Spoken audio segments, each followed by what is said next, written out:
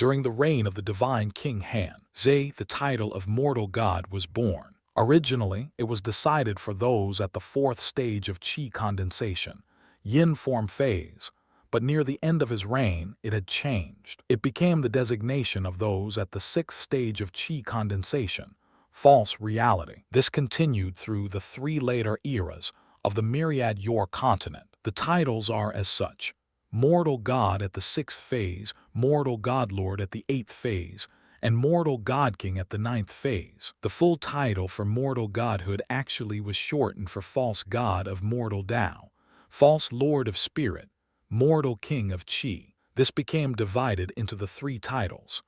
Wei Wuyin continued reading and felt shock and awe in his heart. So those considered gods are nothing more than false gods. It's unknown if divine King Han Zhe was mocking those at the qi condensation realm or praising them.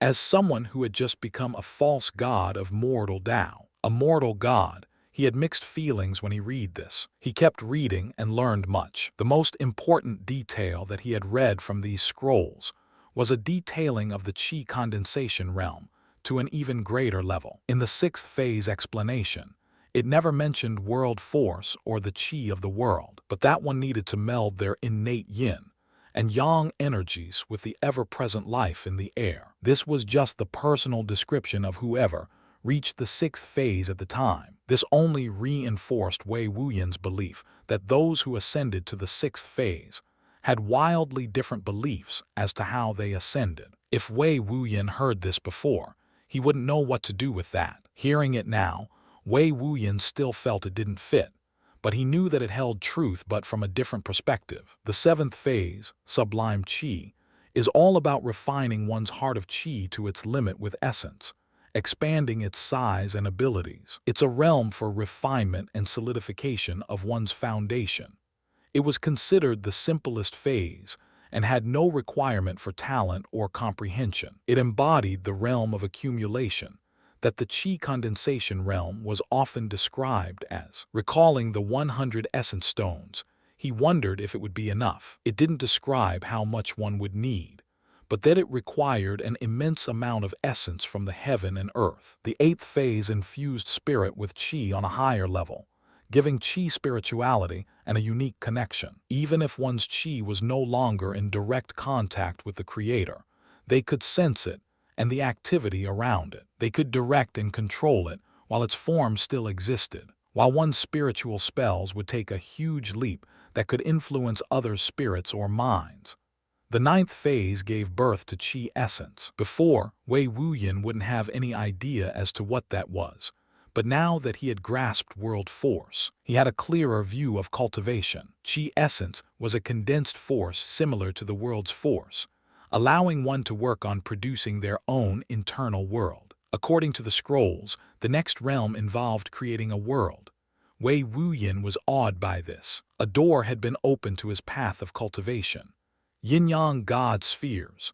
Wei Wuyin found a scroll describing it in detail as well. He had many questions about it, and this scroll answered all of them. It was true that only those who reached the realm beyond qi condensation could create them, and that it wasn't difficult. Supposedly, it used the purest of yin and yang energies within the world to structure. However, the force used to keep it together wasn't the force he was completely familiar with. It was the world force, refined and produced by those experts themselves, not the ambient force prevalent in the world. This was why Wei Wuyin's hearts of qi rejected that force. While it had similarities to the world force, it was the elf man's personal force. It was different from Wei Wuyin's current world force that fused yin and yang. This could be considered force, birthed from the world and refined by him. But their force was birthed by their qi essence and refined by them. It was solely belonging to them. No wonder, Wei Wuyin's eyes lit in excitement. This question had kept him awake at night, and now it had been answered. It also explained how the yin-yang God spheres helped others ascend to the sixth phase. It gave one a very small, nearly invisible clue, but it was also the most vital. If one could grasp it, the sixth phase was near. He continued reading and learned many things. Before he knew it, 4 days passed. He had finished reading every last scroll. Incredible. He sighed in utter amazement at the sheer amount of information he just consumed. Yesterday, there was so much about the world he hadn't known. Today, he felt like he had seen the light above his dark well. He had an itch to leap out and see the true world now. Licking his lips, he turned towards the chi art, spiritual spells, and chi methods. Grinning, he browsed through them quickly and found what he wanted: Chi Manual Divine Element Formation. It was the Chi method used by the divine King Hanze. It had been publicly distributed before his death, in hopes of finding a successor. However, according to the stories, he had never found a successor, which led to the collapse of his legacy and thereby his empire. The reason was that, unlike the current method he had, the elemental Chi transformation method, this required one to establish high-level metal, lightning, wood, ice, and magma Chi. The elemental Chi transformation method was basic in comparison, only requiring the 9 elemental Chi birthed. Wei Wuyin had met the high-level conditions with his metal, lightning, and wood Chi. All he needed was a high-level ice and magma Chi. He could then transform one, or even both of his hearts of Chi, into a divine heart of elemental Chi. It would change not just the Chi his heart produced, but the core of the heart itself. The benefits noted to his mind, spirit, matter, and essence that was connected to it was described, and Wei Wuyin knew that description did not do it justice. He felt thrilled at the prospect of this method. Normally, he wouldn't have picked this Chi method, as finding a high-level ice or magma essence might be rarer than phoenix feathers and killin horns. But with his karmic luck value, he felt that the heavens would help him. No, he knew it would. He laughed heartily, causing Old Bai to be caught off guard and flinch. He was somewhat embarrassed as he quietly turned his blushed face away. Having become used to the silence, how was he supposed to react to Wei Wuyin's spontaneous outburst? Stretching his limbs, Wei Wuyin was ready to leave. He bowed to Old Bai in respect, giving him thanks for watching over him before departing. When he exited the Scarlet Tao Temple, he was caught by surprise. A bulky giant of a man with beady eyes and bald head was pacing back and forth, mumbling words underneath his breath. Wei Wuyin frowned. "YC, why are you here?" This was YC, his cousin. Usually, he stayed near the Yang Yor Field's cultivation grounds to absorb the trace of Yang energy and handle the unique condition of his body. Wei Wuyin hadn't seen him since he departed for the joint mission with the Sky Sword Sect and Aqua Echo Sect. Wei Wuyin, YC cried after hearing Wei Wuyin. He hastily made his way over. That bulky body of his and the momentum he could generate caused a turbulent wind current to form. Wei Wuyin felt battered by the wind before YC even reached him. "Hold up." He held his hand out, sending a strand of Chi to halt YC's advance. YC's large body touched that strand of Chi and felt like he was being held by an almighty hand of God, forcing him to a complete stop. He was shocked, looking down and witnessing a silver string of Chi. "I'm sorry." Realizing his rushing may have caused some discomfort, he immediately apologized. "Amen, just tell me what's wrong." Wei Wuyin walked up to YC instead. He had always taken special care of this cousin of his, and helped in any way he could. "Yes, it's Big Sis May." His voice was filled with panic. May, speak." Wei Wuyin ordered, his expression changing and his aura leaked. YC trembled slightly. He had never seen this cousin of his so fierce and powerful. May had disappeared. She vanished 2 days ago. Disappeared? Wei Wuyin's mind trembled as he searched his mind for information. How? She should have had bodyguards. YC hastily added, "Yes. The sect gave her 3 third-phase guards, but they were found unconscious. The sect did a search but came up empty."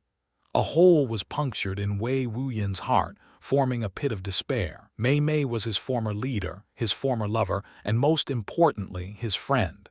She was important to him. They found nothing. His voice trembled slightly. "No, they didn't. But I know who's responsible," YC dejectedly said, but added the last bit with gusto. "You do. Why haven't you told the sect?" Wei Wuyin shouted, enraged. YC shrank back. He timidly muttered, "I did." Wei Wuyin frowned. "The person who's responsible is also the one she made a deal with, and the sect can't act." I know because they needed my blood, YC said. Blood? YC had a unique constitution and physique. It was heavily influenced by yang energies, forcefully giving him a powerful body and strong vitality. His blood could theoretically be used as a medicine or a cultivation resource. However, it wasn't that potent or reliable, so the sect didn't waste its time. They used my blood to create a tonic to help her recover. She was pretty badly injured after the challenge, so much so that she was physically crippled. She couldn't walk or feel as her nerves and spine were practically destroyed. In complete shambles, the medic said. She called over someone by the name of the Helios Witch. She took my blood, and Mei Mei rapidly recovered. Her cultivation even strengthened. I smelled that witch when I arrived at the scene of capture, YC explained. Wei Wuyin had all sorts of thoughts running through his mind. Wait, the Helios Witch. The moment he recalled this name, his expression turned ugly. No wonder the sect couldn't do anything even if they knew. That was because the Helios Witch wasn't a normal human, but one who had deep affiliation with the elves. She was rather well known, classified as a mortal god-level character. If they wanted to find Mei Mei, they would have to travel to the elven's home ground, the mystic elven forest, and search for the Helios Witch. Wei Wuyin deeply frowned as his heart felt conflicted, yet incredibly curious. A high-level elf was captured by Geo Lang, and Mei Mei had dealings with this Helios Witch. Could there be a link between this, or was this a coincidence? Suddenly, Wei Wuyin's eyes became incredibly focused and driven. Are you certain? Yes, I am certain. Because when she took my blood, I heard the Helios Witch mention taking back something, and her scent was at the scene. Who else but someone at her level could escape the scope of the sect? YC fearfully said. YC had a unique physique, and this physique elevated his physical senses. His sense of smell was greater than a dog's. Therefore, Wei Wuyin trusted him. If the Helios Witch scent was there, then she was there. Someone at the Helios Witch level wouldn't leave any trace of aura, but it would be difficult for her to hide her smell. This was similar to how Old Bai could disguise his aura, but not his life force. The sect said they couldn't verify it, and that they'll do their own investigation, but I don't know if it'll be too late then. I don't even think they're taking it seriously. YC had a deep connection with Mei Mei, even willing to give his blood for her. During the time Wei Wuyin and Mei Mei were together, YC had interacted with Mei Mei many times. She wasn't judgmental about his appearance and treated him nicely, so he didn't want to see any harm come to her. Even if they verified it, they couldn't take action. The mystic elven forest isn't someplace they dare to march an army against. Wei Wuyin said with an ugly expression. I'm going, he decided. I'll go with you. YC was willing to throw himself in the fire for Mei Mei, but Wei Wuyin shook his head. I'm going to the mystic elven forest.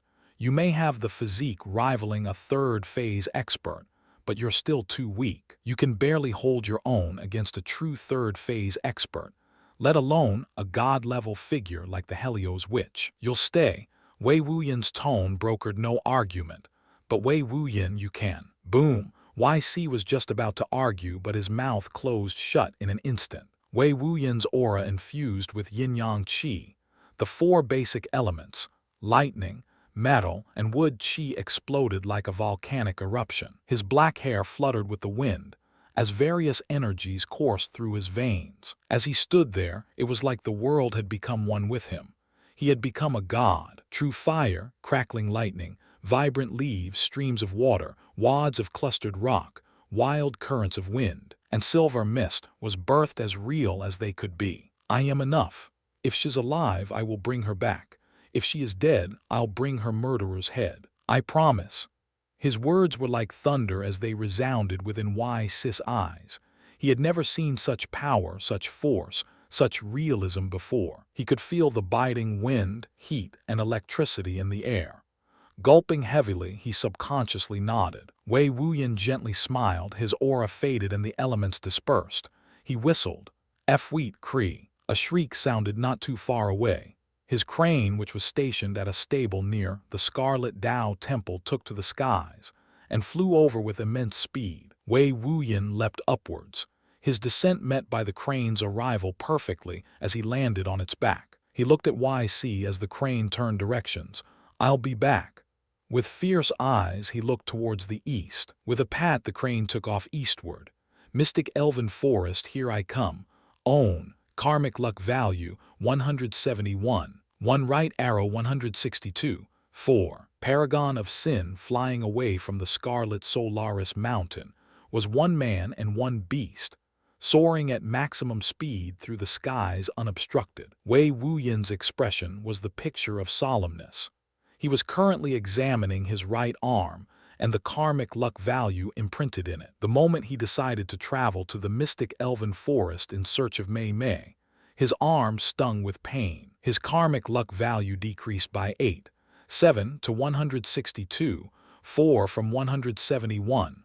1. He harnessed his powerful spiritual sense and swept it around himself. Now that his hearts of qi contained world force, yin-yang energy, he had a greater perception of the world itself. His spiritual senses range increased by nearly tenfold, while its clarity was greater than ever before. He could even sense moisture levels, the degree of temperature in his surroundings, and the minute dust particulates in the air. This was one of the benefits of absorbing and refining the pure yin and yang energy within the yin-yang god sphere. The elf man was correct in saying the pure yin and yang energies would benefit one throughout their cultivation. Wei Wuyin already knew his qi's basic strength had skyrocketed nearly 20-fold from the yang growth phase. According to records, the increase in strength was typically 3-fold, while one's spiritual sense doubled in range.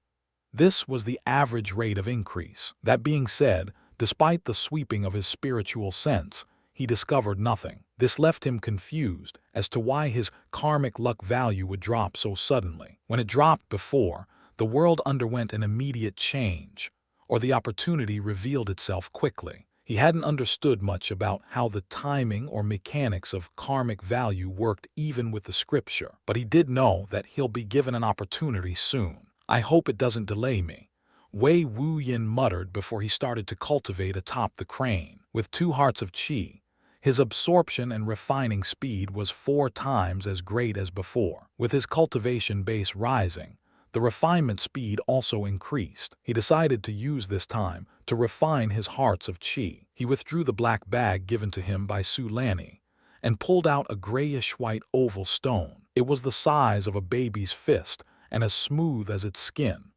He clutched it within his hand and drained the essence within. When it was absorbed through his meridians, as it was already refined and pure, it was easily refined to make it suitable for him in minutes. The stream of refined essence made its way through his various qi pathways and into his dantian. The 2 hearts of qi, which like cyclones, rapidly rotated and drew the essence towards them. The strand of essence split off into 2 paths and entered the core of the hearts of qi. Slowly, the multicolored spherical core started to expand ever so slightly.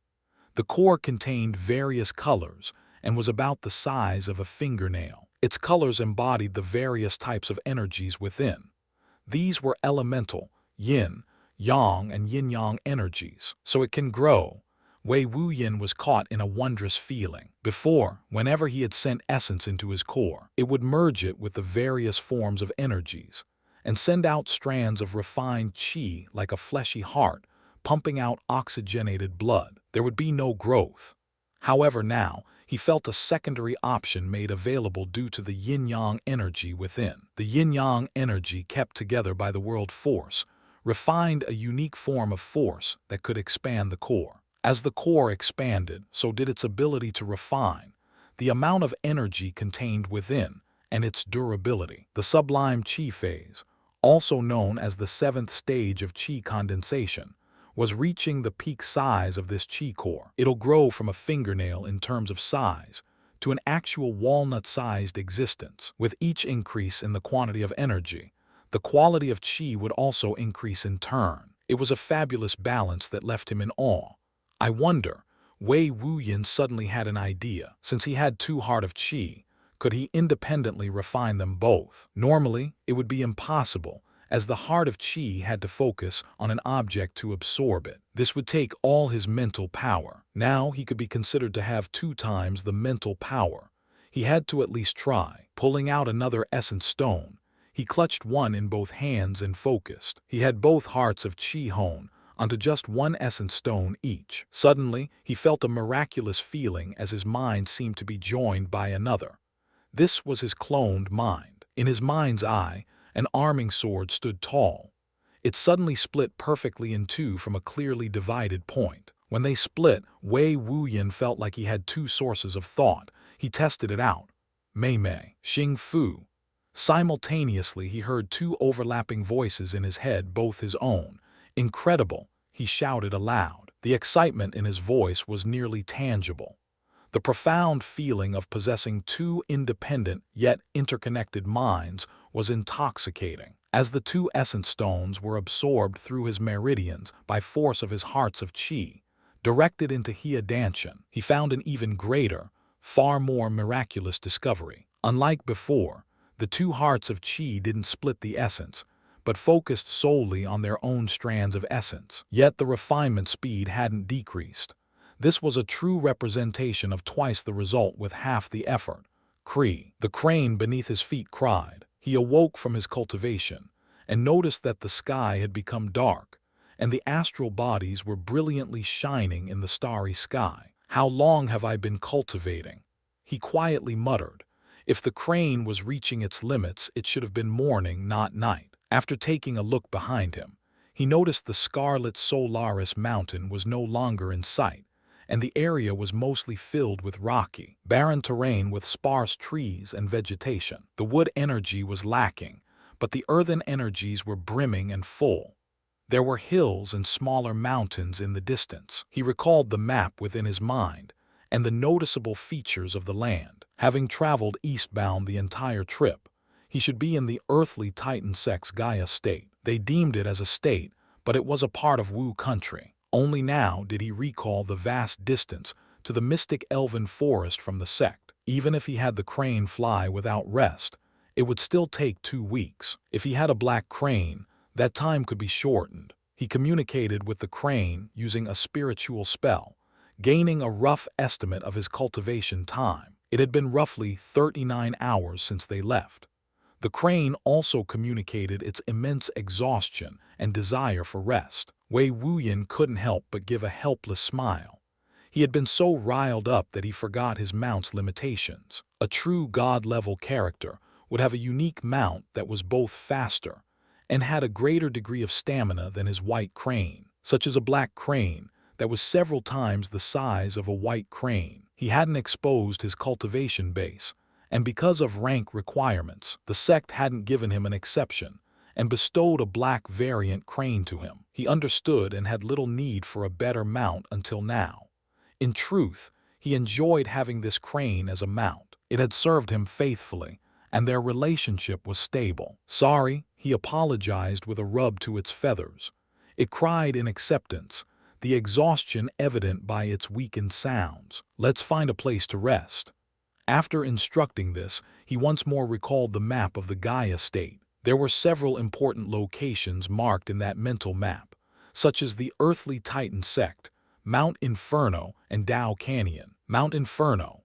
Mount Inferno was the location where magma essence and magma stones were located, bought, and traded. According to legends, the heart of the mountain contained a high-level magma essence called the blazing Inferno magma essence. It was reported to be so hot that it could melt mountains. From the ranking of elemental essences, noted in the 7th floor records of the Scarlet Tao Temple, it was also in the top 3 of all known magma essences in the Myriad Yor continent. Wei Wuyin examined his karmic luck value and then recalled something. The route he was taking, whether by fate or coincidence, was Mount Inferno. His eyebrow twitched. The heavenly Taos are quite interesting. If I didn't have this karmic value tattoo, I wouldn't have noticed various oddities. For one, this crane usually lasts 18 hours maximum, but it exceeded double that time. I thought it was just its healthy state at first. As he said this, he recalled his first thought waking up, finding it strange, but dismissed it soon after. I also just said eastward, but many things can shift the path the longer you travel, and I didn't particularly pick a route, yet I'm heading straight for Mount Inferno. And there's a city next to it, suitable for resting while also being the closest city. Incredible. He had never been exposed to this coincidental type of karmic luck before, at least not since he became aware. Now that he thought about it, the 3-point yin body female he came across was also coincidental and appropriate at the time. He just took it as luck, but he shivered slightly, fearful of the heavenly Taos. Regardless of his emotional shock, he still steered towards the city. He didn't have much choice in this matter, nor did he wish to waste his karmic luck. Communicating his plans to the crane, it cried in happiness before speeding up towards the city. Several minutes later, he saw Mount Inferno and the city, Ash Dragon City. It had obsidian walls that towered 20 feet, had towers positioned in 8 locations, and it created an octagonal city. The towers radiated a powerful chi fluctuation, indicating the inherent formations built within. According to the legends, despite being mere 14 miles away from the base of the volcanic mountain and suffering 3 separate eruptions, the city still stands due to its unique formation that can withstand the flowing lava. Magma originates from beneath the earth. Lava is the excess that rises above. Theoretically, with magma chi, one can withstand great pressure and the liquid heat of lava. Is that how the formation works? Wei Wuyin speculated as he observed the walls. Let's land. Wei Wuyin rubbed the crane as he sent his instructions. The crane shot down and arrived at the city gate. This gate also stood 20 feet and was created from a silver metal. Wei Wuyin realized it was frost steel. He had come across it when he met the crazed prisoner.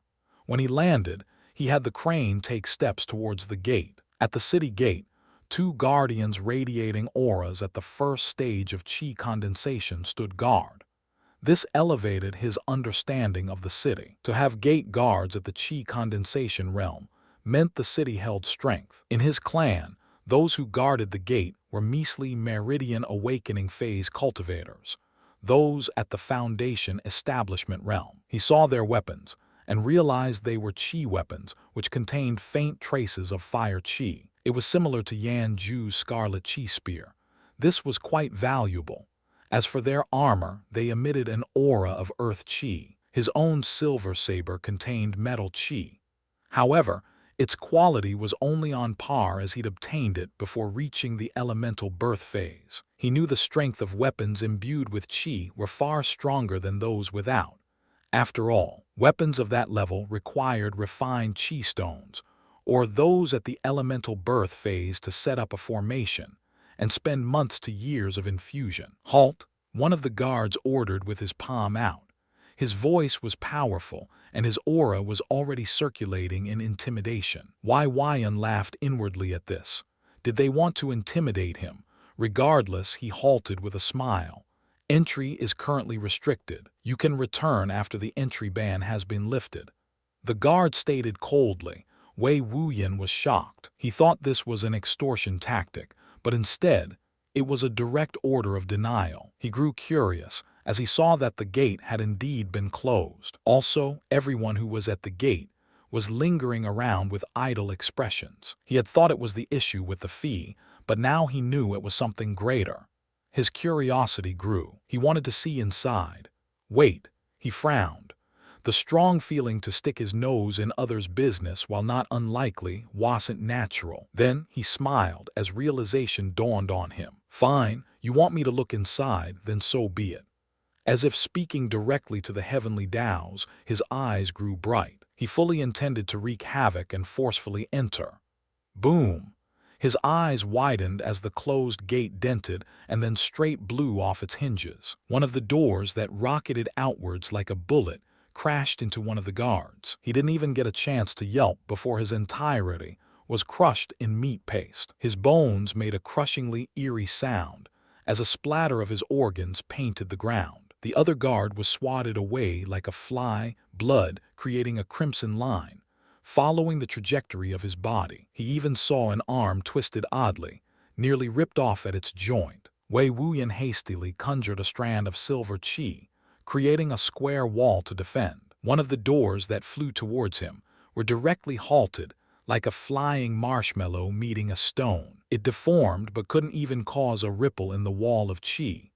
A swift figure shot out from the entrance and directly past him. Paragon of Sin, kill her. A commanding voice bellowed in anger and with power. It caused the nearby loose rocks to tremble and the generated air currents to push them away.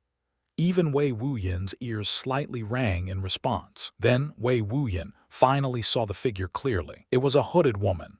Her breasts and slim physique were clues to such, and she was speeding away with wind qi beneath her feet. She seemed to be gliding across the earth, like a speeding bird soaring close to the ground. He turned towards the voice, and his eyes lit up. He saw from the destroyed entrance dozens of elite soldiers outfitted in qi armor and wielding weapons of death. They were rushing forward without mounts, executing a variety of movement-based qi arts that propelled them. The leader of this group had a set of dark crimson wings constructed from qi on his back that carried him forward. He was dressed in black and red armor, with a scaled helmet that covered most of his face. However, his eyes were revealed and they radiated fierce killing intent and ferocious determination.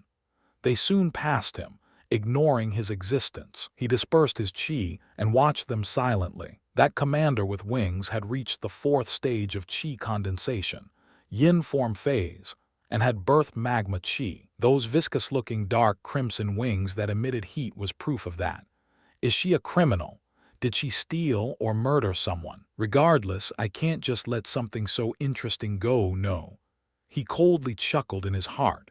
He hadn't felt like this in a while. Before, he had always been cunning, cold, and inherently did as he wished when he could. He was the type to slaughter an entire force, enslave a portion, and make one of them his servant. He had maintained his state of a cautious mind, and always kept his arrogance in check due to the sect, but in the outside world, he could allow his desires to flow free. After meeting godlords and those who exceeded that, he had felt that his life was no longer directed by his own choices, but having to follow the flow. While the heavenly Tao's had brought him here, why would he just patiently listen or allow that manipulation? After all, wasn't he abusing and using the heavens? Wasn't he fooling it? His blood boiled as he felt a shift. The bloodline of sin seemed to resonate with his thoughts, influencing them as well. He grinned. He rubbed the crane and transmitted his thoughts. It made a soft sound in acceptance. He jumped off and it flew into the sky to find a resting location nearby, one that was safe. Luckily, the crane itself was as powerful as a first stage of qi condensation expert, at least its basic physical attributes. In the outside world, apart from sex, it was an elite expert. He concealed his aura, life force, and smell with an earthen scent and shot forward. He was like a shadow as he remained at an appropriate distance to tail. He traced their route and actions. His spiritual sense kept keen watch over all things. He realized that the woman was at the 3rd stage of qi condensation, elemental birth phase. She seemed to have transformed her heart of qi into a heart of wind qi. With that, her wind-based qi arts were at least 3-fold in strength. This was the reason she could outrun an expert at the yin form phase. However, that commander still maintained a certain distance and never lost sight of this woman. As for his soldiers, most of them were at the 1st stage of qi condensation, with a 3 at the 2nd stage and 1 at the 3rd stage. The weaker ones immediately fell behind. Only 2, one at the 2nd stage and the 1 at the 3rd stage, kept up. They followed their commander closely with their utmost ability. Wei Wuyin could see the 2nd stage soldier falter, the exhaustion of qi taking its toll on his body. After a full 30 minutes, the 2 had long since been left behind. Only the commander remained, fiercely chasing the woman with daunting determination. This commander has an exceptional spiritual spell. He marveled at how this commander had kept the woman's aura on lock, never losing her for a second. She had even employed several stealth and disorienting spiritual spells in an attempt to lose his tail. Unfortunately, none of them worked, as the commander was like a poor dog after a golden bone. Looking at their cultivation difference, it's unlikely the thief will be able to escape. With every cultivation base increase, one's physical body would jump in quality. Thus, as a result, their movement-type chi arts used less chi. He could faintly hear heavy breathing from the thief at this point. Her fuel was running low.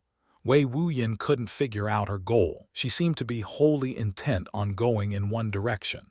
If she was looking to escape, she should have known outrunning the commander wasn't possible. Her best option was to fight at this moment, yet she kept running. If I was a thief, I would leave a contingency plan to resort to in case I was being chased. There are generally 3 ways I would do it: a pre-established trap, backup ambush, or a location suitable to lose my enemy. The last would require a lot of intel gathering beforehand, and is the least likely given the terrain in the Gaia state. Wei Wuyin pondered her options. At her current chi levels, it'll be difficult to do anything but stall her enemy for a short period. But who knew what trump cards he had? The last option he would take would be. As he was thinking this, he sent his spiritual sense further outward in the direction she was running towards. He grinned. There were 2 figures lying in wait. He could feel a yin and yang energy with strong life force. They were youths, one male, one female, but their cultivation was only at the 2nd stage of chi condensation, external flow phase. Beneath their feet was a spiritual formation. He could feel the faint traces of spirituality within. This had to be a bewildering or offensive formation, set to attack the spirit. If someone's spirit was attacked, controlling their chi would become rather difficult. Wei Wuyin now knew her plan now. He decided to see how this played out. If this commander truly had a powerful spiritual spell, it's likely he also has a strong defensive spell. If he could defend against their planned ambush, things would get rather interesting. Before long, the 2 arrived at the location of the formation. The woman thief shot right through it like there was nothing there. The commander following eyes lit up as he frowned, but he quickly concealed his expression. He tightly gripped his spear in his hand and continued chasing. He landed on the spiritual formation. Now, Jade Spirit Crushing Formation. A young man shouted, holding a cyan arrowhead in his hand. A young woman also rose up holding a cyan arrowhead as well. These 2 arrowheads were the formation flags, or control tools for the formation. They both injected their chi within and their spiritual energies. Beneath the feet of the commander, a scintillating cyan light erupted outwards in multiple rays. His eyes turned dark crimson as he hurriedly executed a defensive spiritual spell. Knew it. Wei Wuyin wanted to slap his thigh at his prediction. This was quite fun. The cyan rays of light entered his body with a swiftness. A steel blade with a faint wind chi shot out towards the commander's heart. It was a deadly strike. The thief had been decisive. The moment the formation activated, she urged all her remaining chi into this strike, condensing it into a single blow. The commander reacted swiftly. With his spirit protected, he used his spear to meet the sword aimed at his life. A fierce clash of wind and heat erupted, and a minor explosion was produced. The thief let out a panicked yelp, retreating after the failed killing blow. She barely had any chi left, if any, so she couldn't do any more. That being said, the commander couldn't follow up as the clash had sent him backwards, smashing against a nearby boulder. The wind was knocked out of him as he gasped upon impact. "I got him!" The young woman shouted with gusto. She wielded a thin short sword and sent a wave of non-attributed chi towards the commander. This attack was the full strength of a 2nd stage of chi condensation realm expert. HMPH.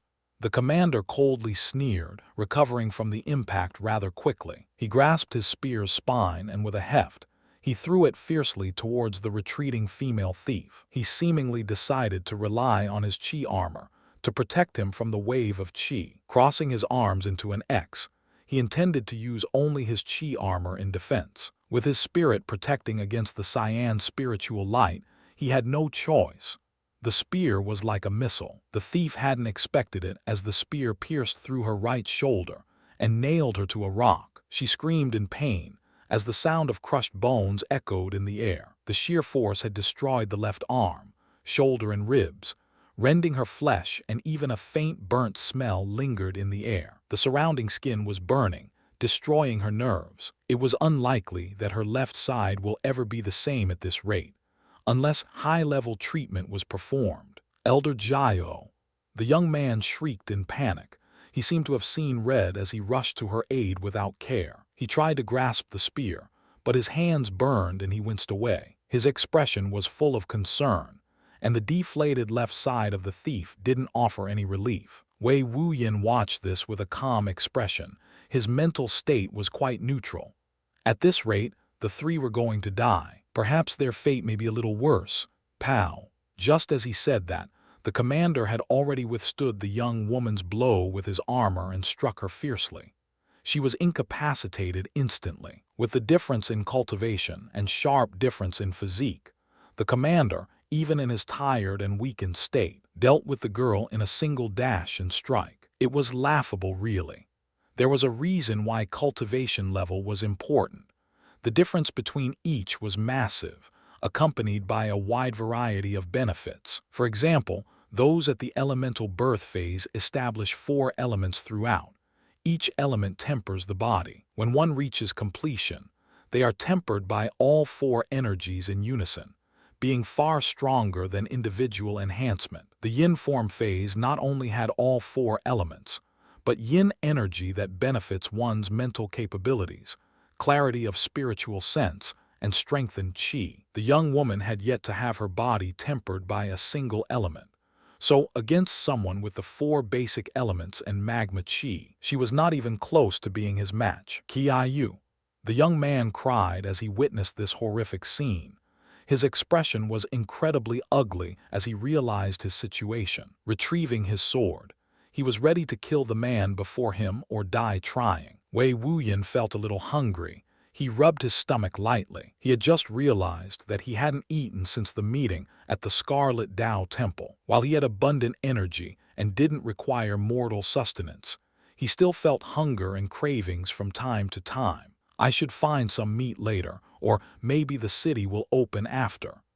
As he considered these things, the commander had already struck. Despite not having a weapon, he clashed with the boy with just his armored fist. The last stand of hope in putting his life on the line, or achieving some form of breakthrough and becoming a hero to those 2 women, was all just an impossible dream. He didn't even last a single exchange before being struck on the stomach. A geyser of blood spurted out of his mouth as his organs were definitely injured. He kneeled with his face flat on the ground. His posture was incredibly awkward with his ass in the air. "Ha ha, you fools. You think you can steal our city lord's treasures from his vault and leave alive. Ha ha ha." The commander gave an exhausted laugh as he roared in jubilation at his victory. He had already swept his spiritual sense and felt no other presence around. He went towards the thief, her hood covering her face and hid her identity. His curiosity got the better of him as he violently ripped it off. "You." The commander was shocked. Then he laughed coldly. "You seduced that profligate son of the city lord just to set up this scheme. I knew you were a slut, but who knew you were also an idiot? Ha ha ha." He stepped on her right leg, on her femur, and pressed down. Horrific cracking sounds echoed along with the thief's pained screams. She clenched her teeth after a bout of screams. Her eyes spat flames of murder and death. Wei Wuyin got a good look at this woman. Outside of the blood stains on her lips and dirt on her face, she was quite beautiful and young-looking. Her short-cut light brown hair, black eyes, and full lips were definitely the marks of a beauty. The commander saw her eyes and his own turned ruthless and filled with ridicule. Abruptly, his eyes lit up. "I have a little while before my men show up. I should have some fun." He coldly laughed as he walked towards the young girl who remained unable to move from that earlier strike. "No." The hoarse voice of the young man spat with a trace of dirt. The despair was clear in his eyes as well as hatred, regret, and unwillingness. "Stop!" the thief shouted. "You can do anything to me but leave her alone." She begged, the fire in her eyes dimmed. "Fools," he coldly mocked. He arrived near the young man and kicked his face. A wad of his adult teeth and blood flew towards the other side. It was deliberately done, so the teeth and blood landed on the thief's face. The splatter caused horror to flash in the thief's eyes. Arriving next to the young woman, he licked his lips. He rubbed his crotch quite heavily and fire blazed in his eyes. Quite a pretty one, aren't you? He could see the fierce hatred in the young woman's eyes. If looks could kill, the commander's soul wouldn't even escape. It excited him further. This was a common scene and occurrence in the cultivation world. It was so common that Wei Wuyin didn't feel an ounce of pity.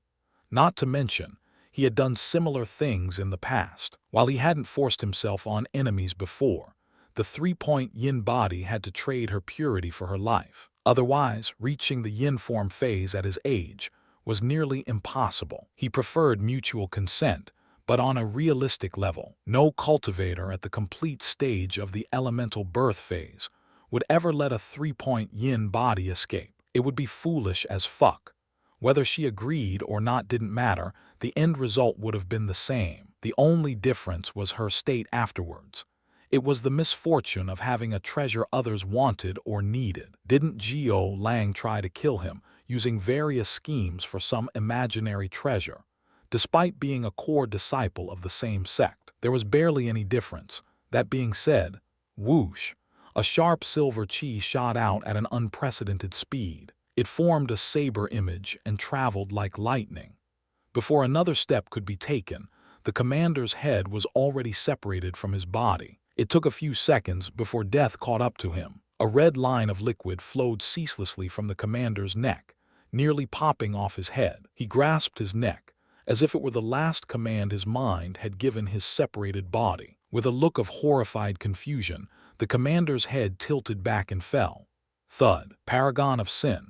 While Wei Wuyin held zero pity for the thieves' situation, he still felt that letting the situation devolve further was a little too extreme. After ascending to the 6th phase using pure yin and yang energies of the yin-yang god sphere, Wei Wuyin's combat prowess was exceptional. Even if he ascended using normal means, he could still instantly kill any 4th phase expert easily. Therefore, when he sent out his attack, it wasn't any chi art, but just the manifestation of yin-yang and metal chi in the form of a saber. Even he was taken aback by its strength and swiftness. In a blink of an eye, it had reached the commander from nearly 200 meters away and severed his head before a reaction could be made. Is this why those at the 6th phase are considered gods to those below?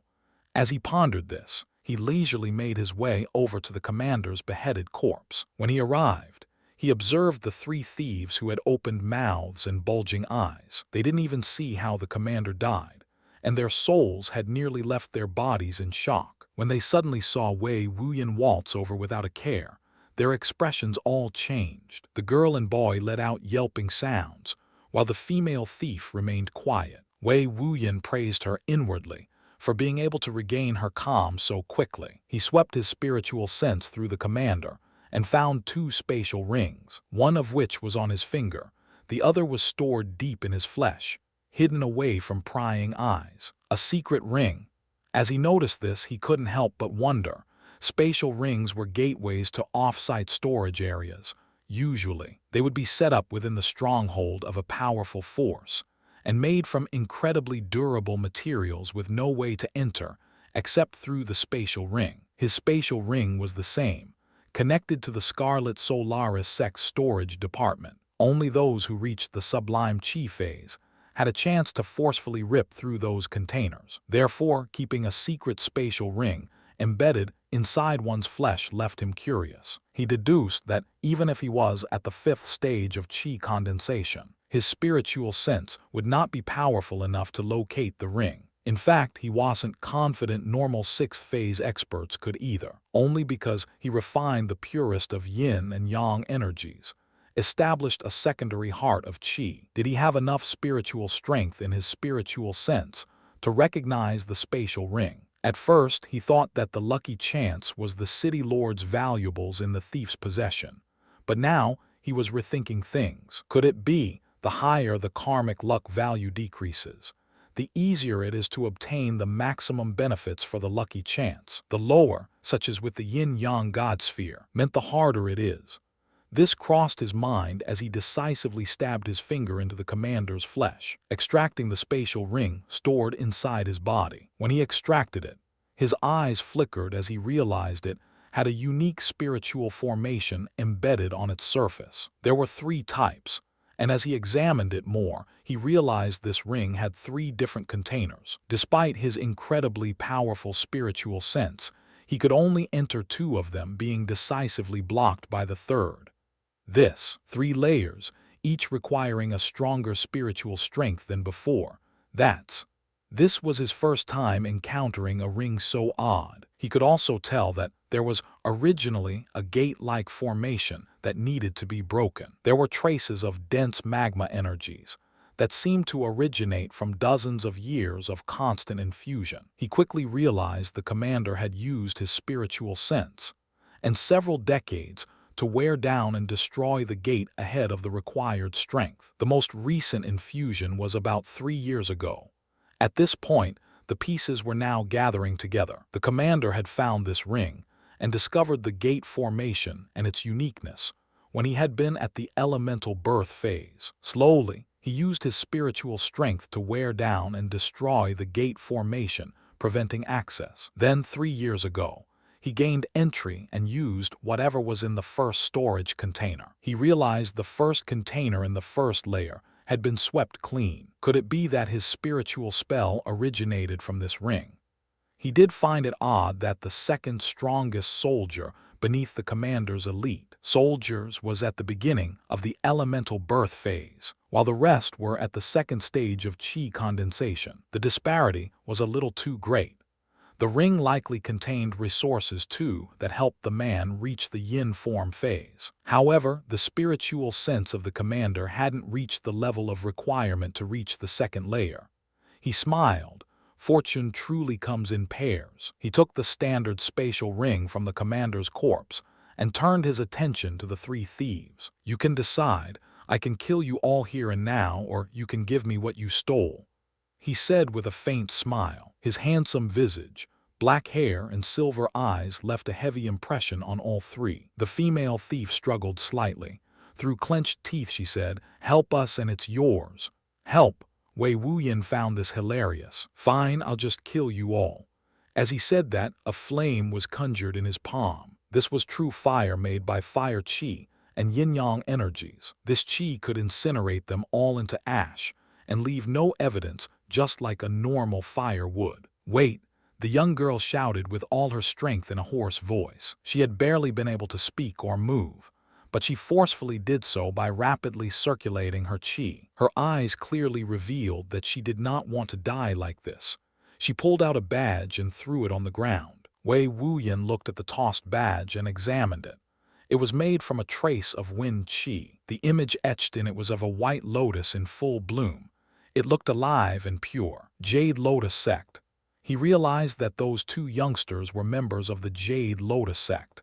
How interesting. "Spare us, and as members of the Jade Lotus Sect, we'll owe you our lives," the girl cried. It seemed all 3 were members of the sect. Looking at their cultivation bases and ages, if one used the standard of the Scarlet Solaris sect, then these 2 were core disciples. As for the female thief, she was likely an inner elder subordinate to the 2, or related to them. With her heart of wind qi, she could be a core elder. After all, the Jade Lotus sect was slightly weaker than the Scarlet Solaris sect. In fact, it was considered the weakest of the 5 great sects. In accordance with overall strength from first to last, it would be the Sky Sword sect, Aqua Echo sect, Scarlet Solaris sect, Earthly Titan sect, and Jade Lotus sect. To think the Jade Lotus sect members are so brazen as to invade into the Earthly Titan sect's Gaia state and rob one of their most prominent cities. Such gall, I give praise.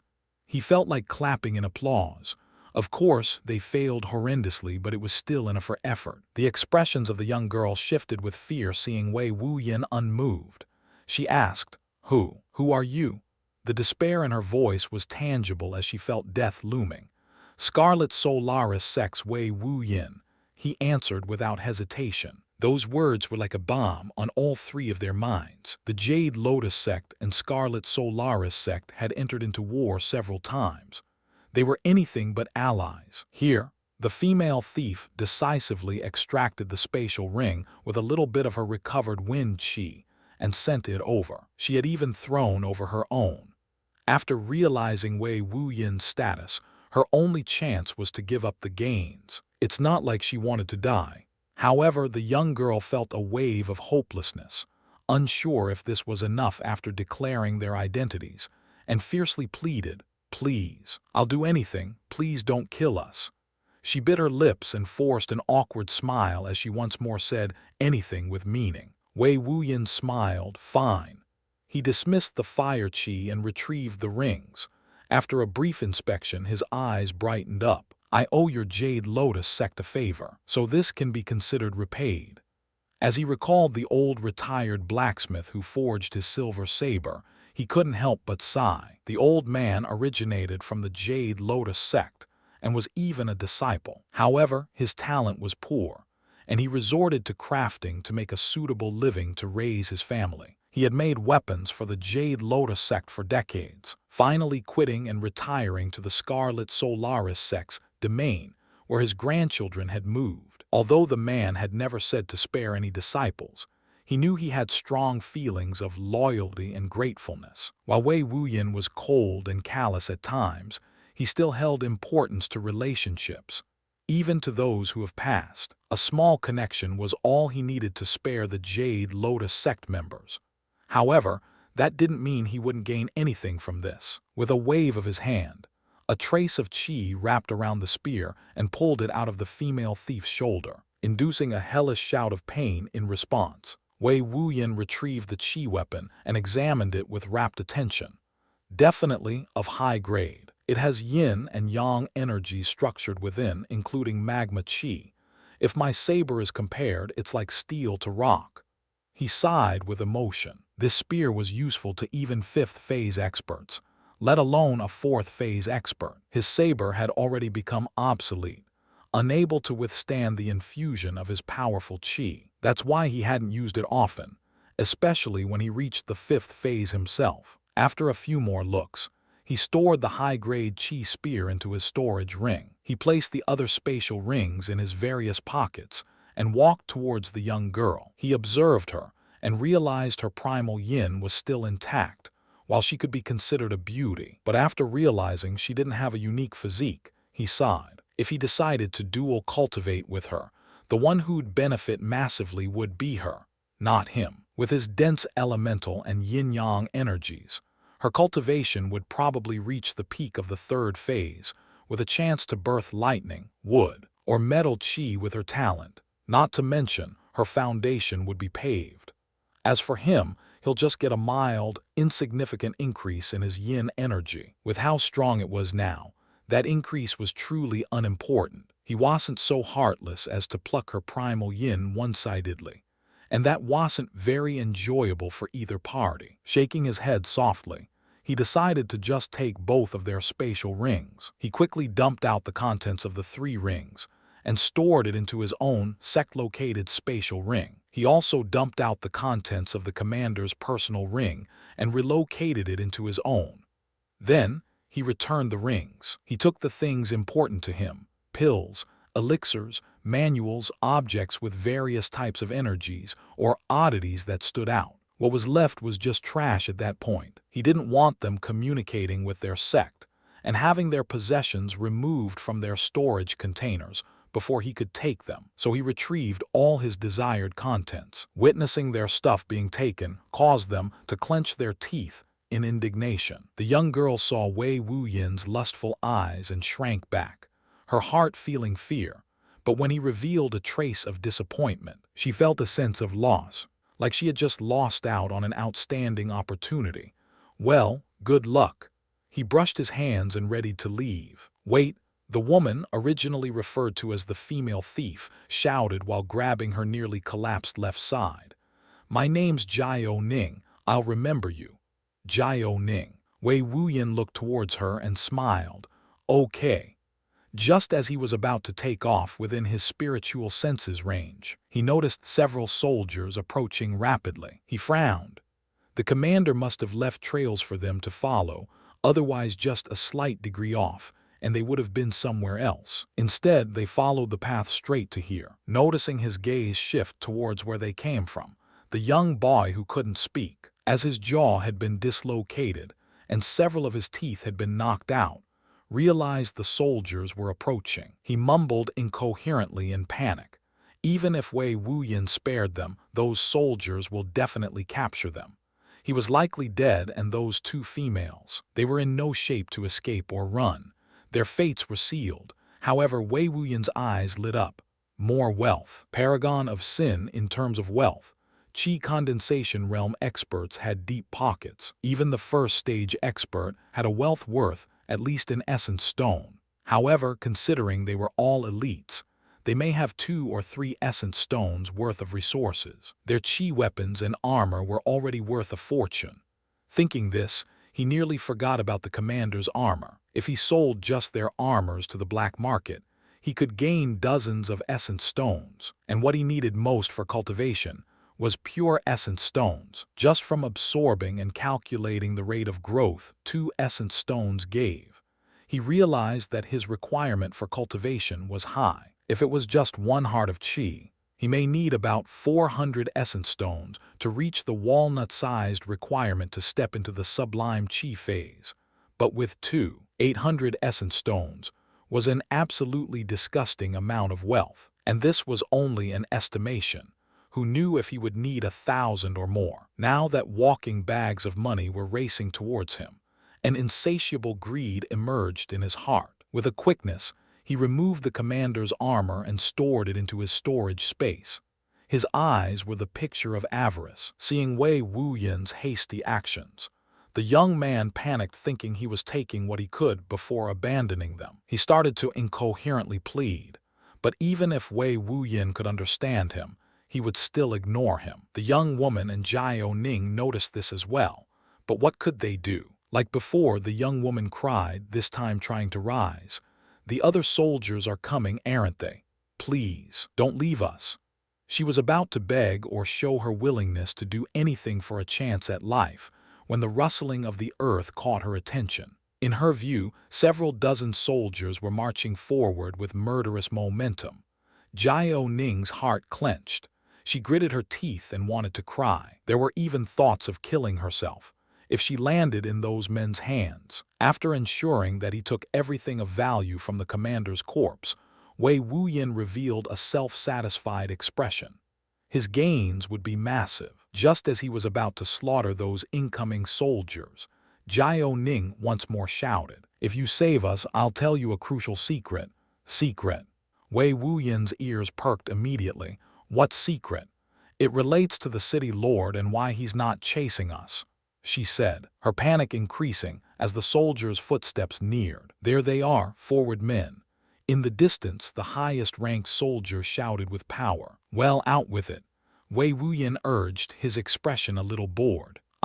Looking at the soldiers, she clenched her teeth and decided to bet it all. While this secret was important, whether it was of any worth to this unknown youth was still up to question. If she revealed it and he lost interest, wouldn't she suffer? Originally, she wanted to use it as a lure to get him to defend them, but that didn't seem like it'd work. The city lord found a piece of MT, Inferno's heart essence. He's trying to refine it now and give birth to the blazing Inferno magma chi. She spilled it all. As she had seduced the city lord's profligate son, many secrets were revealed, including that. It was because of that she was willing to rob the city's vault.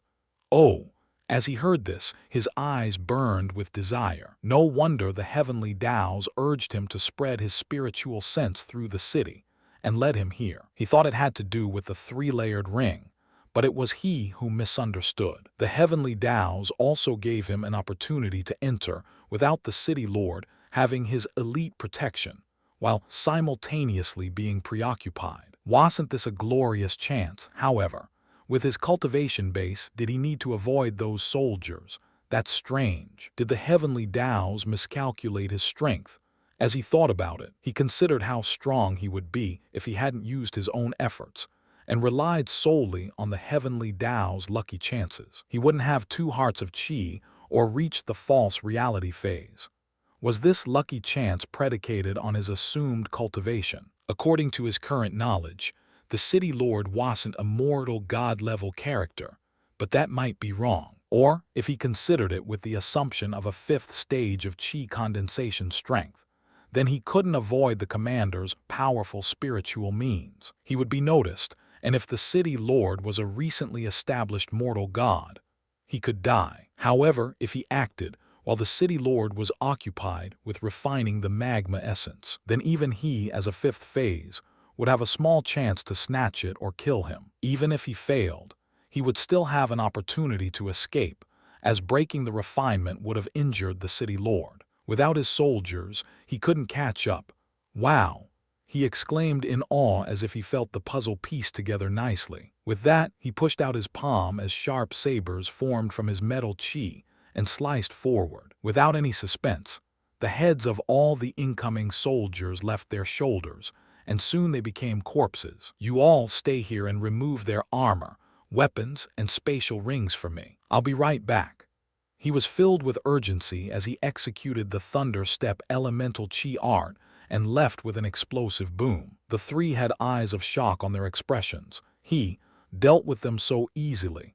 In Ash Dragon City, in the city lord's palace, there was a sealed room that was suitable for cultivation. It had a myriad of spiritual and chi formations that promoted cultivation and gathered yin, yang, magma, fire, and earth energies. The room was fortified on the outside, making penetration by anyone less than a mortal god-level figure extremely difficult. Even a fifth phase expert would require several minutes to break into the room. Within this room was a man with dark hair and obsidian eyes. His long beard was majestic, his eyebrows were thick, and his body was fit. He looked like a middle-aged general. Before him was blazing inferno magma essence. It was a dark crimson stone that emanated a high degree of heat. Within it, traces of magma continuously flowed without end.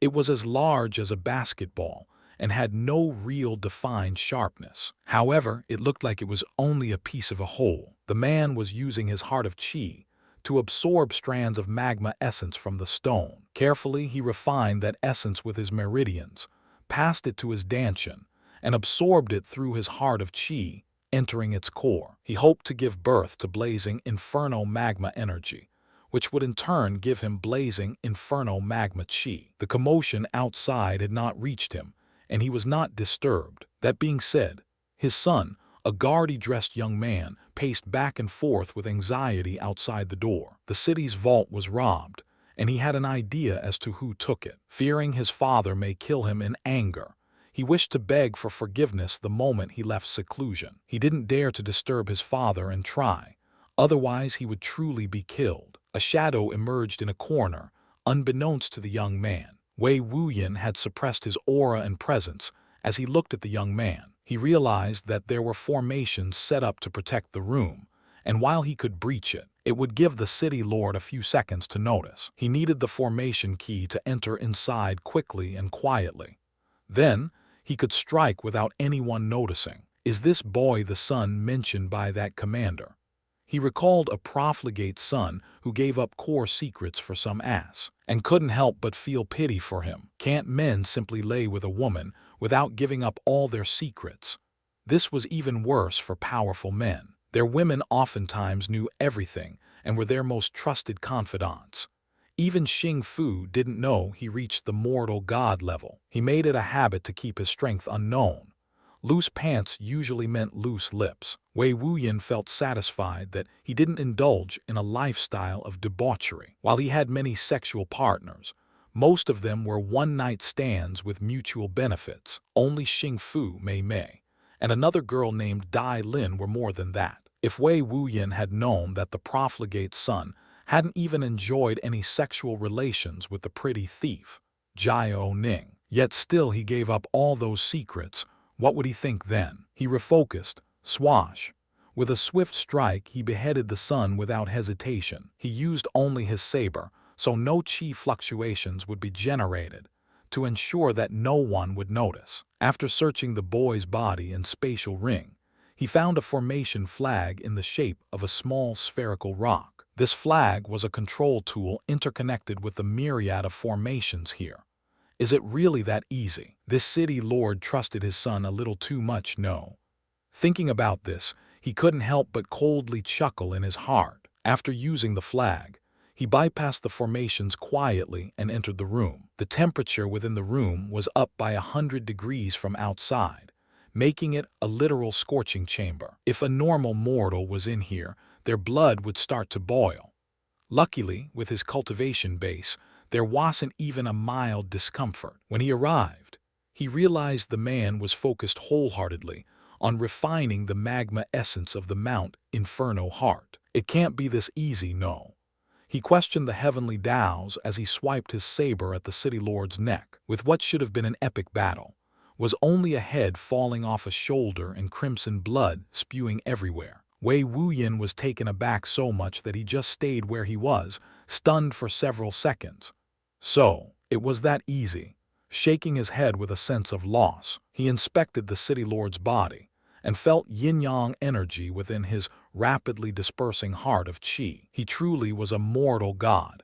He took his spatial ring and swept the container. The city lord's spatial ring wasn't connected to the vault, but to his own secret container. He immediately transferred all the contents to his own ring and took the magma essence. He didn't store the magma essence in his ring, but in the three-layered ring's first layer, which was empty. If he placed something like that with other objects, who knew if he would come back to a container filled with ash? Rubbing his face, he still felt this was a little surreal. He now realized that not only was the heavenly Taos unable to judge him, but it can't even properly perceive his cultivation strength, running off on an assumption of strength. While he could be wrong, he felt that lined up with the bloodline of Sin's abilities. So is that how one overcomes the 18 calamities of hell? By fooling the heavenly Taos into giving easy lucky chances. Ha, how hilarious. His laugh was a little self-deprecating because the calamities will still hit, and he wasn't sure when it would come or if he could survive them. He gave a low sigh and left. Just like when he came, no one noticed him leave. Before long, he had arrived back near the three thieves. When he returned, he found the spatial rings, armor, and weapons lying separately from the corpses. The three were patching up their wounds and using medicinal energy from pills to heal. His eyebrow twitched when he realized they took some of the soldiers' pills to do so. That was his wealth, you know. But, considering she had given him this windfall and did what he asked, he would let it slide. When he arrived, the three pairs of eyes sharply turned to him with hints of worry and fear. It was as if they expected someone else, but when they saw Wei Wuyin's handsome countenance, silver eyes, and tall figure, they inadvertently gave a sigh of relief. The young woman said, "We're sorry, but we needed the medicinal pills." Her expression and tone would normally invoke pity and a desire to protect from her vile male counterparts. But Wei Wuyin directly ignored her. He swept up the armor and weapons, emptied the storage rings, and sent everything into his storage space. As a core disciple of the Scarlet Solaris sect, his storage space was incredibly large, and barely a third had been filled with all those things. After tidying up everything, he needed to find the crane. He would find somewhere to rest, inspect his gains, and quietly cultivate before leaving for the next city. He still needed to find Mei Mei and the Helios witch. If she was alive, he would definitely bring her back. If she was dead, he would bring back the head of those responsible. However, he wasn't in a rush. It would take 2 weeks of non-stop flight, but realistically speaking, it would take at least 2 months with the white crane. If Mei Mei was kept alive, it's unlikely they'd kill her at all. She didn't have much importance anyhow, and if she was already dead, then it didn't matter when he arrived. He rather strengthened himself before making his way there. While he cared for Mei Mei, the most important thing was still his own safety and strength. That may sound cold and a tad bit heartless, but he was realistic in his thinking. Only with strength could he do what he wants, whenever he wants, and however he wanted. As he thought of that, he felt a hot itch in his heart. A tinge of lust emerged, and he looked towards the three. While dual cultivating would offer benefits and expend his energy, normal relations wouldn't do much. He could scratch this itch of his while finding a place to rest. Walking up to the woman named Jiao Ning, he warmly smiled. Paragon of Sin, in a cavern near Mount Inferno. The sounds of heavy breathing and feminine moans echoed wildly in the air. At times it would be low, and then abruptly rise in volume. There were even faint sounds of the word God being uttered, always predicated by an O. The sounds continued for nearly an hour before ceasing altogether.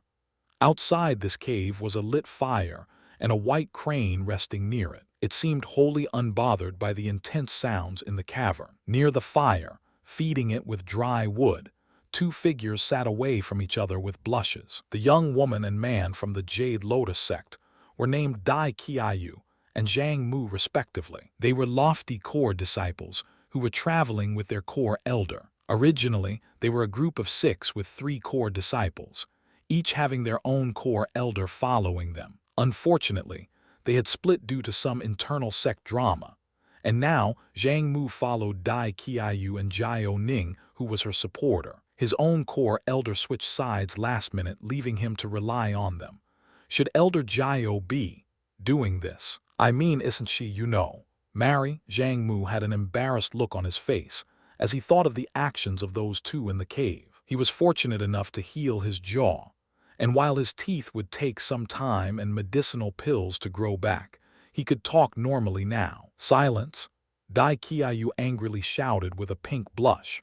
She knew that Jiao Ning suffered immense injuries to her left side. Her meridians and muscles were fiercely damaged due to that spear throw. It would be lucky if she could cultivate like normal or even move normally if it was not treated. An injury like that, even the sect couldn't treat it fully, unless one of the mortal gods of their sect decided to sacrifice their vitality and life force to do so. Who would do such a thing for a married woman who'd reached the end of her potential? Without her primal yin intact, reaching the yin form phase was as difficult as doing so as a man. Not to mention, Jiao Ning's husband was weaker than her, weaker than them. What could he do? Yet this young, handsome man had approached and said he could heal her injuries in full for an exchange. Jiao Ning didn't even hesitate to accept after verifying his claims. If she was in her position, would she decline?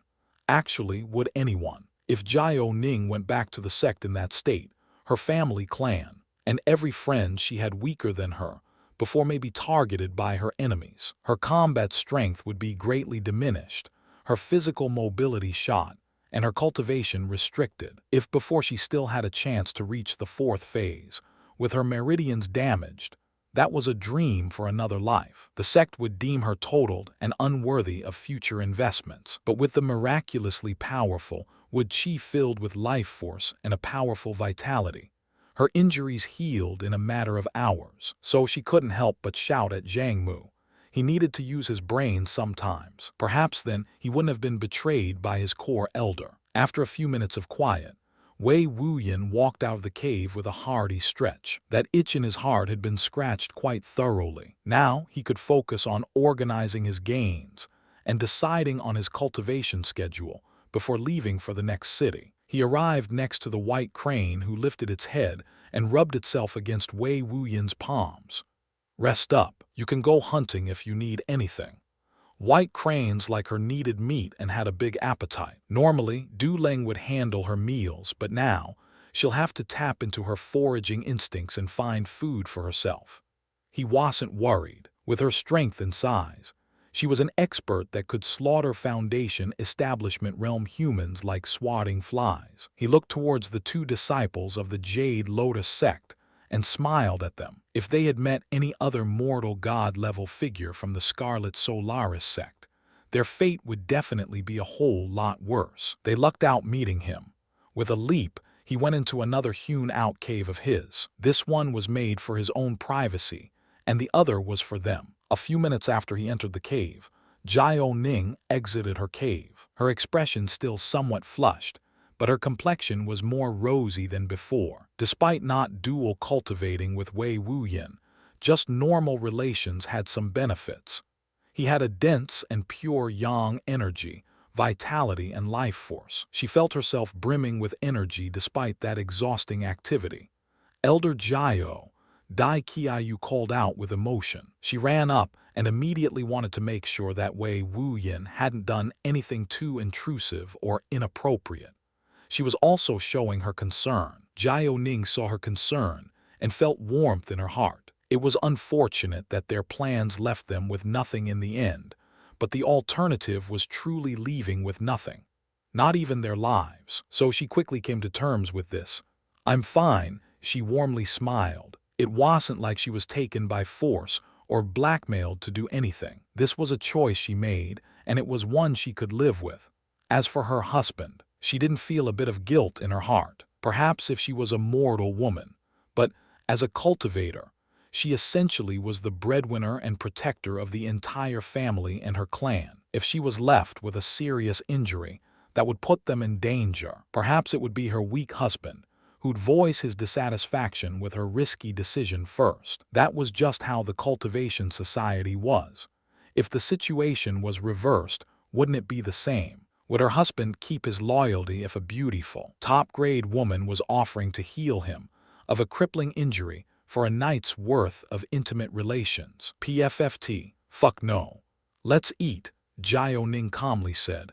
Wei Wuyin had organized his newly acquired wealth. According to his rough estimation, the chi weapons and armor he obtained from the soldiers should be worth about 60 essence stones. The amount of essence stones obtained from them totaled only 22. If he added the pills, elixirs, materials he didn't need, and other oddities, he could probably receive 20 or so essence stones, a little more than 100 essence stones, but still worth it in his book. The true wealth was the city lord, and that profligate son of his. They had an immense wealth totaling about 300 essence stones, with pure essence stones totaling 57. The magma essence aside, if he included the vault's raw materials and valuables, he earned a total of 800 essence stones, or about. He was shocked to find out the vault had no essence stones, but thinking about it, if the city lord had just become a mortal god, he would have taken all the essence stones out of the vault, which explained why he had so damn much on him. Even to a large sect, 100 essence stones were a lot. That was the rough equivalent of 100 chi condensation realm warriors at the first phase, or 100 inner disciples. When I convert all of this into essence stones, I should have enough to reach the sublime chi phase. He was excited making this conclusion. With a cultivation base at that level, how strong would he be? He would be one step away from becoming a mortal godlord. If he took that step, establishing his own sect wouldn't be an issue. The excitement caused his heart to pound fiercely. Even the sect leader, Sulani, was only a 7th phase expert. With 2 hearts of chi, the ability to refine separately, and their rapid rate of refinement, his speed of cultivation would be at least 8 times faster than others. As he thought of this, his eyes lit up as he recalled the piece of Mount Inferno's heart. He stored everything away and retrieved the magma essence. The temperature of the cave increased by 40 degrees instantly. He didn't mind that as he focused on the stone. If I can birth high-level blazing inferno magma chi, I would be one step away from cultivating the divine element form. With a divine heart of elemental chi, who knows how strong I'd be?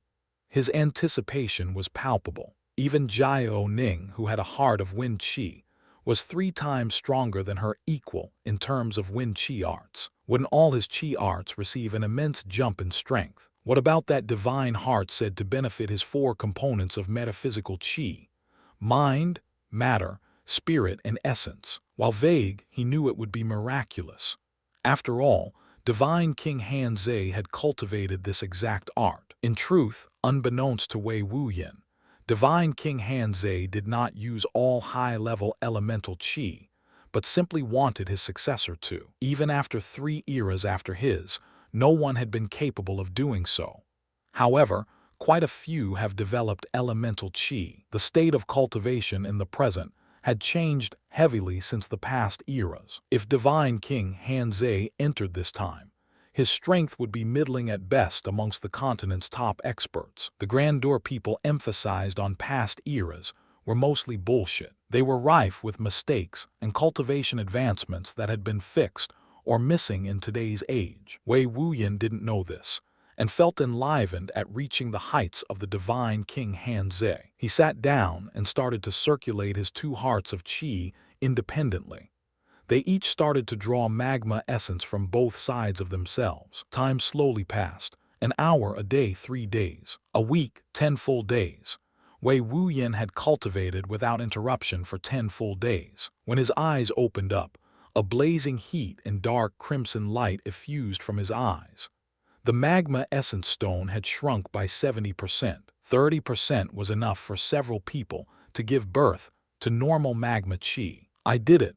His heart felt deeply satisfied as he drew a trace of magma chi to his right hand and externalized it. When he gave it a spherical form and infused yin-yang energies within, it became a ball of molten lava. The lava was slowly turning from bright gold to dark crimson with a tinge of black.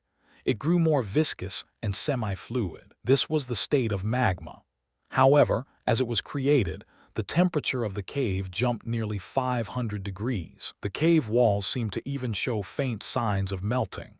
While it didn't extend outward, this was an insane level of heat. He infused more chi within, and the heat jumped by double, reaching 1,000 degrees Fahrenheit and continued to rise steadily. The walls truly showed signs of changing colors and melting at this point. His eyes glowed with an even brighter dark crimson light. He knew this wasn't the limit of temperature it could radiate, but shockingly, he experienced absolutely no discomfort. Absolutely none. His body had been infused and tempered with magma energy, adapting to its potential heat. When he refined fire energy into his physique, he gained a bit of heat resistance, but also could sustain himself in cold temperatures for longer than normal humans. Now this took one portion to an absolute extreme. He was essentially immune to heat. His skin cells, muscles, hair follicles, protective eye layer, all of it. The heat did not affect him in any manner. Not even his spiritual sense was distorted by the intense heat. Blazing, infernal magma chi. That wasn't all. He felt the durability and flexibility of earth and water emerge within the magma energy. As it tempered his body, those traits were enhanced too. The theory that advanced elements originate from extremes and portions of the 4 natural elements feels truer and truer as I birth more of them. He sighed with happiness as he dispersed his chi. The temperature dropped drastically as a result. He recalled a chi art he had read. It was called Magma and Water Fusion Art, Explosive Rupture. It fused magma and water chi, causing a destructive explosion. It reminded him of the black skeleton image, where he merged metal and lightning together into a single strike. He was curious after seeing that and entered the Scarlet Tao Temple to find it. It was called Metal and Lightning Fusion Art, Controlled Bolt. Normally, lightning was the hardest element to control and direct. In fact, condensing it was nearly impossible. However, by using metal chi in conjunction, lightning can be drawn in and directed with little effort. This added the 2 traits together and created an even greater power. He would definitely need to spend some time on both of those arts. Who knew how much stronger it'd make him? That being said, he wondered why the previous him formed a heart of scarlet chi, obviously inferior to the heart of elemental chi he had plans for. It didn't make sense to him, but that's the issue with looking at your future. The moment you do, it changes, and you won't know what your previous self experienced or thought of. Shrugging, he stretched his body and left the cave. It was time to get traveling. Paragon of Sin, when he exited the cave, he fully expected the 3 members of the Jade Lotus Sect to have long since left. However, to his surprise, the 2 core disciples were cultivating near the camp, while Jiao Ning protected them. Her wind chi circulated quietly within her body, ready to defend against any and all perceived threats. Wei Wuyin frowned. He swept his spiritual sense outward and saw his crane using its beak to grab fish from a nearby river. Wheat. Wei Wuyin whistled, causing the crane to lift its head and excitedly return. The whistle broke Dai Qiayu and Mu Zhang out of their cultivation states. They looked towards him and had very odd expressions. He jumped and landed nearby. A brow of his formed an arch as he looked at them questioningly. Mu Zhang released a stifled cough as he looked away. Wei Wuyin was only curious as to why they stayed. In truth, they hadn't. Earlier, they left. However, when they came across the news that the city lord and his son were found murdered while the elite soldiers that had gone out earlier had also been found dead in a similar fashion. Beheaded. This created all sorts of a commotion. They soon realized that Wei Wuyin had killed them. To be able to do that, he had to be a fifth phase expert or even a mortal god. Despite having such a strong, youthful life force aura, he was such a high-level expert. They also realized that the earthly Titan sect had acted quickly. They had already locked down the surrounding area and were investigating the situation. After all, the city lord was a recent mortal god and a newly promoted grand elder of the sect. They had to take this seriously, if only for face. They directly sent 3 grand elders and several prominent core elders to investigate. They were looking for a young woman with a heart of Wen Qi. Therefore, Jiao Ning couldn't leave and was helpless. They believed she was an accomplice, drawing the forces of the city lord away before an assassin took his life. They predicted the person who did the act was a fifth phase expert, hence the need to kill in a stealthy manner. So they came back and hid here. If trouble came, Jiao Ning would do her best to get Wei Wuyin to help. In truth, they weren't looking for him, so he was safe. However, she was different. Jiao Ning walked forward with a calm expression, but when she saw Wei Wuyin brazenly taking his full of her chest, she blushed slightly. She calmly explained the situation. "Oh, so it's like that." Wei Wuyin realized these 3 could not catch a break. If at any time since their meeting he had decided to just not bother with them, their fates would have been horrible. Either death or worse. The crane arrived near him and stretched out her head. He rubbed it softly and pondered on the situation. This white crane was a signature beast for those in the Scarlet Solaris sect. Considering the 2 territories were neighbors, it could be taken as a coincidence of him being here. However, if word of his 5th phase cultivation base had spread and his identity was discovered, then he would immediately be suspected. This made things difficult. Of course, he could just avoid the lockdown and escape, but the crane would be left alone, and he wasn't willing to abandon it. Worse was these 3 if he left, they would soon be discovered and killed or worse. After all, it was likely that she was the only person who had a heart of Wen Qi in the immediate area that was not a top-tier earthly Titan sect member. She wasn't a suspect. She was the immediate culprit upon discovery. After interrogation, it's likely they would learn of his identity and involvement. Killing a grand elder figure were grounds for war, and with him being so exceptionally talented, they would probably want to capture him to kill, or trade for a vast amount of concessions and resources from the Scarlet Solaris sect. The politics of the situation was troublesome. His mount wasn't fast enough to escape the pursuit of the earthly Titan sect. He wouldn't even be able to escape now with the crane.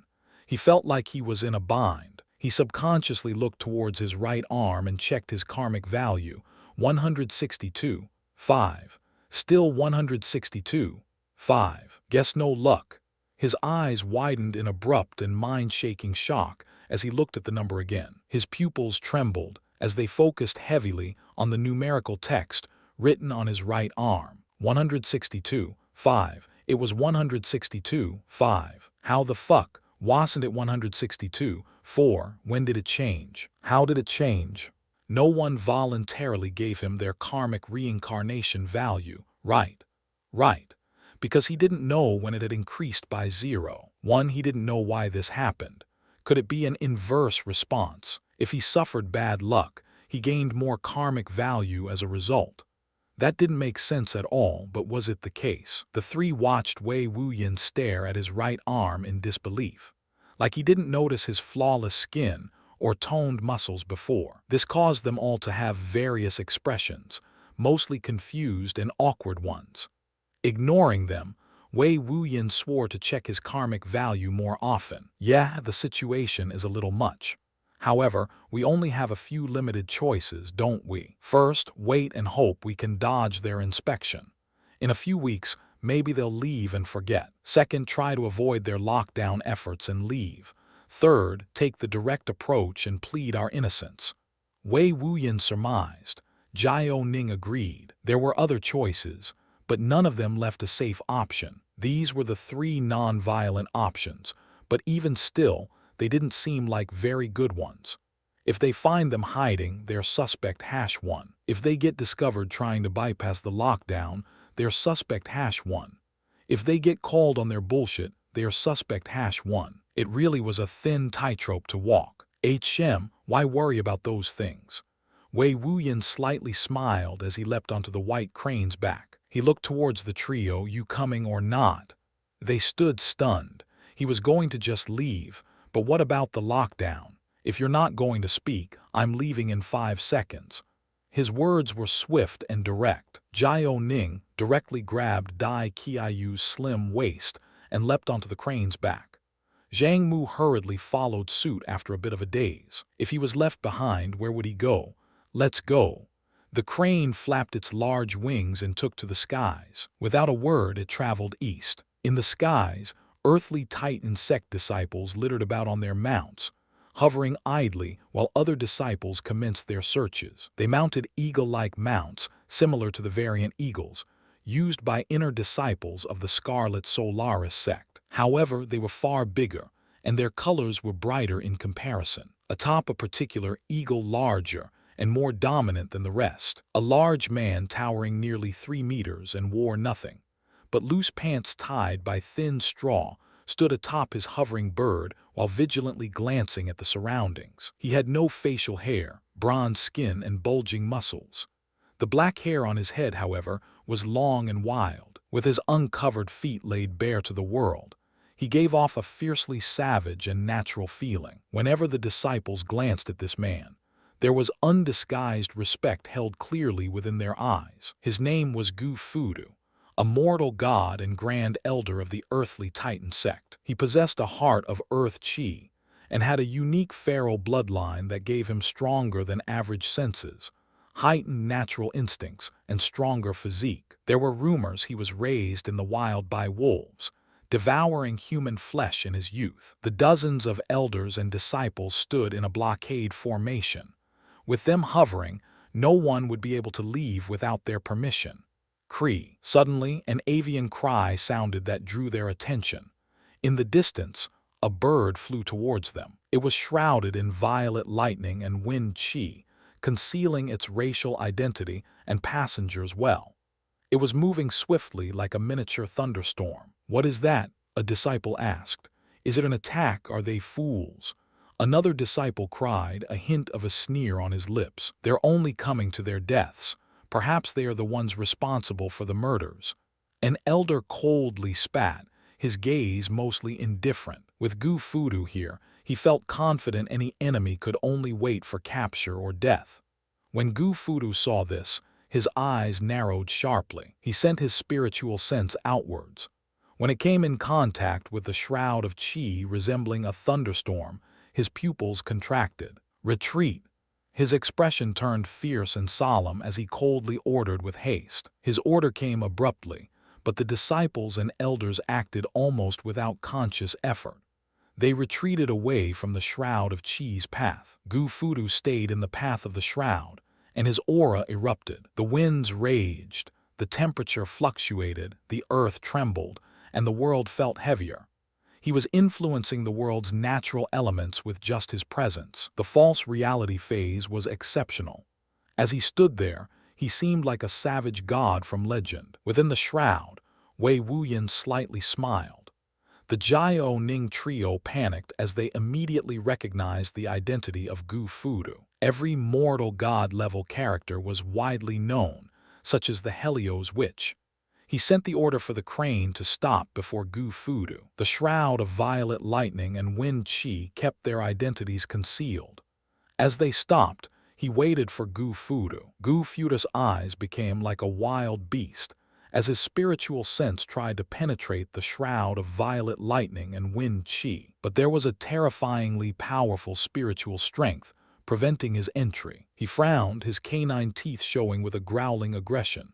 How cowardly! As a mortal god, do you need to hide yourself? Gu Fudu coldly asked. What? That's also another mortal god-level character. Who? The crowd of earthly Titan sect members went into an uproar. No wonder Gu Fudu had them retreat. In a battle between mortal god-level experts, They could only be easy kills or in the way. If Gu Fudu had to worry about them, his combat prowess would drop. That was an unnecessary risk. Wei Wuyin didn't respond, but the faces of the Jiao Ning trio changed into wondrous expressions. A mortal god! Zhang Mu shouted almost instinctively. Dai Qiyu had her eyes shine with an odd light. She looked towards Jiao Ning and felt envious. She had actually enjoyed a period of intimacy with a mortal god, and a handsome one at that.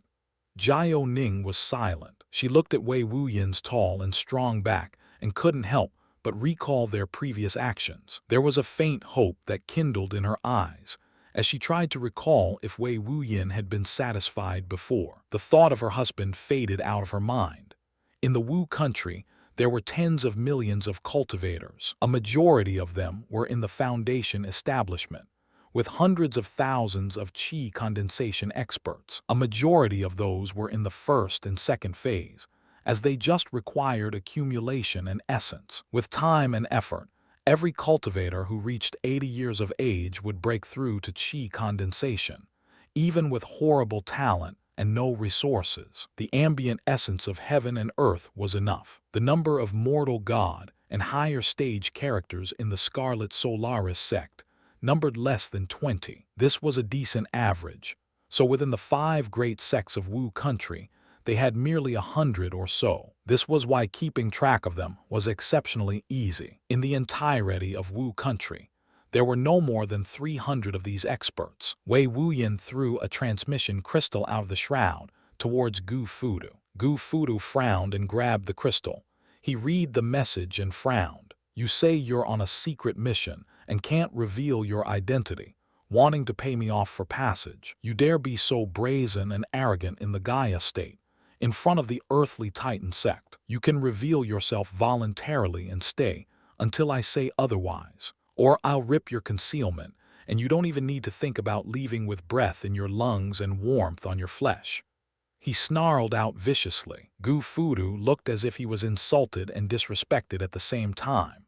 Wei Wuyin helplessly smiled. He wanted to avoid suspicion and a war if possible. This was the most direct way lying and bribery. Unfortunately, he met a direct man like Gu Fudu. He sighed. He sent out another message, 1 strike. When Gu Fudu read this message, his eyes suffused a battle lust and fiercely roared like a ravenous beast. His bloodline seemed to boil as his aura spiked. He brought out a large, 3-meter-long blood-red saber with a serrated edge. It looked like a monster with teeth and exuded blood qi.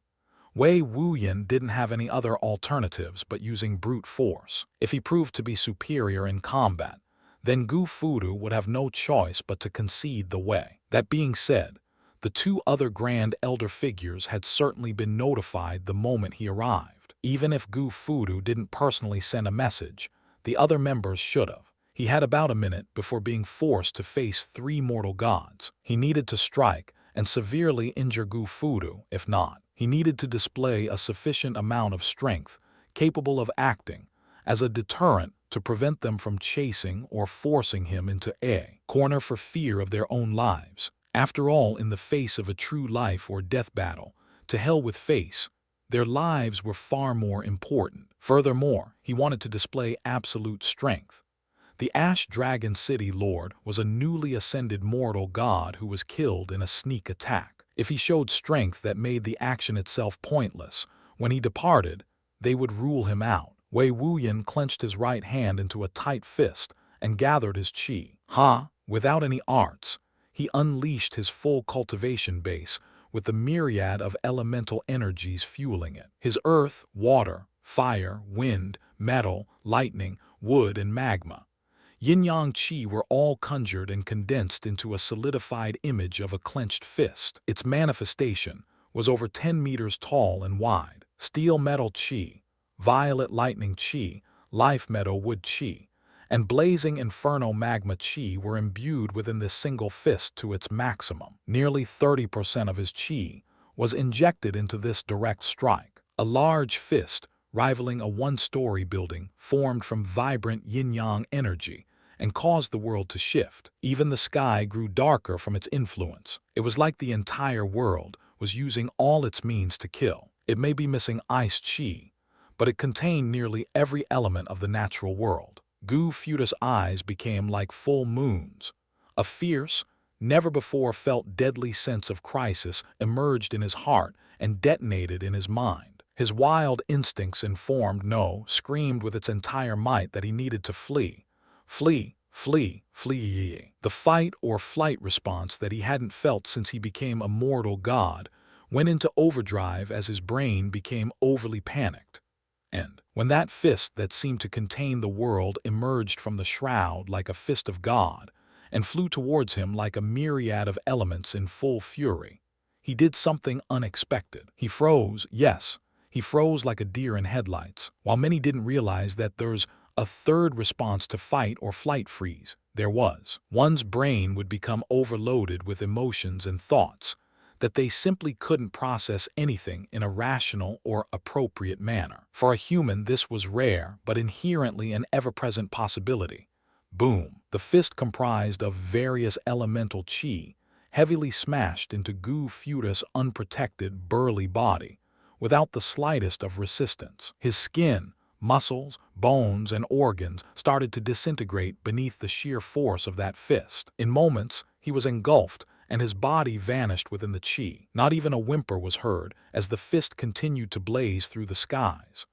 Wei Wuyin's eyes widened in undisguised shock and utter disbelief. Even his mouth was agape, feeling as if his reality had been altered somehow. However, the truth pierced into his eyes, with Gu Fuda's body dispersing beneath his attack and his senses, as Gu Fuda's life force aura had abruptly ceased. No fucking way.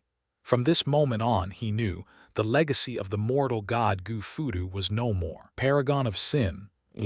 Silence, complete and utter silence. Wei Wuyin's eyes flashed with enlightenment and swiftly acted. With a shouting spiritual command, he instructed the crane to immediately depart while the awe factor was still in effect. The crane cried and flew forward with haste. The remnant elemental energy that crackled, sizzled, swished, and whistled was the only evidence to the death of a mortal god. A lofty mortal god. Wei Wuyin felt that he should have mounted a tombstone there saying, "Here lies Gu Fudu. He died as a lived, as a stupid beast."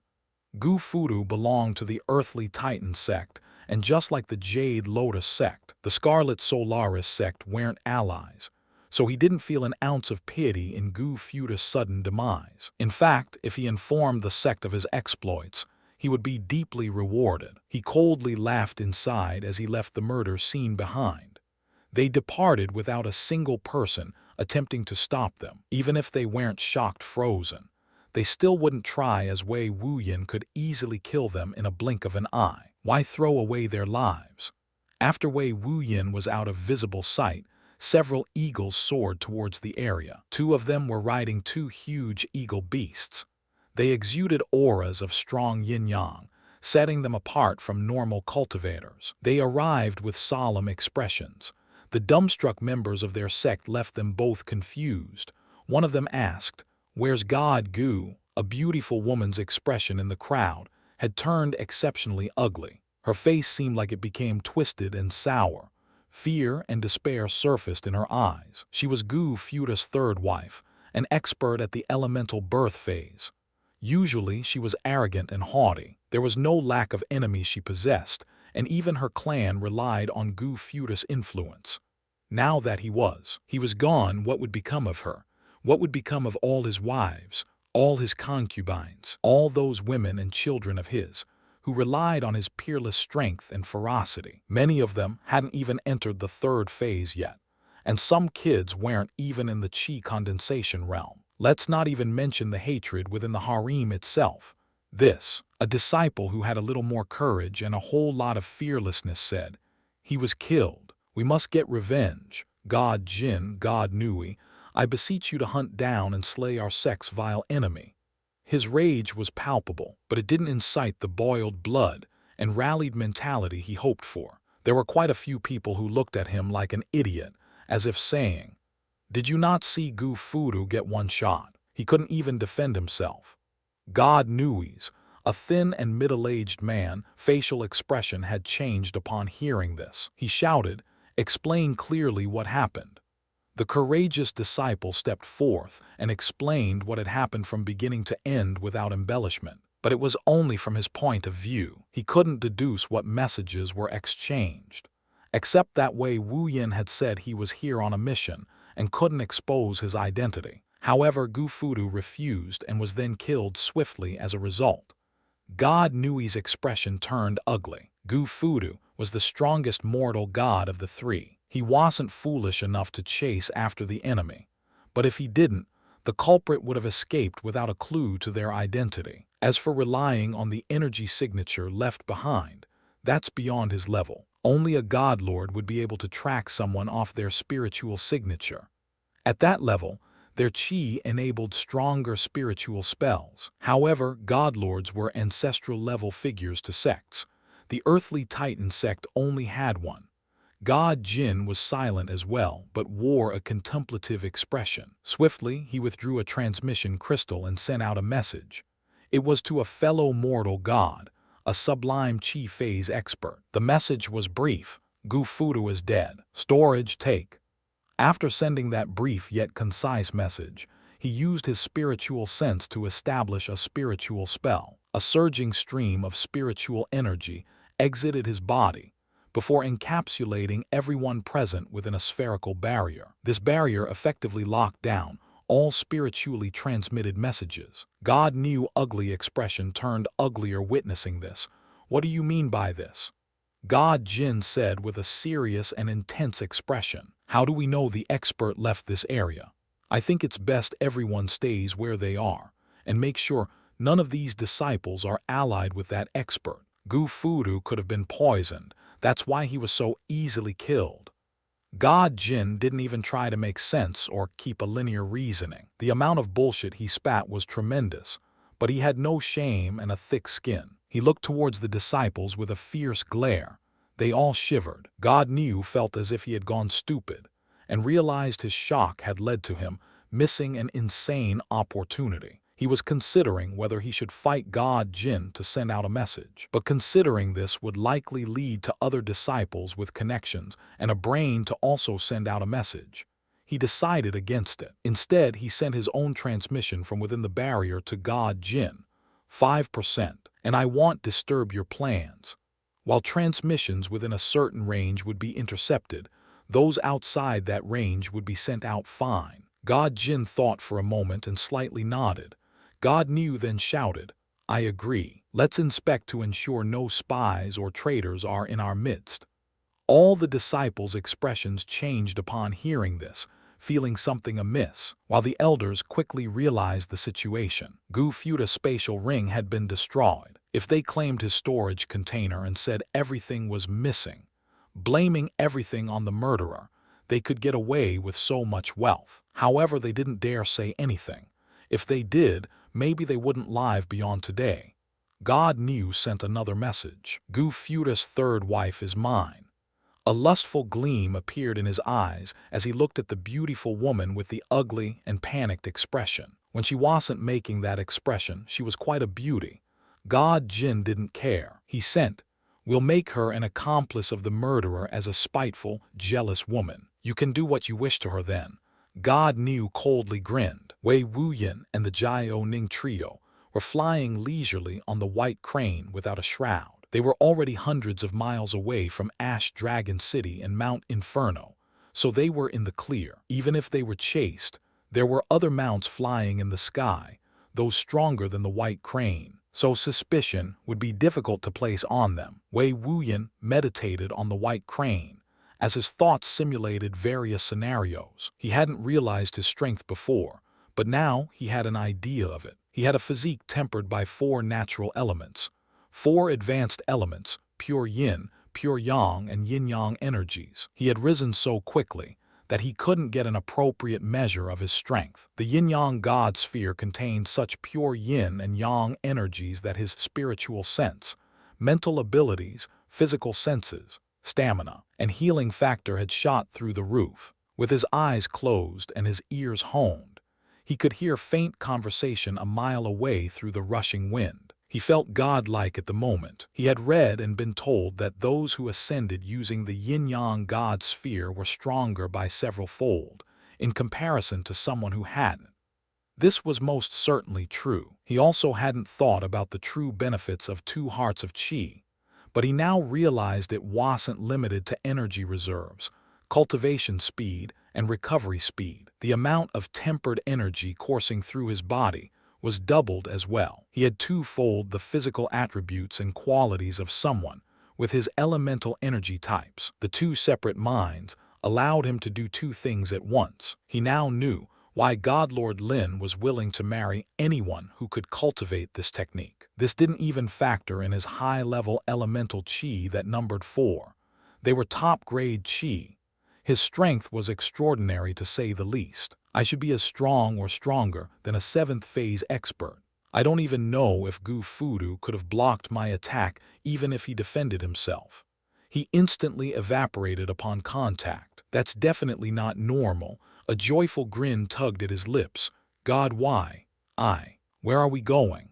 Dai Qiyu respectfully said, her voice tinged with fear and inferiority. With Wei Wuyin's identity as a mortal god revealed, she changed her form of address. Wei Wuyin didn't even look towards her as he said, Golden Milk City.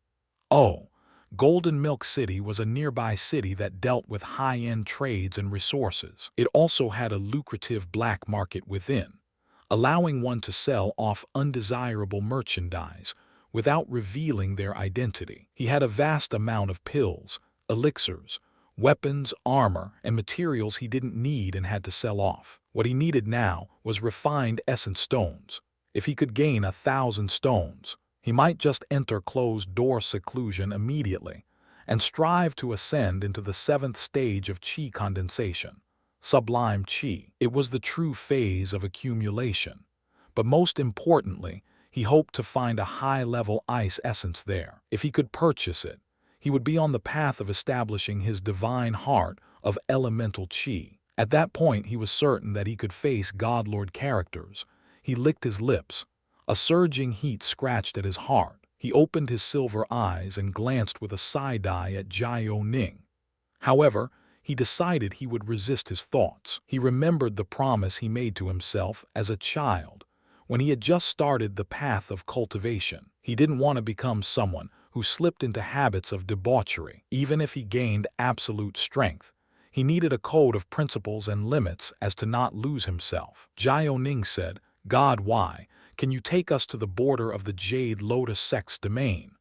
Wei Wuyin thought for a moment. He considered his direction and realized there was an interconnecting point that hit the border of the Jade Lotus Sect's domain nearby. He nodded. A sigh of relief emerged in Jiao Ning Trio's heart simultaneously. They didn't know if Wei Wuyin would let them leave or take them back to his sect as slaves. After all, that wasn't unheard of. While they wouldn't argue if he did, they definitely liked their freedom and status that was accompanied by family, lovers, and authority. If they became slaves, they'd lose all of that. Wei Wuyin pouted his lips and thought, let's check and see what's in the 2nd layer of that 3-layered spatial ring. He removed the spatial ring and sent his spiritual sense into the 2nd layer. He had done so before, but because there were only 2 things inside, he didn't put too much emphasis on it. After all, they weren't essence stones. He inspected both items. The first was a pendant. It was of a silver crescent moon, with characters etched into it without any specific order. When he tried to read it, he realized it was nonsense. It didn't have an aura, and the materials were something he didn't recognize. He grabbed the pendant and frowned. However, he liked its color as it matched his eyes, and the material was cool to the touch. The necklace was made of silvery silk. It seemed to have been twirled around continuously until it became thick enough. It felt soft to touch. He placed it around his neck. Nothing happened. Shrugging, he checked the 2nd item. It was a manual. When Wei Wuyin picked it up, there was a description on the front page. To those who are fearless, to those who wish to be free amongst the starry skies, to those who are willing to die for that freedom, those without bravery concede and depart. You are not chosen. Wei Wuyin frowned. The title of the next page caused his heart to fiercely tremble. Will, only a single word. The manual was thin and lacked any substance, but he continued to flip through the pages. Each page had a title, but underneath that title was a vast blankness. There were 3 thick pages and 3 titles. Will, void, weapon. He frowned. Was this it? Was he missing something? A unique sensory method, perhaps. He searched his spatial ring and tried to find the unique spiritual spell used by that commander. But he found nothing remotely close. Could he have hidden it away for his family in case of his death, or placed it in a different spatial storage? Or did he burn it after memorizing it? Unfortunately, he would never know. Shrugging, he placed the manual back in the 3-layered spatial ring. He took out a single essence stone and held it in his hand. He learned from the Ash Dragon City's lord that wholehearted cultivation, without the appropriate protection, was suicidal. That being said, he didn't want to waste his time while traveling. He divided his mind. One focused on his hearts of chi as it absorbed the essence within, while the other mind's focus was on his surroundings and spiritual sense. The hearts of chi once more split the essence between them. When the Jiao Ning trio noticed Wei Wuyin started to cultivate, their expressions changed, but they remained silent in the end. Paragon of Sin, the border of the Gaia state and Jade Lotus domain.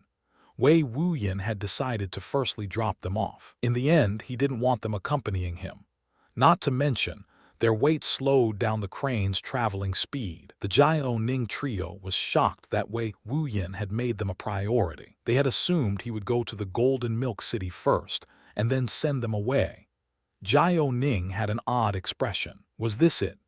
As she fantasized various scenarios, she had left her heart open to all sorts of possibilities, but none of those scenarios happened. Is he tired of me? She felt somewhat down. She attributed Wei Wuyin's desire to hurriedly drop them off by her own inability to seduce and please. You all can leave, Wei Wuyin casually said.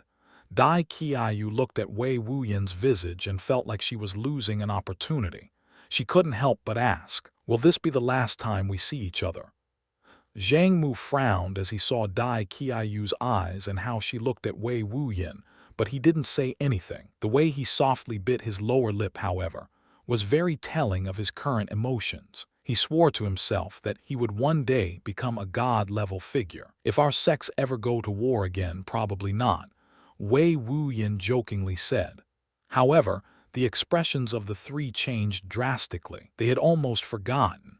Wei Wuyin was a mortal god of the Scarlet Solaris sect, their enemy. Perhaps it was because of his calm, casual way of interacting with them, or him having saved their lives several times. Did they forget who he was? Seeing their dejected expressions, Wei Wuyin sighed.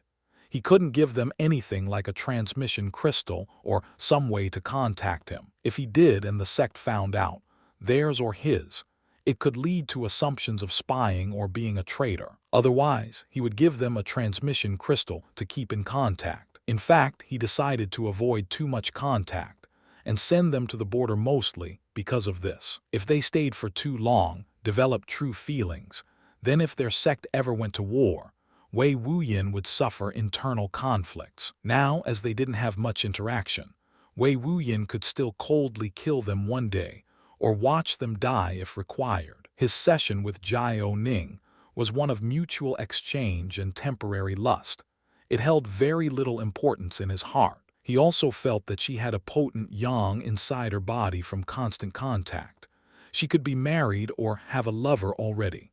Of course, he didn't judge. If he was nearly crippled and was given the same choice, he would choose to save himself and send loyal thoughts to the back of his mind. After all, without strength, how can you keep what you have? Mei Mei knew this, and that was likely why she received the help of the Helios witch.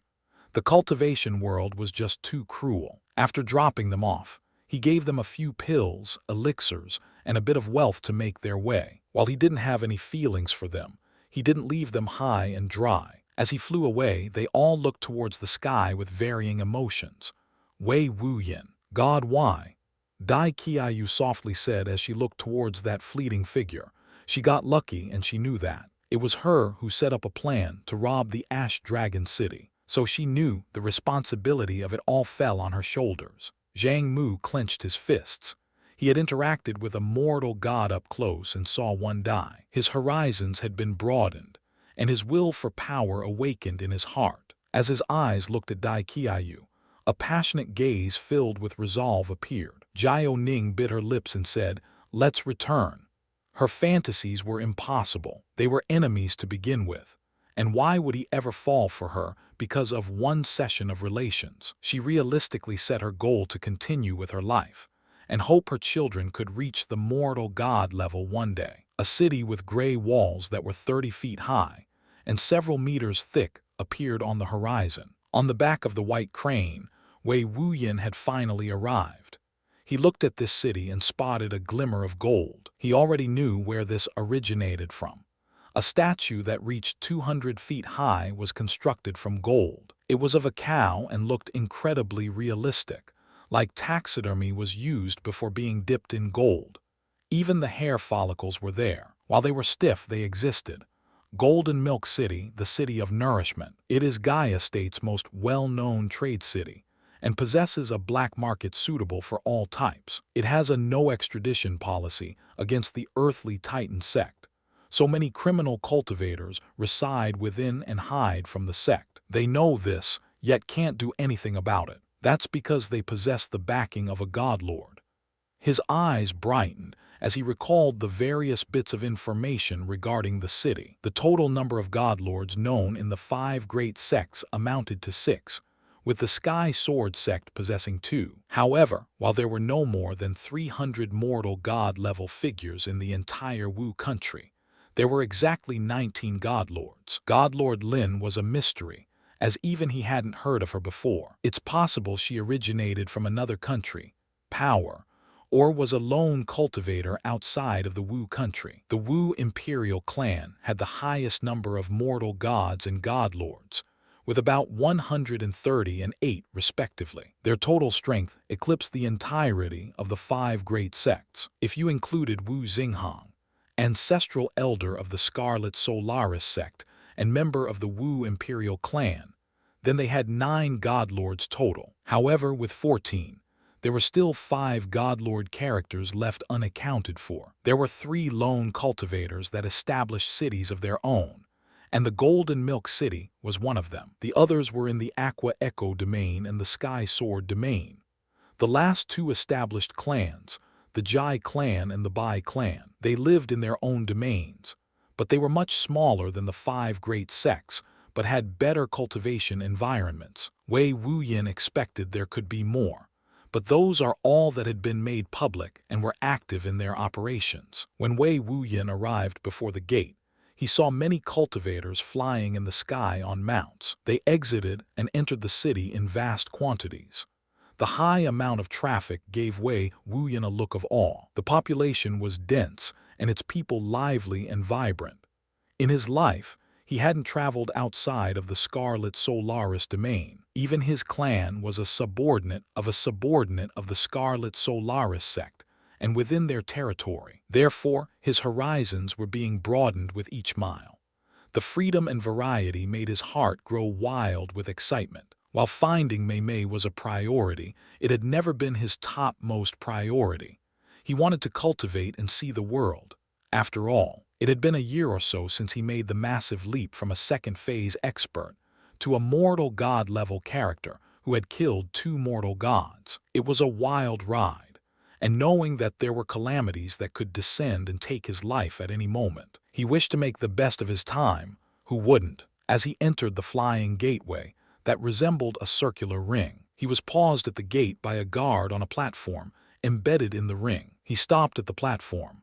The gate guard's eyes seemed arrogant, but he didn't attempt to extort Wei Wuyin. Instead, he said, "Price of admission for all qi condensation experts is 1 essence stone."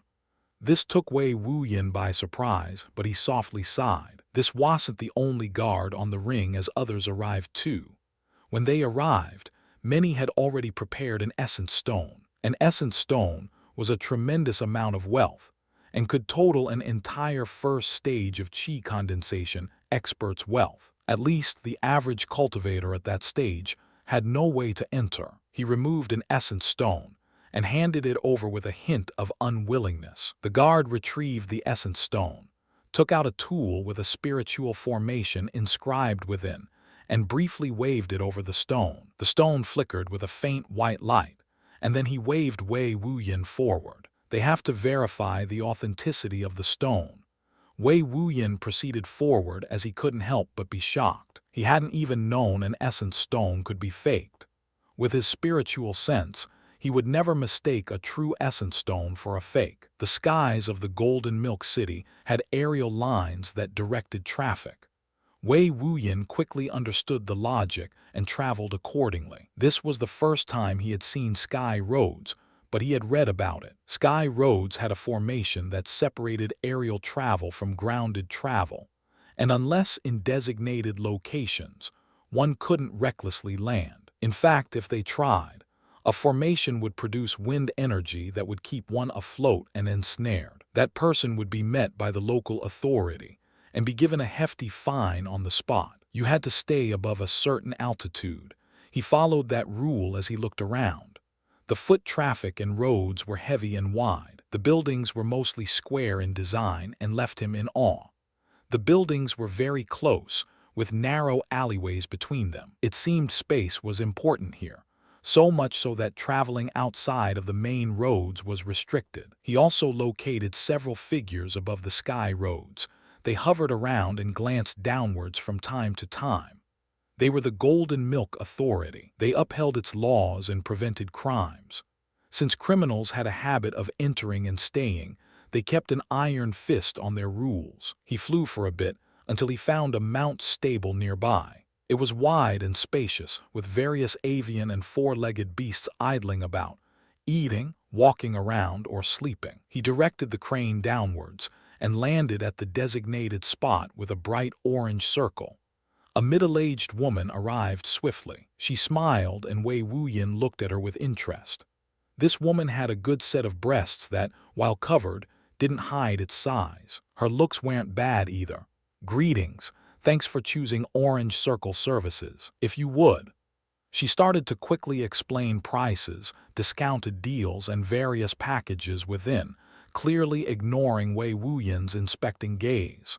Quite the professional. He then learned that he had to pay by the hour, with deals starting at subscriptions for a full day. He realized that air travel was likely the most suitable form of transportation, so hourly pay was normalized. However, for those who want to house their mounts and have them taken care of for extended terms, they had that option too. He smiled and chose the 3 full days package with all features, including top-quality feed, resting area, and spacious storage. The white crane cried in delight and caused Wei Wuyin to pet her softly. "Only the best."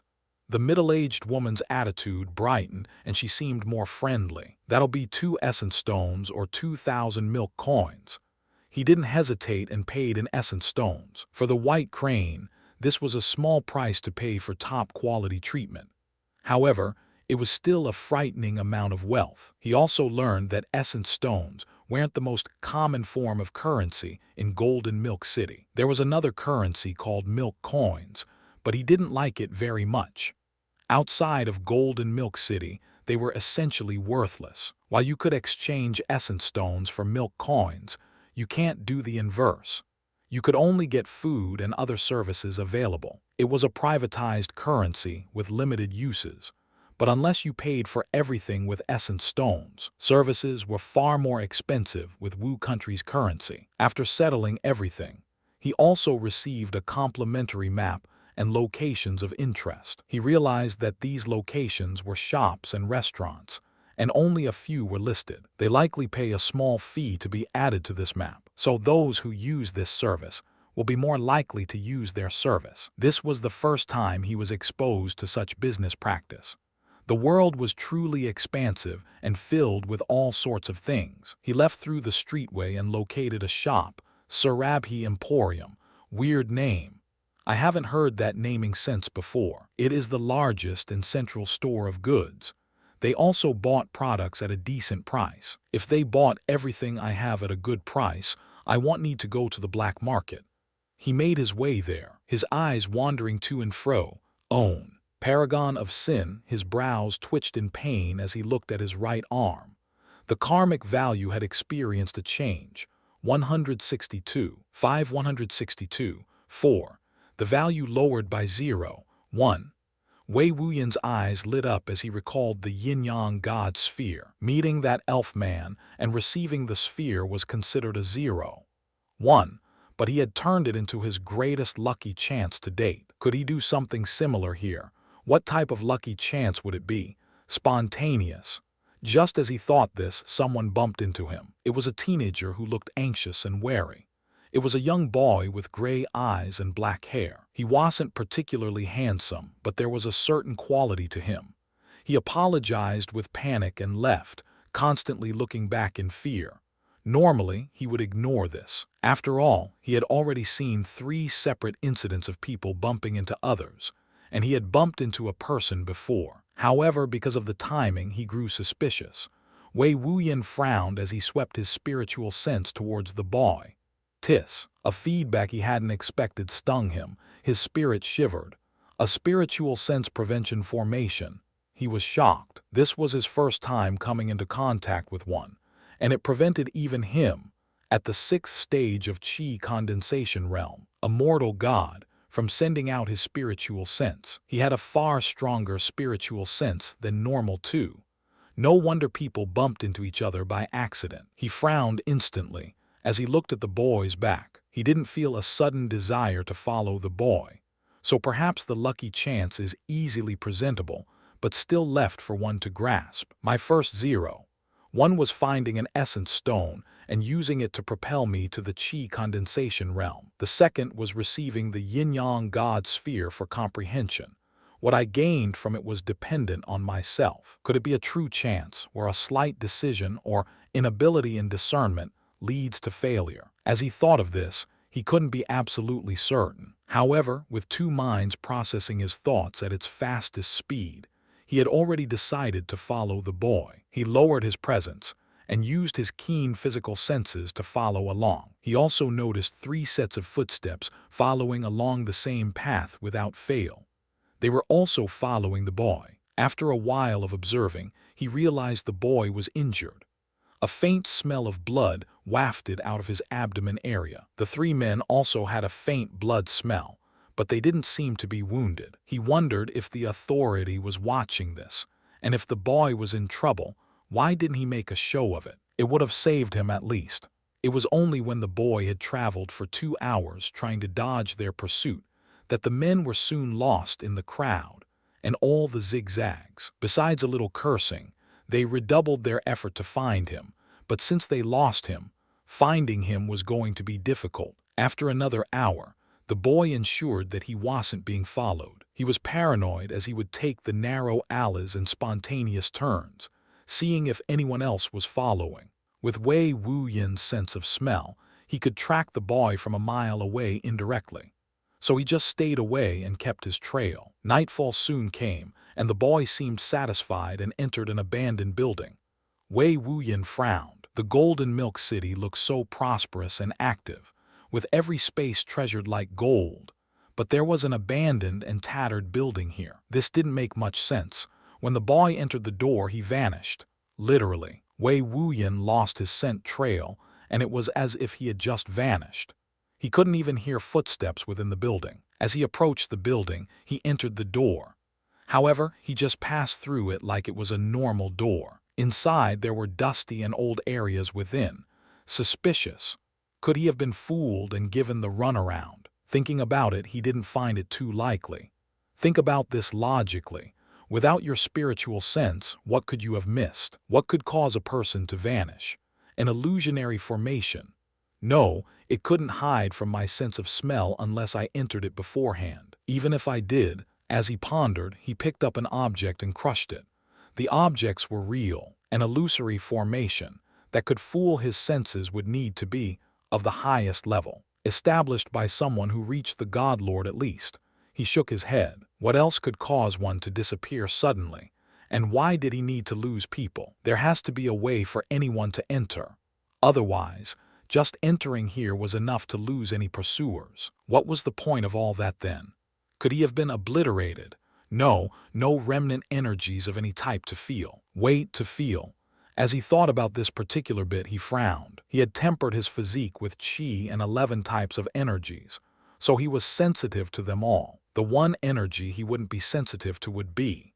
He went out and stood where he last saw the boy. His spiritual sense didn't exit normally. Instead, he used his hand to grab the doorway and sent his spiritual sense through his body and channeled it into his fingertips. Using direct contact, he sent his spiritual sense into the doorway in much the same way as interacting with a storage ring. A faint ripple he hadn't noticed before formed. Then he appeared elsewhere. He had entered a different location. It was like another world. In fact, as he looked at the sky, his pupils constricted to its limit in shock. The sky looked like the sky, but there were hexagonal outlines that made it seem more like a reflection than a true sky. The sky was a dome. He quickly calmed himself down as his two minds worked in conjunction. A spatial gate. It was far larger than a spatial ring and could transport living creatures. Who could set something like this up? He looked and saw a silver pillar behind him. That must be the spatial gateway medium. If he sent his spiritual sense inside, would he be sent back? He frowned but didn't test it yet. He looked around and sent out his spiritual sense. Almost immediately, he realized this place was mostly barren except for a single palace. Everything else was grassland and the sky was clearly fake. The palace, however, was dilapidated and ancient. Could this be his lucky chance? I had the slightest of opportunity to grasp onto it. In fact, if I didn't notice my karmic value drop, I wouldn't have been suspicious. However, if I smelled his blood, noticed people following him, and had good intentions to help the young boy, I could have also been brought here. No, as he pondered the scenario, he felt that the situation was to benefit the good-natured, but a piece was missing. How many people did this fellow bump into and lost their karmic luck value because they decided to not help? How many people lost karmic luck value just from interacting with this kid? They sinned because they kept to themselves. How hilariously ridiculous. As he thought of this, he ruefully sighed. He wasn't good-natured and definitely wouldn't have helped otherwise. In fact, he would have only helped because his karmic luck value dropped. This palace had definitely been established by an ancient and powerful figure, and it had a great opportunity within. He walked forward until he arrived at the palace. It had 99 steps. He stepped towards the first step. When he did, his vision blurred slightly, and a figure emerged in his vision. It was a short old man that had a low-opacity blue body, eyes and hair of different shades. He hovered off the steps like a ghost and had a smile on his face. Wei Wuyin started. The blue ghost kept smiling and said in a monotone voice, "To ascend to the Myriad War Dao Palace, you must select your Dao." It was robotic and a sharp contrast to his lively and smiling appearance. Myriad War Dao Palace. My Dao. He heard of the heavenly Daos and had been in places such as the Scarlet Dao Temple. He knew that Dao meant a way of life. The heavenly Daos supervised life's morality, placed sin, and gave luck on those it deemed worthy, having lived a past lifestyle of their liking. The Scarlet Dao Temple contained the cultivation Dao, where all its chi arts, spiritual spells, cultivation methods, and information about the cultivation world was gathered. So he knew it meant a way of life, a path to follow, and it was broad and limitless. The blue old man said, "There are 3 Daos to choose from: the weapon Dao, the mind Dao, the material Dao." Wei Wuyin's eyes brightened. So archaic. He now knew what the blue old man meant. Weapon Qi was an ethereal Qi born from oneself. He had never heard of mind Qi, but there were many ways to temper the mind's eye, and even the Haven Heart Qi method cloned it. The Scarlet Qi was a material Qi birthed from the world, external and not oneself. It must mean the cultivation of the weapon, mind, and world. Can you explain what each meant in depth? He asked to see if the blue old man could explain. He was just trying his luck, but shockingly it yielded fruit. Yes, the weapon Dao encompasses all forms of war. The mind Dao encompasses all forms of enlightenment. The material Tao encompasses all things born from the celestial bodies. The old man did not specify as much as he hoped, but it answered his question. Heart of scarlet Qi, heart of elemental Qi, heart of aquatic Qi. Those were three material forms of Qi he was familiar with. They were all born from the world itself, essence and matter. Heart of battle Qi, heart of spear Qi, heart of sword Qi. Those born from belief, memories, and experiences. They originated from the mind and spirit. He contemplated what he should choose. Since he was striving for a heart of elemental Qi, the material Tao seemed like the best choice. However, I'll choose weapon Tao. The blue old man nodded with his static smile and said, please choose amongst the 3,000 weapon Taos. Wei Wuyin was taken aback, but not by the multitude of choices, but by the limited number of. The heavenly Taos had 3,000 commandments. Was 3,000 the ultimate limit of a Tao? Saber Tao, he answered swiftly. The blue old man nodded and vanished. Suddenly, Wei Wuyin felt that a myriad of ghost-like sabers floated at the base of each step. He took his second step, and an illusory saber turned into a ray of light and entered his glabella. He trembled briefly. After a few seconds, his eyes widened in disbelief and excitement. That was a trace of a saber spirit and intent. It entered his mind and spirit with the intent to slash and destroy them both. But his mind was twofold, and so was his spirit. It barely left a scratch, with dense and pure yin energies bolstering his mind by a decent amount, while his pure yin-yang gave his spirit boundless potential by subtly influencing his soul. He didn't fear this type of attack. He also realized that faint traces of saber intent lingered in his mind and spirit due to its failure. He had no doubt that failing this meant death of the mind and spirit. If he chose mind Tao, would he receive pure mind attacks? If he chose material Tao, would he need to use his Qi and body to resist? He took a deep breath and felt relieved that he hadn't taken either of those options. While he was confident in surpassing the mind Tao, that would never be his choice, only material and weapon. He didn't know if the material step scaled off cultivation or was flat for everyone. How would he compare to ancient cultivators? He took another deep breath and entered the third step. 2 saber images entered his glabella and he trembled. His eyes grew brighter as he continued taking step after step, absorbing the saber intent within. As he reached each step, the sabers would double. By the time he reached the 10th step, he had to deal with 512 saber images. Looking at all 99 steps, he realized that the difficulty was insanely high, but he strived forward fearlessly. This was an opportunity. This gave him a chance of giving birth to an ethereal Qi. If his spirit and mind gave birth to a saber seed, he could use his meridians to create saber essence, convert that into energy, and use it to refine his heart of Qi or produce saber Qi. Even if he doesn't use it to form a heart of saber Qi, he could still use saber energy to temper his spirit, mind, and produce saber Qi. He continued pushing forward. By his 77th step, his spirit and mind shook. His eyes flashed as he entered a state of enlightenment. A grand saber formed in his mind's eye, and even his spirits transformed into sabers. They were valiant, ferocious, and commanded respect. They were peerless in their killing potential and had no equal. Haughty, murderous without limit, and extremely forceful. It was like he had become a saber. He was the saber, and the saber was him. He hadn't formed a seed, but the constant tempering of saber intent had allowed him to direct birth his own intent, to mimic its state. He straightened his palm and slashed forward. The faint, illusory image of a saber's edge flashed and completely replaced his arm for a moment. After that moment vanished, his eyes flashed with a domineeringly saber light. It was fierce and murderous. There was no elegance, only battle and slaughter. In comparison to the myriad of forms and elegance a sword possessed, it was single-minded and basic. Most sabers were similar, while swords can be wildly different in size, shape, and structure. So this is saber intent.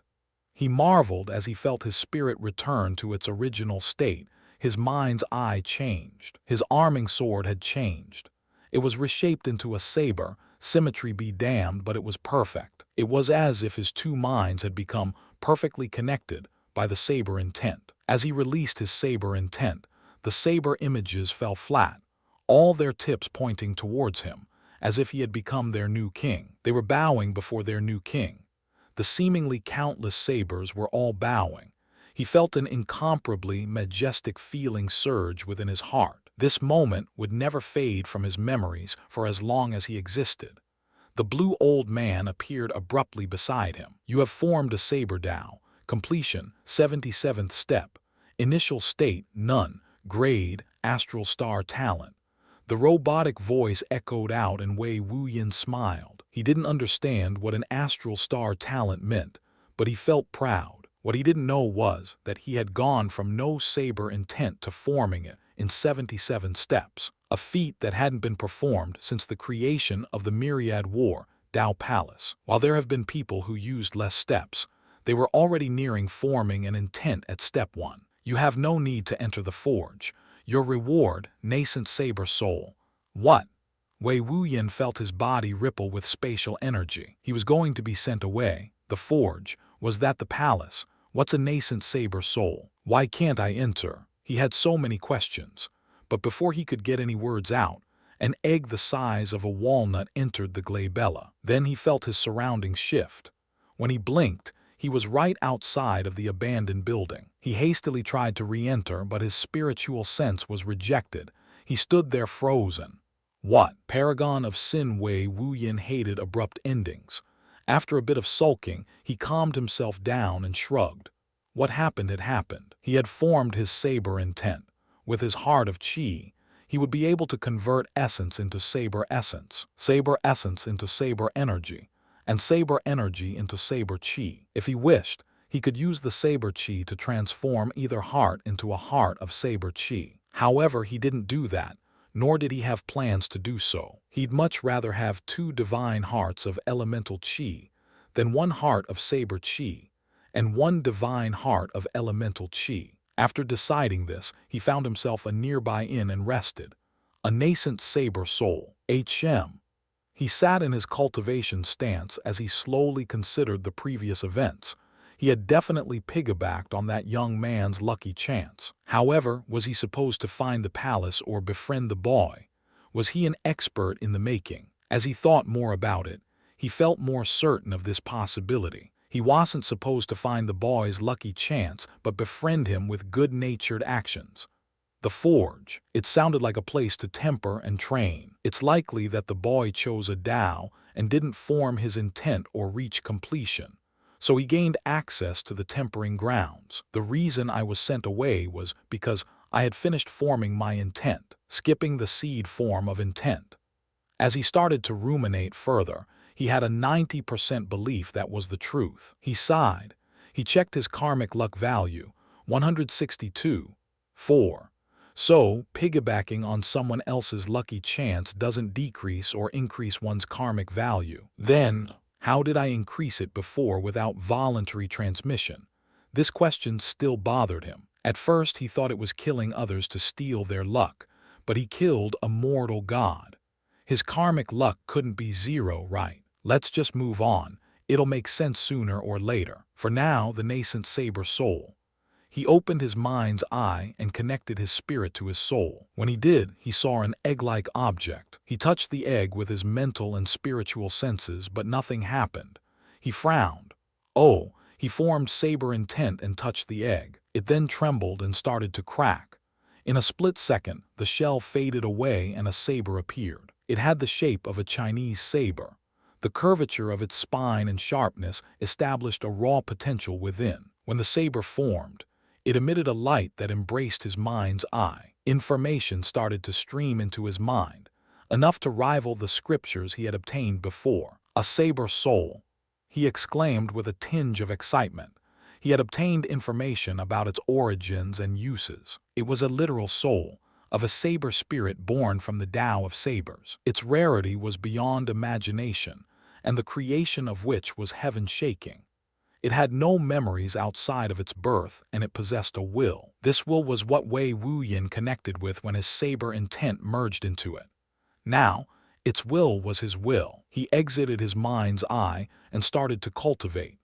The essence of heaven and earth entered his meridians. This time, he had his saber intent flare within his meridians, allowing the essence to inherently be imbued with saber qualities. It was transformed into saber essence. Then, it was directed to his dantian. After his hearts of chi sensed the minute saber essence, they drew it in, absorbing it into their cores, and refining it into an energy form, a pure energy form.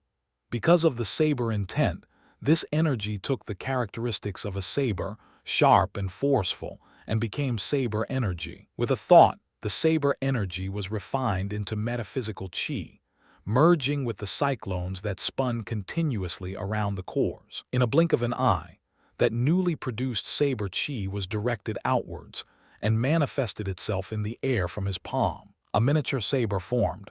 This is saber chi. According to the ethereal chi guides, ethereal chi gave benefit to the mind and spirit, not the body.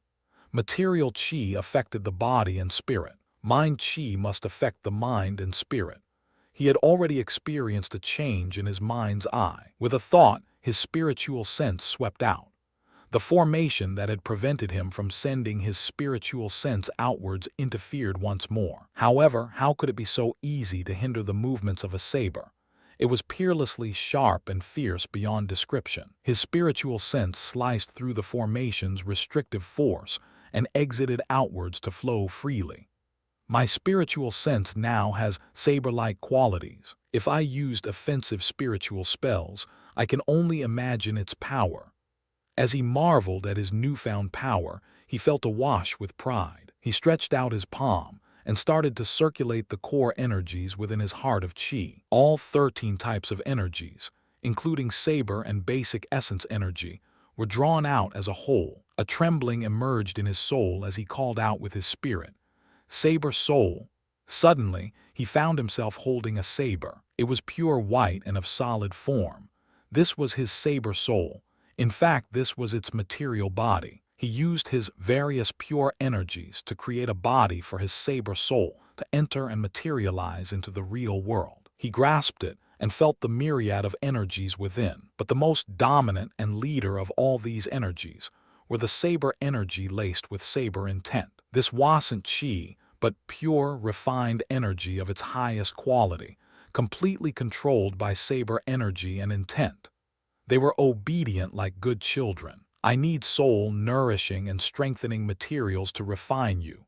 Unfortunately, I don't think the Wu country has such things. But from now on, I can use you in place of a true saber. As long as you become stronger, so will I. As long as I grow stronger, so will you. According to its memories, it was a level 1 saber soul. It was at its most basic strength, but it possessed the inherent ability to materialize using a body of pure energy. As it grew stronger, new and greater abilities would be unlocked as well. Taking a deep breath, he swung the saber lightly. A trace of multicolored light lingered in space, like a comet's tail. The energy of the world was being subtly influenced. It was likely due to all the elemental, yin, yang, and yin-yang energies used in its creation.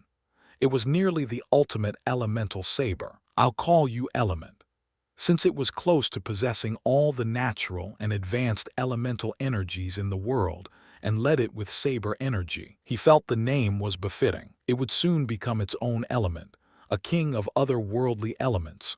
With Element in hand, his eyes flashed with anticipation. He wanted to fight. However, he knew that was currently unlikely. He may have been sidetracked due to events, but he came for a reason. With essence stones in both hands, he decided to cultivate till morning.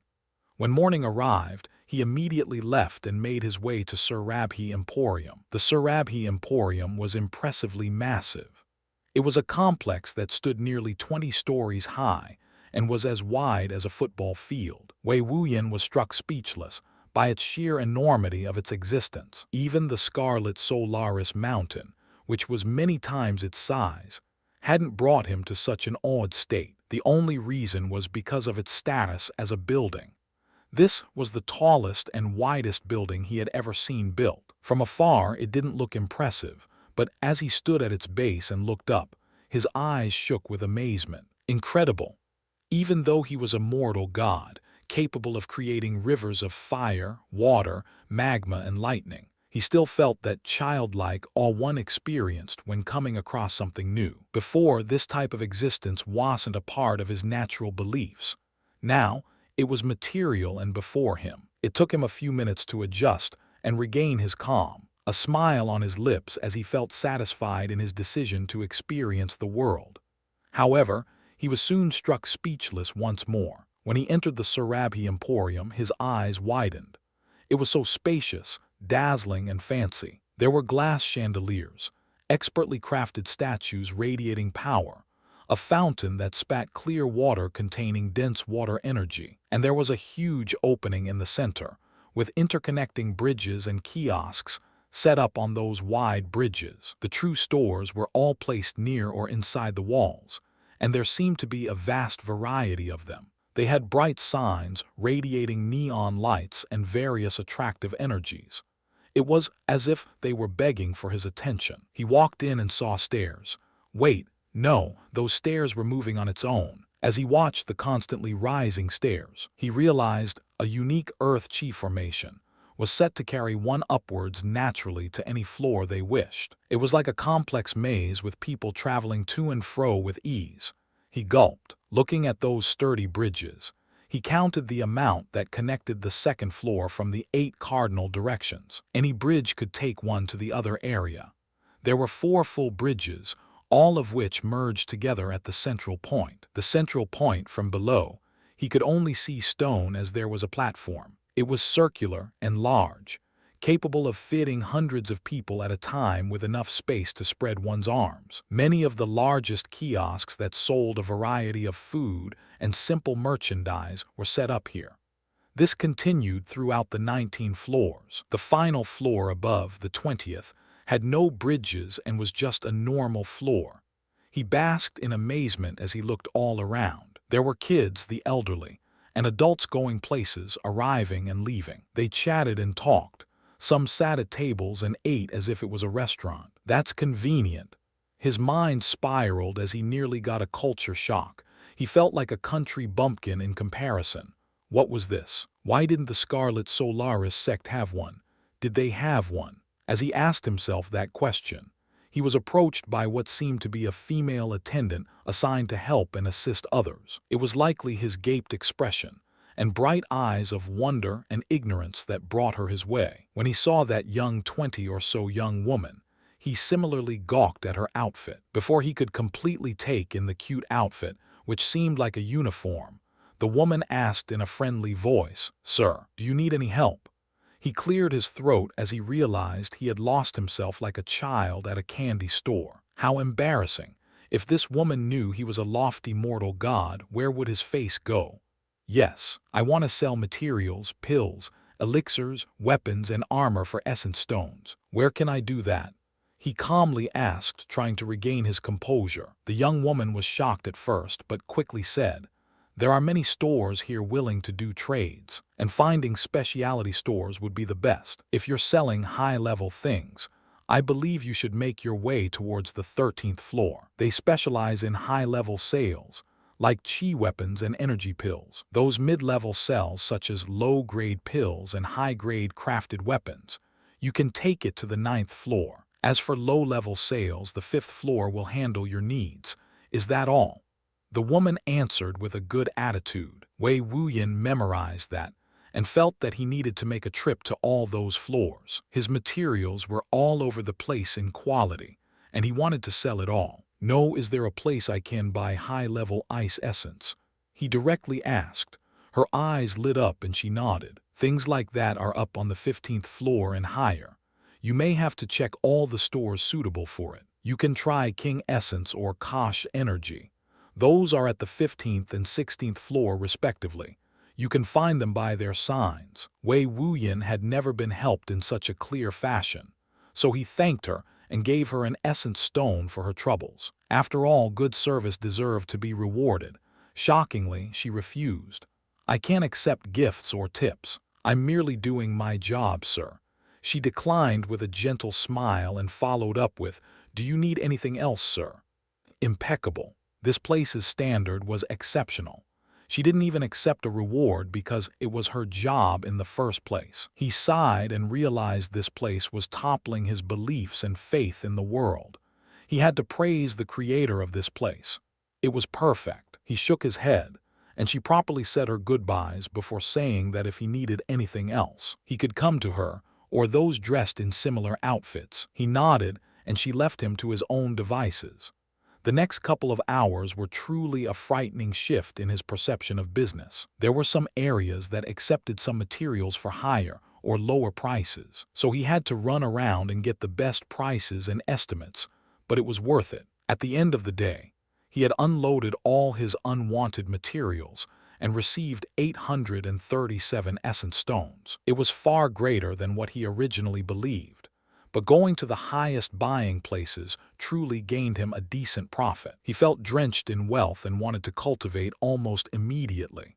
With what he already had in this, he neared 1,000 essence stones. That was more than enough to cultivate to the sublime chi phase, but instead, he decided to see about the high-level ice essences available. He had already tried King Essence and came up short, so he went to Kosh Energy.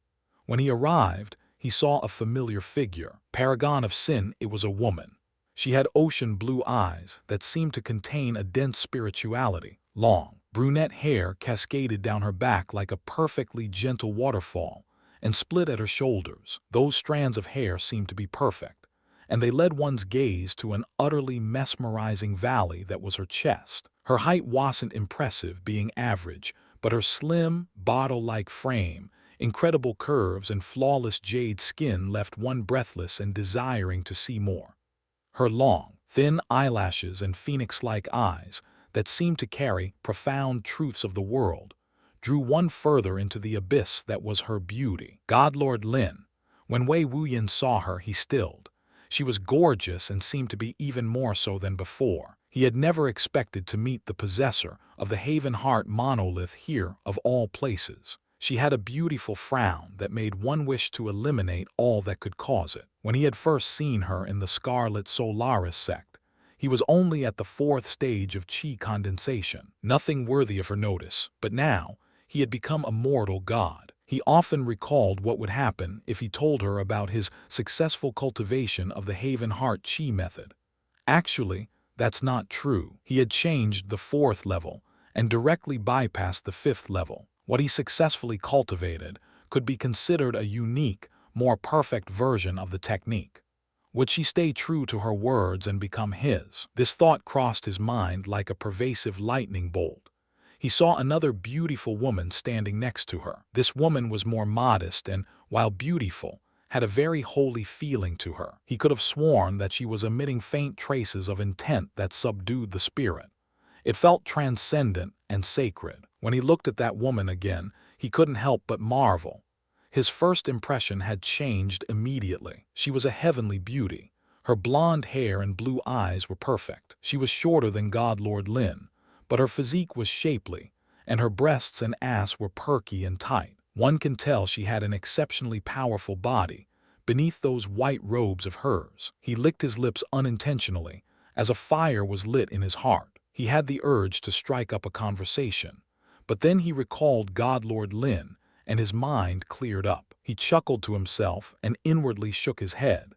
He didn't want to die by making rash decisions with foolish confidence. Xu Yang was a constant reminder to him that things needed to be taken slowly. He took a deep breath and walked up to the counter. The two ladies didn't even notice him as Godlord Lin had a frown and a look of contemplation, while the blonde-haired woman was silently waiting. Her eyes shone with a faint want. That faint desire almost made Wei Wuyin loudly gulp a wad of saliva, but he suppressed it. His heart was burning for her. It was like her every action could tease a man dry, birthing an intense desire of conquest. The store clerk was a thin-looking, bearded man who was looking at the two with glowing eyes. When Wei Wuyin arrived, he shot him a brief glance and thought for a moment. He looked at the two women, but seeing that they were still thinking, he politely called out, "Excuse me, The two didn't even react to his words. The clerk, however, made his way over with a smile. But Wei Wuyin could sense a tinge of impatience within. Wei Wuyin smiled and said, "I'm looking for high-level ice essence. Do you have any?" The clerk's eyes shined and he nodded. "I have top-quality ones. If you gave birth to their qi, you would reach the heavens in a single leap." Wei Wuyin became excited. He needed a high-level ice essence. He thought he would need to wait for a lucky chance. But he forgot that the world didn't revolve around lucky chances. Instead, it was more tangible and consistent. The things you're looking for, others could have them, and they could be ready for purchase. After all, the sect had violet lightning crystals, no. The clerk smiled and listed off his ice essences. There's the Everfrost ice essence. This ice essence can give birth to qi that is difficult to melt even at high temperatures. If you birth Everfrost ice qi, your advantage against fire arts would be absolute. I have 2 stones, worth 42 essence stones each. Wei Wuyin frowned. The Everfrost ice essence could be considered a high-level essence, but it was rather weak. While it was resilient to heat, it was fragile in terms of offensive and defensive means. It couldn't even win a battle of attrition. It was only a counter-type essence. Observing Wei Wuyin's expression, the clerk snorted inwardly. There's an exceptional ice essence even better than the Everfrost ice essence, the Cryo-Life ice essence. If birthed as a qi, it can seal life force. If you use it to temper your body, you'll extend your life. I have 3 stones of such, worth 70 each. Wei Wuyin was shocked that he had such an ice essence, but he still frowned in the end. The issue was that it could seal life force, but it required an immense consumption of qi daily, lowering one's combat efficiency. It can also contain life energy and be used to store it. But unless you reach the Godlord level, the 8th phase, infused spirituality phase, you can't have it leave your sight. The uses were limited, and if you wanted to trap someone, putting them in ice was pointless. They would become icicles, and they'd either die or live anyhow. So sealing their life force was pretty irrelevant. The clerk smiled, witnessing Wei Wuyin's high standards. Those two give you a higher chance of birthing ice qi. The next essence is impossible to birth as qi. Impossible? Wei Wuyin became intrigued. Yes, impossible, he said with a sigh. I'm interested, Wei Wuyin stated. The clerk gave him a long look but coldly smiled inwardly. The price is incredible, and it's very, very, very dangerous. I recommend you pick one of the other 2. He informed with a helpless expression, as if to say, you can't do it. I said I'm interested. Wei Wuyin knew what the clerk was doing, playing upon his ego to bait him, but he didn't care. He was curious about this last essence, and he already had some ideas of what it was. Okay, the absolute zero ice essence. It is so deadly that touching it can freeze your blood in an instant. It has the highest frost energy purity out of any ice essence, and is the coldest essence rumored to exist. There have been many who have tried to refine it, but everyone who's tried has died.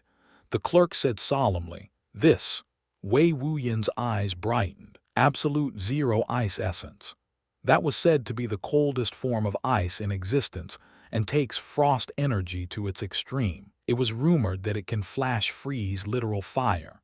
However, he also knew that what the clerk said was the truth. No one had ever succeeded. It didn't have a talent requirement, but because it was truly dangerous and lethal. Absorbing that pure frost energy was as dangerous as absorbing pure yin and pure yang. In fact, pure energy in general was fatal. However, frost energy can instantly kill, making it especially dangerous. Wei Wuyin had to say that. If he compared all his elemental energies, none of them matched the pure frost energy within a single absolute zero ice essence. He closed his eyes in thought. How much? He asked. I have only 1 stone. It's worth 150 essence stones. The clerk said with a little mocking in his voice, as if saying, I told you you won't do it. Know your limits. Wei Wuyin wasn't provoked by the man, but he was calculating his possibility of success with a single stone and survival chances. He had 2 hearts of qi, and it contained 12 types of energies, excluding the most basic type, and he felt it could work. A single stone may be little, but he had to try at least. If he could only birth a normal ice chi, he would just come back and buy one of the other two. He decided to purchase it. "I'll take it." The clerk's eyes lit up and he ran off to the back in a hurry. When he came back, he brought a child-sized blue box. It emitted frost energy, and the temperature of the room dropped by 60 degrees, even with the box blocking off a vast majority of frost energy. Comparing it to the blazing inferno magma essence, who increased the temperature by 40 without being sealed, there was a clear difference. After ensuring that the item was the actual item without any tricks, Wei Wuyin made the purchase. The clerk was happy. He had just sold off a product no one wanted. He felt like laughing, but it would be a little much with those two guests here. Wei Wuyin placed the ice box in the second layer of the three-layered ring. Only the weird book was there, and the paper won't suffer from the temperature drop. Just as he was about to walk out of the shop, the blonde woman abruptly said, "That stone is a calamity. There is no fortune there." Her voice was like a beautiful lark and it caused his body to shiver. He didn't turn around. Instead, he asked, "How do you know?" The woman was silent for nearly a minute, but Wei Wuyin wasn't willing to leave without an answer. The word calamity was like a trigger to him. The 18 calamities of hell was constantly lingering over his head and left him desiring strength to overcome it. Then she spoke. "The world says you at the 5th phase cannot overcome it. It is certain failure, certain death." As she said that, her eyes turned around as those blue eyes suffused with a trace of heavenly karma. Wei Wuyin stilled instantly. "What then?" He abruptly laughed. He laughed loudly and with heart.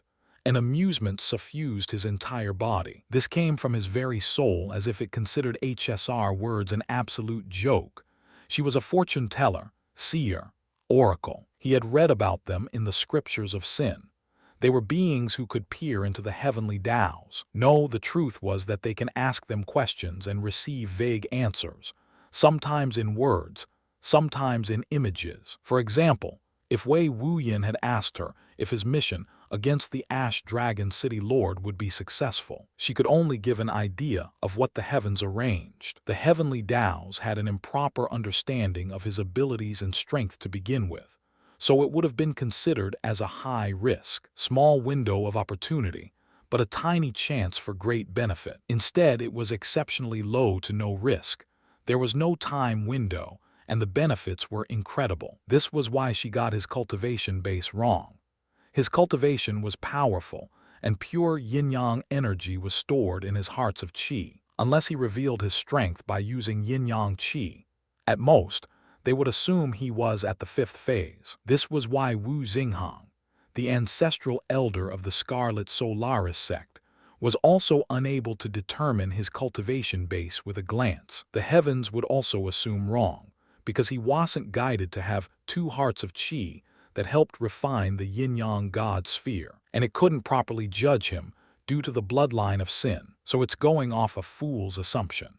It likely didn't even realize he had a nascent saber soul. "Do you care to make a bet?" Wei Wuyin turned around and looked at her directly in those beautiful eyes. She frowned. "I was only warning you. Heed or not, it's your future."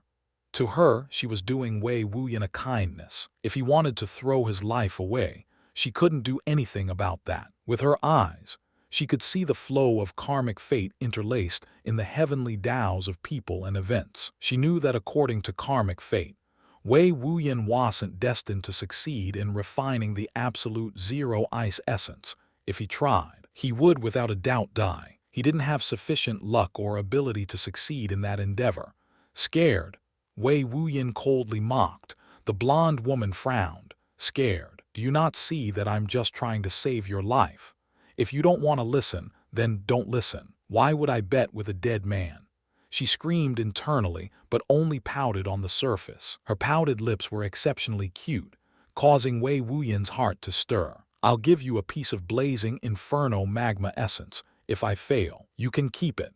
He withdrew a piece of magma essence, causing the temperature to abruptly rise. The store clerk and blonde woman were shocked as they looked at the dark crimson stone. Moreover, Wei Wuyin was holding it with his bare hands. The stone itself definitely burned hundreds of degrees, yet he held it with ease. That stone was rather large and was definitely enough for multiple people to birth the rare magma chi.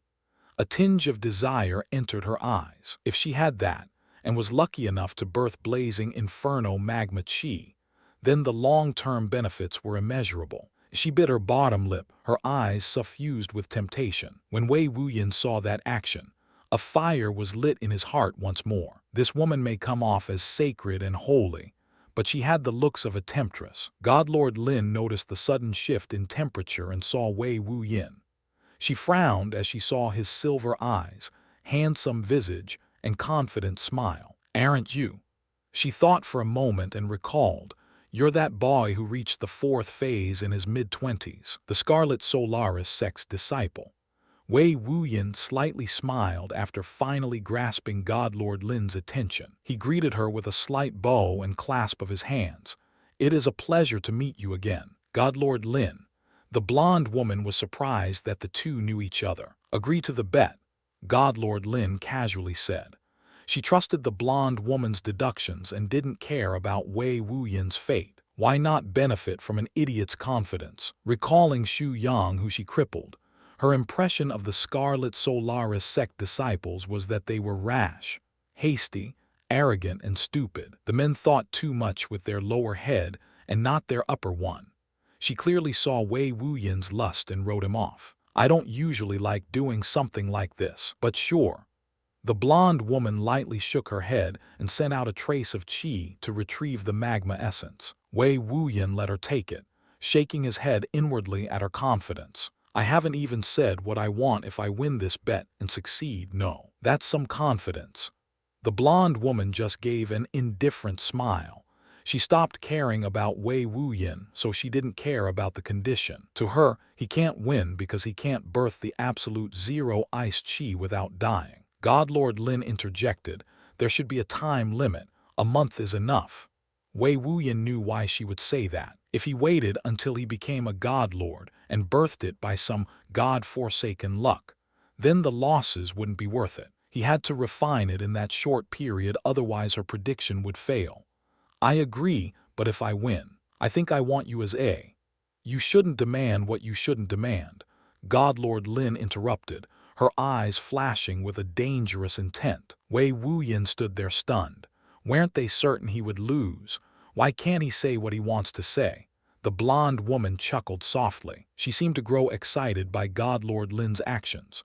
With a sigh, Wei Wuyin said clearly, "Fine. You must listen to my every order for an entire day. I won't force you to become a slave forever, give up your primal yin, force you to marry, and I also won't order you to bring physical harm to you, or put you in harm's way for that entire day. However, besides that, anything goes. Is this good?" Godlord Lin's eyes frowned. "Sure." The blonde woman cheerily agreed. She had already stored the magma essence in her storage space with a holy smile. "Swear an oath on your spirit," Wei Wuyin said. A spirit oath was a serious internal promise. If broken, one's spirit would shatter. Only chi condensation experts can make this promise, and without one's spirit, well, boom. HMPH. "I swear an oath with my spirit that this bet will be upheld." She swore. "I swear an oath with my spirit that this bet will be upheld." Wei Wuyin also did so. A formless pressure enveloped his spirit. This wasn't the first time he had swore an oath. However, he was shocked to discover only one spirit had the restriction. If he broke the bet, he could abandon a heart of qi and survive. His eyes flashed and he smiled. "1 month. I'll be here in exactly 1 month from today," he said, taking his leave. The two didn't seem to care. Godlord Lin had already turned away and went back to contemplation, while the blonde woman smiled with glee at her sudden windfall. She didn't care if Wei Wuyin became an icicle. It was his own fault, no. Paragon of Sin. After departing from the Emporium, Wei Wuyin immediately made way to the Orange Circle service and purchased a month-long subscription for the White Crane. It was a little pricey, but he felt intent on making heavy achievements during this month, and knowing the Crane was enjoying a luxurious stable left him feeling at ease. While he wasn't sure if he could reach the sublime chi phase in a month, he could at least attempt to refine the absolute zero ice essence. Even if he failed, the bet would only give him a small loss. The magma essence was definitely worth a few hundred essence stones and had its uses, but he didn't value it too much. If he could form a divine heart of elemental qi, he could bolster his allies' cultivation bases and give them a high chance of birthing any elemental qi. This was one of the undisputedly prominent abilities known to those who transformed their heart of qi into a heart of elemental qi, let alone a divine heart of elemental qi, devised from high-level advanced elements. If he wanted, he could sell his services to others and earn quite a fortune. In the long run, he could earn tens of thousands of essence stones, so this loss wasn't huge. Wei Wuyin searched the map and realized there were locations suitable for secluded cultivation. As a city of cultivators, how could such an establishment not be made? These locations offered protective and preventive formations, closed-off rooms, and dense heaven and earth essence. There were those suitable for cultivation of one's realm, and those suited for cultivation of spiritual spells and qi arts. After finding one listed that had a decent overview description, he made his way over. The establishment was called Road to God. It was a very apt name, as it focuses on selling rooms that were effective in the cultivating of one's realm, so it inspired desire and ambition. The reason why people cultivate was to reach supposed godhood and gain immortality. No, the location wasn't very wide like the Emporium, but it did have many floors. He could tell it had a total of 9 floors, and as he looked up, he could see a gathering of essence that even condensed into a state of mist. Of course, flying up there was an illegal action, so it was likely there just for the attractive qualities. When he first saw the dense mist, he wanted to see how thick and pure the essence of heaven and earth in the upper floors were. As a cultivator, those areas had an incomparably irresistible allure. When he entered, he was met with a rather fat man who had a jovial smile and bright eyes. He had that harmless aura that made one lower their guard and treat him kindly. "Greetings," the man asked. "How may I help you today?" Wei Wuyin asked for various information about the rooms. There were 8 floors and each floor had 8 rooms. Therefore, the space was limited. However, generally, those who cultivated here were attempting to reach a breakthrough, so they didn't stay long. The environment was decent, and the materials that constructed the walls of the room were called darkness steel. It had an inherent ability to restrict spiritual sense probing, and could contain energy rather well. The durability was extraordinary, and even those at the 5th phase would find it difficult to breach in a short period of time. It offered privacy and safety. A month's rent for the 2nd floor was only 3 essence stones. As one rose up, the prices also did as well. At the top floor, 30 essence stones was the price. Wei Wuyin didn't need dense essence energy, but it couldn't hurt, so he purchased the 5th floor for 10 essence stones. The jovial man laughed and gave him all the necessary materials, including the key to the room and formation flag to the spiritual formations within. After taking this, he made his way up. The density of essence was truly higher than below. Even though he hadn't entered his room yet, he could already see faint signs of essence mist lingering about. When he entered the room, the mist was visible, and his hearts of qi became hungry beasts. They drew the essence within and refined their cores even though he hadn't taken any action. It was as if they could cultivate without him. This caused him to freeze for a moment, but he dismissed the ludicrous thought. Settling in, he calmed himself down and removed the child-sized box storing the absolute zero ice essence. The temperature dropped dozens degrees instantly. A chill entered the air, and frost energy flowed out of the box. According to the records, one of the most dominant characteristics of absolute zero ice essence is its flash freeze ability. It makes harvesting it incredibly delicate and incomparably dangerous. A single touch of its pure frost energy can freeze one's blood and life force, deteriorating it instantly, leading to death. There's also mention of a material change in physical composition. It could turn flesh into ice, which can shatter instantly. That had to do with the inherent moisture within, right? As he recalled the various forms of information about the essence, he couldn't help but feel some concern. He actually had a few ideas as to how to approach the refinement, but he wasn't sure if they would work. Firstly, he thought of using magma or fire chi as a counter to reduce the frost energy's lethality. But if he did that, the frost energy would be diluted at best, contaminated at worst. Even if he refined it, he'll be lucky to birth normal ice chi, let alone absolute zero ice chi. Another idea was to let his hearts of chi do the job and pray. But considering how the frost energy had to come in contact with his meridians and flesh, that wasn't very smart. Rushing in blindly and hoping for the heavens to keep you safe was ridiculously stupid. Immediately, his eyes widened as he thought of a crazy, absolutely insane idea. If the pure frost energy came in contact with his flesh, moisture in his body or life force, it could flash freeze and end up harming or even killing him instantly. But what if it didn't come into contact with his body?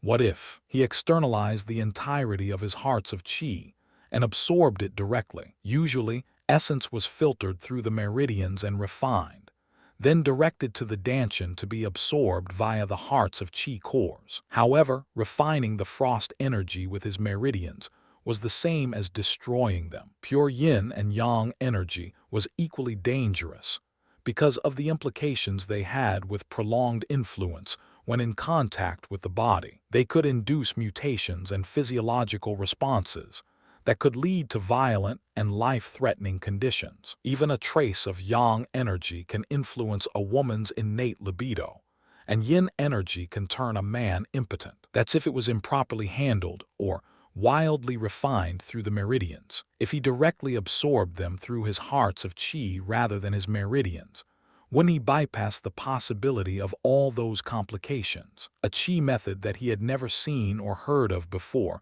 was slowly taking shape in his mind as an idea, a radical concept. However, if I extract my hearts of chi, could I still control it? What about the chi that's constantly circulating in my body? He pondered these things. Without the spine and brain center, that was the heart of chi. A person's body of chi would undergo a state of unrest and uncontrolled behavior, leading to chi deviation. Wait, I can just extract one and leave the other to handle the chi in my body. That's right. I have two, not one, so I can do this without exploding. Realizing a crucial benefit of having two hearts of chi, he became more brazen in his thoughts. If he had one heart of chi, while he could theoretically externalize it, he had a near certain chance of undergoing chi deviation. Taking a deep breath, he considered multiple points and felt that this line of strategy was his only choice. I can do this. He felt more confident the further he pondered on the situation. His hearts of chi contained 12 types of energy, excluding basic energy, and he believed they couldn't be flash frozen so easily. He started meditating. Slowly, he considered the various points of egress for his heart of chi. The heart of chi's size was very difficult to determine by standard means, but it could be said as roughly the size of a tennis ball. Mouth, he decided. When he had this thought, he communicated with his spirit that controlled his heart of chi. Shockingly, it trembled with excitement. He didn't hesitate for a moment as he opened his mouth. Before he could even use his chi to guide the heart of chi outside his danchan and out of his mouth, it started to move on its own, as if aware of his thoughts. It shot out like a bullet, passing through his body with an unprecedented familiarity. Only now did he remember that metaphysical chi, and the core was constructed with his matter composition in mind. His heart of chi was more familiar with his body than him. He couldn't help but warily laugh as a multicolored cyclone shot out of his mouth in a flash. When he saw it, his eyes lit up. This was the first time seeing an externalized heart of chi. It was very transparent looking, but also gave off an impeccable level of realism. Metaphysical chi. The concept of metaphysical is related to reality, both false and true. It manifested reality and thought into one. He had never understood why it was dubbed metaphysical until this very moment. It was absolutely beautiful, as the cyclone surrounding the core was shockingly symmetrical in shape. He could see that within the core were various images flashing of elements, sabers. Memories of his very soul and thoughts were present. When he looked deeper, he saw his very first sexual experience and defining moments in life. It was like looking at a movie of his own life in a third person's perspective. He could even see himself via a bird's eye view. Was the surroundings real or based on his memories and beliefs? It was as if what he felt and experienced, so did his spirit. As he thought about this, he felt an urge from his soul. The spirit of his heart of Qi informed him that being externalized was a temporary state. It couldn't stay outside for long, so he needed to be quick. It exhibited mutual excitement at refining the absolute zero ice essence. It was like a reflection of himself, a clone. It was only now did he realize the heart of Qi was a clone of himself in energy form, with his thoughts, personality, and memories. After all, it was condensed from his mind, matter, essence, and soul, creating the spirit itself. He didn't hesitate any longer. He shrouded his body in a Qi ward infused with all of his various Qi types, which produced a multicolored ward. Then he opened the box. Whoosh! A wave of pure frost energy froze the walls and floors instantly. A dense mist of frost emerged in the air as white wisps fluttered about. Wei Wuyin was shocked at how quickly the ice essence shifted the environment. It turned the room into a winter wonderland of sorts. With his protective ward, the pure frost energy couldn't penetrate or harm him. That being said, if he absorbed it through his meridians, there would be no protective layer. Glancing at his heart of Qi, he found that, like his Qi ward, it was similarly unharmed. A level of excitement rarer than anything he'd experienced before was birthed in his heart.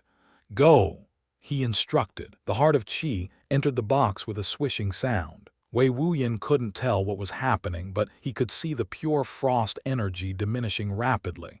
His expression changed instantly. This was too fast, no. Before a minute had passed, the frost energy that had shifted the environment was all drawn into the box and disappeared entirely. His left eye and eyebrow twitched. Then, after a while, he felt his soul scream with content. This scream originated from his spirit, the spirit of his heart of Qi. Whoosh! The heart of Qi swiftly exited the box. Without him having time to analyze it, it shot into his mouth with haste. His head tilted back in recoil and he had a weird expression.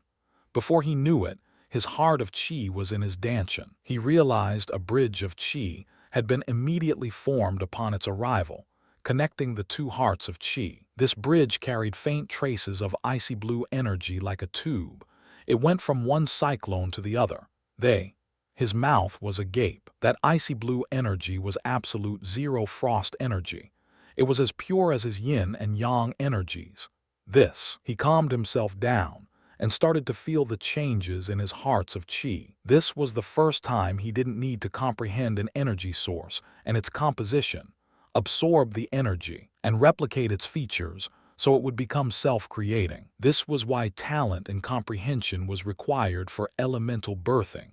The self-creating energy wasn't automatic. One had to understand the composition, differences, and traits of a certain specific type of element so it can auto-convert. Otherwise, one would just give birth to lightning Qi instead of violet lightning Qi, or fail giving birth to it altogether. Essence into energy, energy into Qi. After several hours, his hearts of Qi had finished their exchange. His silver eyes now exuded an icy aura and sparkled with pure frost energy. Within his mind, all sorts of insights into absolute zero ice energy emerged. I've actually birthed absolute zero ice Qi with such relative ease. At this point, he didn't know if the circumstances and his innate talent attributed to it all, or if it was because his karmic luck was absurdly high. It was utterly laughable how easy it was. Moreover, blazing inferno magma Qi was far more difficult to birth. It took a full 10 days. However, when his heart of Qi absorbed the energy directly, it took less than a minute. He inspected his body and felt an astonishing feeling of comfort. His body was still being tempered by the refined absolute zero frost energy, and there was no harm. In fact, he couldn't physically feel anything but warmth now. He wasn't entirely sure, but he had the feeling that regardless of which spectrum of temperature he faced, he would constantly feel this level of warmth, like a permanent homeostasis. Was this what immune to heat and cold meant? As he pondered on his state, he recalled something. A grin formed on his lips, suffusing a victorious excitement. I won, haha. Paragon of Sin 1 week later. Wei Wuyin's athletic figure was surrounded by mystical energy, white and pure, light and free. He deeply inhaled, and the energy entered his nostrils, openings of his closed eyelids, mouth, and ears. It was as if every orifice of his body was breathing, as the energy used any means to enter his body. When the energy had been fully consumed, Wei Wuyin's closed eyes snapped open. A scintillating, multicolored light effused from his eyes, bathing the world in variety. A shimmering mixture of colors were beautiful and majestic. A soft exhale later, and he spat out a wad of purified essence. There wasn't a hint of turbid or tainted essence within that breath of his. It was exceedingly pure, and could be used by others to cultivate to great effect. Extraordinary, Wei Wuyin excitedly exclaimed as he analyzed the myriad changes occurring in his body, in his qi, and in his spirit. During this week, he had designated a majority of his efforts to fuse his fire, water, earth, wind, metal, lightning, wood, magma, and ice energies into one. It was the initial birthing process of elemental energy. Condensing elemental energy wasn't difficult. In fact, the most difficult portion was birthing 9 elements rather than combining them into one. That was because the 9 elements were like pieces of a puzzle, and with all 9, one can easily fit them into a single whole. Therefore, creating elemental energy wasn't difficult. Neither was transforming one's heart of qi. The sole reason why he took a week had to do with the qi method he was cultivating. Divine element form. The divine element form didn't just require the birth of elemental energy, but required the transformation of the core within the heart of qi. The core contained its quintessence, all of its energies, all of its substance, and was the hub that housed the spirit. The divine heart aspect referred to fusing all the 9 types of elemental energies within the core into true elemental energy, replacing the 9 types entirely. At that point, he would no longer possess absolute zero frost energy or life meadow wood energy, but divine element energy. Divine element energy contained the inherent abilities of all his elements, and advanced elements multiplied by several fold in terms of intensity and might. Therefore, the inherent vitality and life force within was far stronger than before. He had spent an entire week on this fusion process, making that completed puzzle into a single whole picture. There was no longer a way to disconnect or segregate them. His core was no longer multicolored, but a pure white color. He could still feel yin, yang, and saber energies within, but its substructure had become true elemental energy. The elemental energy generated elemental qi that swirled within the cyclone surrounding the core. From this cyclone, streams of white qi circulated throughout his body and tempered it as per usual. He felt an exceptionally powerful strength emerge from his body with each tempering cycle completed. The attributes of his body from before had jumped considerably. He squeezed his fists and felt like he had endless and boundless power within. I have 2 hearts of qi, but only one has been thoroughly transformed into a divine heart of elemental qi. Now it no longer contains basic energy or qi, just elemental energy and qi. As he muttered this, he checked his other heart of qi. Its core wasn't white, but multicolored, containing all the 13 types of energy, including basic energy. I can produce elemental qi with either core, but the elemental qi from my divine heart is far stronger. Is this the inherent difference between a transformed heart and a standard one? One contains the energy, and one becomes it. As he regarded these differences, he couldn't help but sigh in amazement. He was originally planning on transforming both of his hearts of qi with elemental energy, but he stopped himself. In the end, he decided against it completely. At first, he wanted 2 divine hearts of elemental qi, but now, with the nascent saber soul. He felt the need to strengthen his saber chi. Therefore, he needed a heart of saber chi. However, he didn't want an ordinary one. He wanted a divine heart of saber chi. He planned to transform his core in much the same way as the other one, completely and on a fundamental level. His decision was reinforced when he realized the benefits a divine heart gave his spirit, essence, matter, and mind. He had never felt so clear-headed, so physically empowered, and so hungry. His meridians had experienced a change on a fundamental level, allowing him to absorb and refine elemental energies as easy as breathing oxygen itself. His spiritual sense now embodied the characteristics of all 9 elements, and none of them could hinder his perception, either physical or spiritual. As for his physique, each element had benefits when birthed and tempered one's body and chi. Earth, durability and strength. Water, flexibility and fluidity of movement. Wind, ease of control and movement speed. Fire, resilient to heat and cold. Metal, toughness, durability and fluidity of form. Lightning, reaction speed, reflexes and movement speed. Wood, flexibility, adaptability and strength. Magma, immunity to heat to a certain degree and fluidity of movement. Ice, immunity to cold to a certain degree and toughness. These were the specific benefits of an elemental birth, outside of the overall general increase in physique with each inclusion. While they all increased physical attributes, some enhanced certain aspects more than others, such as magma may increase physical strength higher than ice if he included the benefits of his high-level essences, such as the life meadow wood essence's vitality and life force. He realized that all of those traits had been increased by 9-fold, at least. Wei Wuyin felt truly empowered. He knew with just his physical strength, he could kill a mortal god-level expert. He was absolutely certain of this.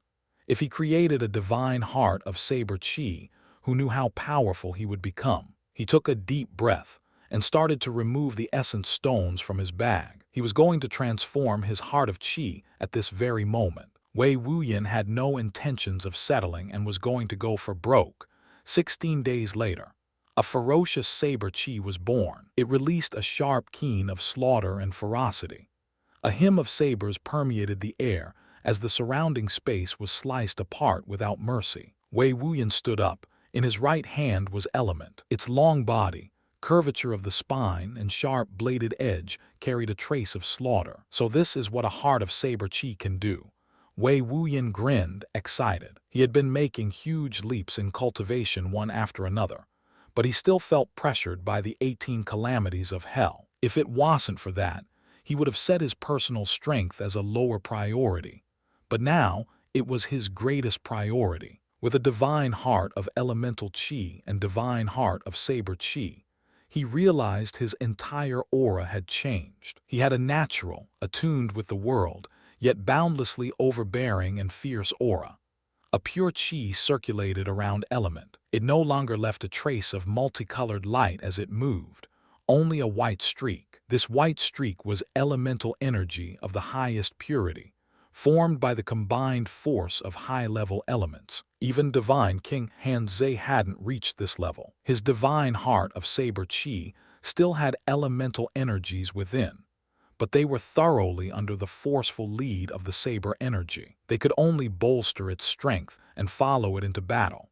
Wei Wuyin had also realized an inherent issue with ethereal chi hearts. When he relied solely on his divine heart of saber chi, he couldn't execute any standard elemental chi arts. It wasn't that he couldn't create fire, but that it would always take the form of a saber, possessing an inherent saber quality. The saber intent birthed was exceptionally overbearing, forcefully inserting itself into everything. Even movement arts were transformed, and with saber chi as its lead, it made controlling and regulating the chi arts according to its described ways difficult, if not impossible. This flaw was likely why there were no divine heart of saber chi methods, or any divine heart of ethereal chi in the Scarlet Tao Temple. Luckily, he hadn't transformed his hearts of chi into only saber chi. Fortunately, his elemental chi could execute any elemental art and increase its base strength by 9-fold.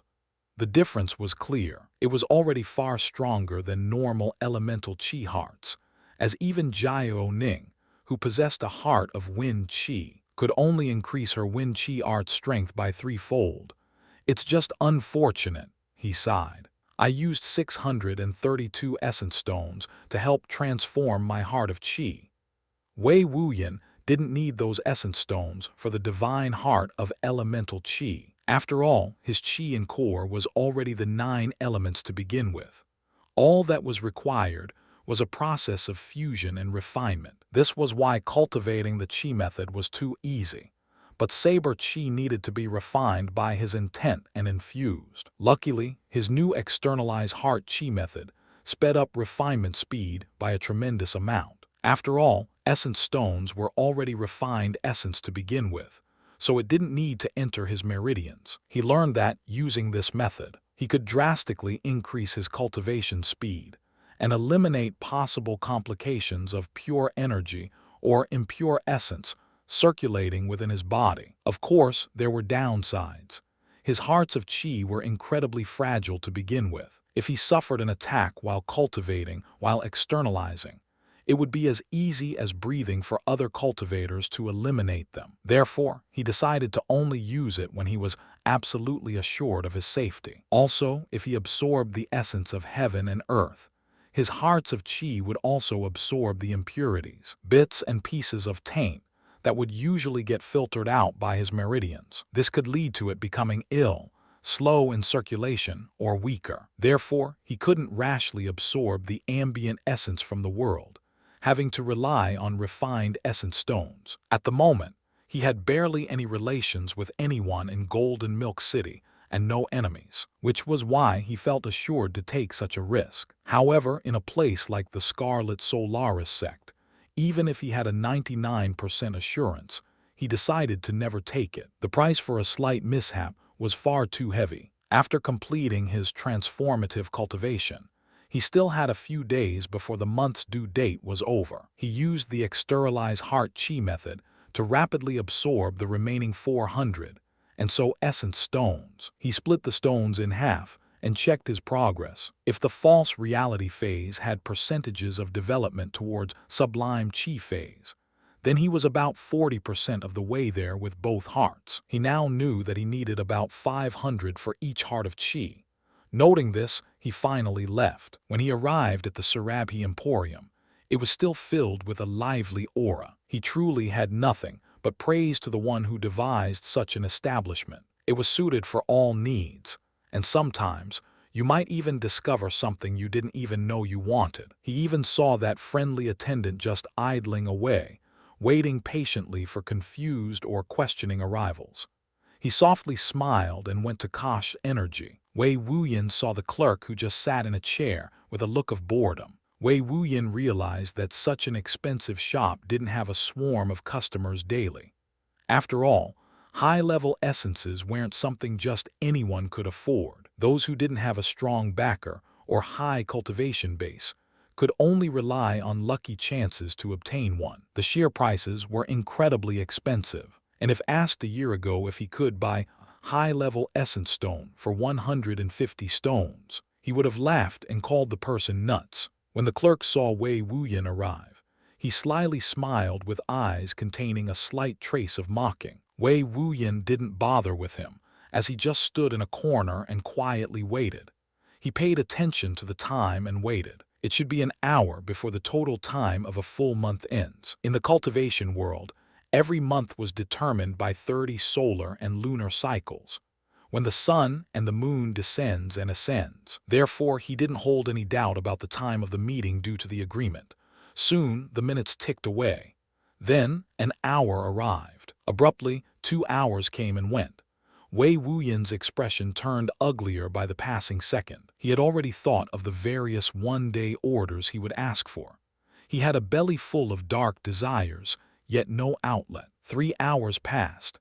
Wei Wuyin's eyes were closed and the rage in his heart was becoming murderously fierce. Who liked waiting for someone? He sure as fuck didn't. You know, those two had already left the city. If you're thinking of begging for your magma essence back, you're out of luck. The clerk finally said, after realizing the aura Wei Wuyin was emitting felt a little dangerous. At first, he found it funny, but Wei Wuyin's aura was causing him to shriek in fear within his heart. What? He whipped his head fiercely towards the clerk. They left. The clerk took a step back, awkwardly laughing in hopes of diffusing the tense and uncomfortableness in his heart. Yeah. They left the day of. I saw them leave the city, and I don't think they intended to come back. Wei Wuyin's eyes were wide, disbelief at their gall, and the utter shamelessness. You make a bet and then depart. Aren't you just cheating people? Can you even call yourself a godlord? The respect he had for Godlord Lin dropped to the lowest possible point. Where did they go? He was going to get his victory. Northwest, I think. They should be heading to the Wu Empire's capital city, Wudao. The clerk answered sheepishly. Northwest. Fuck. Wei Wuyin viciously stomped his feet.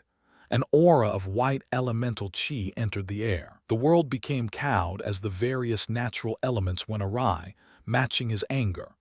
The wind currents became enraged, chaotic and ever-flowing. The moisture condensed into ice droplets and steam vapor. The floor softened, hardened, cracked, and shifted. A slicing air surged, overbearing, imperious, and murderous. The disturbance caused all those on the above and below floors to feel like an earthquake was happening. There were yelps of panic, fearful shrieks, and confused questions slinging from the crowd. Wei Wuyin rarely ever lost his cool, but the fact they essentially cheated him made him feel stupid and naive. In fact, he was essentially robbed, and he gave it to them with the utmost confidence. How could he not be angry? How could he not be enraged? His trust in the honor of a godlord had vanished into thin air. Z-Room, he felt a spiritual sense sweep towards his area. This spiritual sense stopped on him. It was penetrating and daunting. A strong taste of metal entered his mouth, and faint tingling itched at his skin. He could feel a hint of qi within. He calmed himself down after sensing this spiritual sense linger on his body. As he did, the manifestations of elemental chaos and slicing currents subsided. "Thanks for telling me," he said, looking dejected.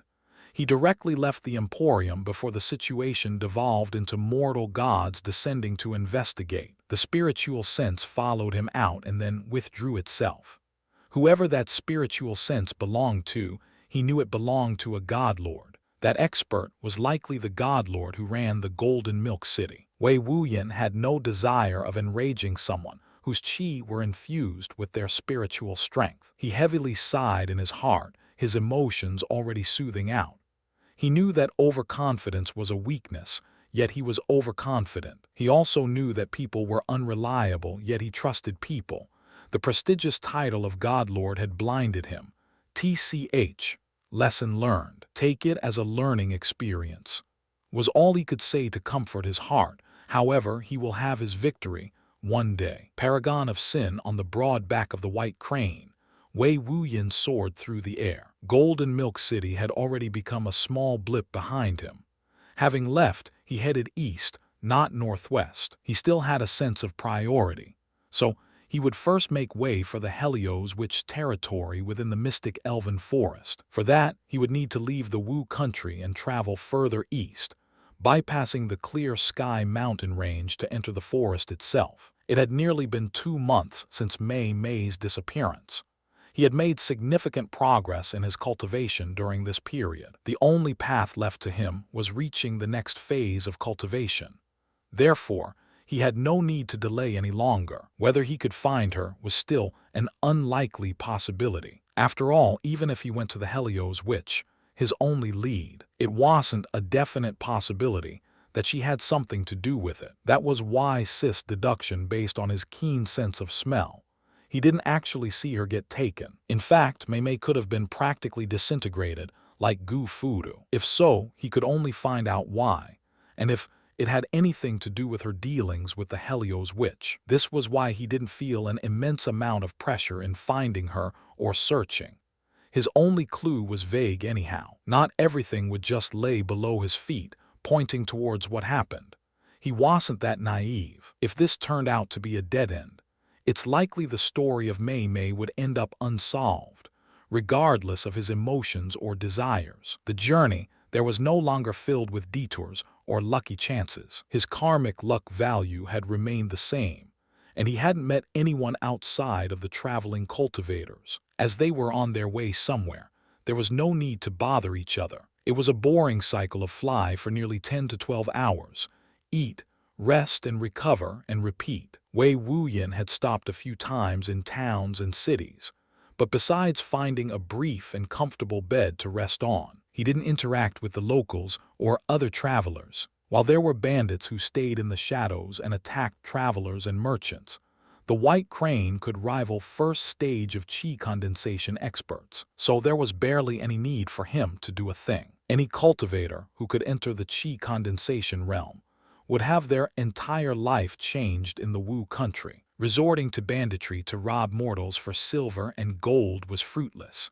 In that realm, mortal wealth was no longer an issue. You had the opportunity to become a guard of a grand city like Ash Dragon City or Golden Milk City. A single day's pay could encapsulate the entire lifetime wealth of a mortal. You could establish your own clan, have dozens of wives, and hundreds of children and make sure each was fed and taken care of. Therefore, Wei Wuyin didn't need to bother with those trifling matters. And while there were cultivator bandits, they wouldn't target those with powerful mounts, but those too weak to afford to raise or train mounts. Before long, 3 weeks zipped by.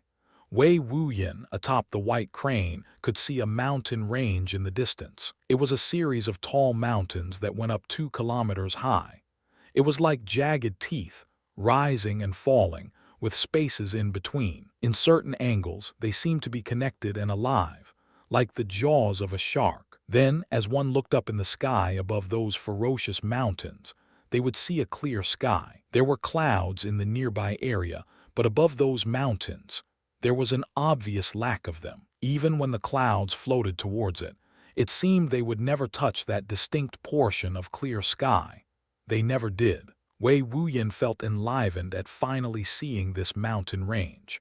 Having traveled for so long, he knew his goal was on the other side. Luckily, the white crane could easily fly over that range. If it was any other mount whose strength was below that of a qi condensation cultivator, the mysterious force surrounding the mountain would impede them all. Wei Wuyin had read about this mysterious force, but most of the information was vague detailing of the mountain's characteristics. There were some who theorized that the mountain range was a piece of a jaw from a divine beast. Others believed it was formed by an expert who could travel the stars. There were other theories, but those two were the most grand.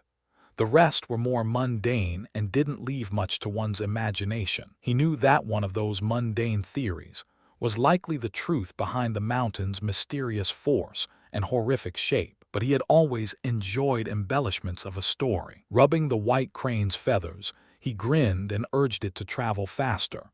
Now that he was here, he wanted to see this mountain's force. A throb of excitement entered his heart at the unknown and new.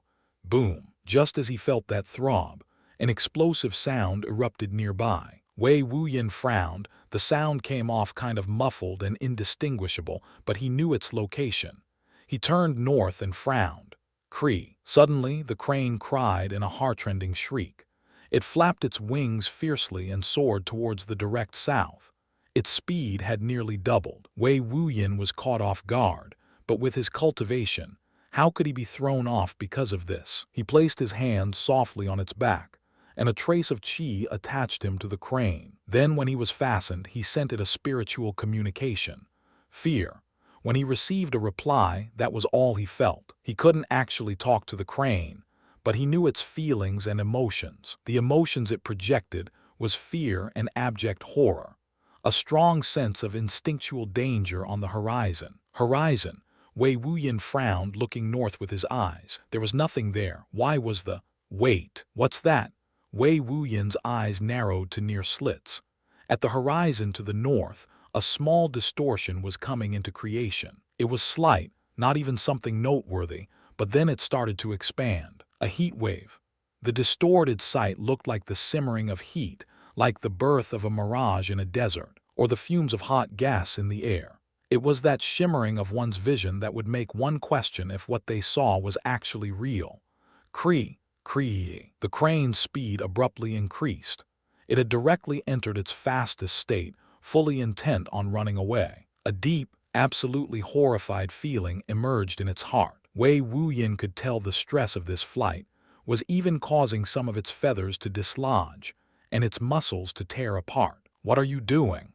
Seeing its self-destructive state, Wei Wuyin screamed. He took his eyes off the north and used his elemental qi to enter the white crane's body. A dense vitality and life force entered its body as he executed the earthly wood heal qi art. With elemental qi and a high-level wood essence, the effectiveness was dozens of times greater than described. In a split second, the crane's body was healed and filled with powerful strength. However, instead of stopping, the crane started to overdrive its entirety. Its life force started to burn as it traveled faster and faster. It was actually burning its life force. Wei Wuyin was driven speechless from shock.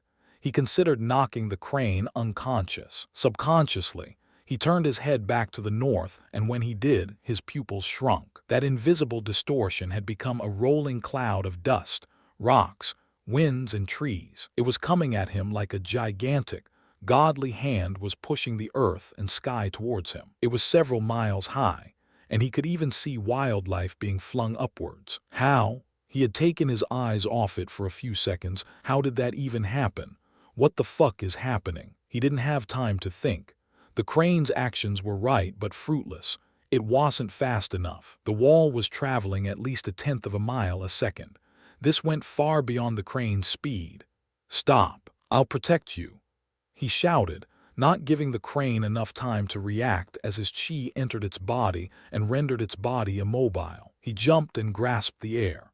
A hand of elemental qi formed, large enough to encapsulate the crane entirely. It clenched itself softly around the crane's body, and Wei Wuyin grabbed it and dove directly towards the ground. His movement speed was far faster than the crane. He carried the crane, using his elemental qi. He executed the thunderstep qi art the moment his foot touched the ground, exploding forth with thunderous momentum. Boom! The earth was destroyed where he stepped. A huge crater formed in the earth that went as deep as 5 meters. He traveled 100 meters in a blink. He continuously executed the art, pushing it to its limits. "What? That's all?" Wei Wuyin was deeply shocked. He had only traveled about 100 meters each time, but the wall moved about 106 meters a second at least. Even though his speed was far surpassing his current cultivation base, he still didn't travel far or fast enough. When he turned back to take a look, his vision became filled with the scenery of a magnificent wall. He couldn't see its end. This wall was made of dust, of earth, of rivers, of animals, of trees, of clouds, and even people. He could see a middle-aged woman's body being pushed along in the middle of this wall, but no life force emitted from her body. She was dead. His heart pounded with intense fear. Was this the first calamity?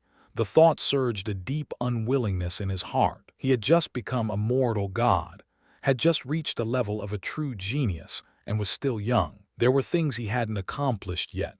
He wanted a proper harem, to have 10 women at once. He wanted children who he could be proud of.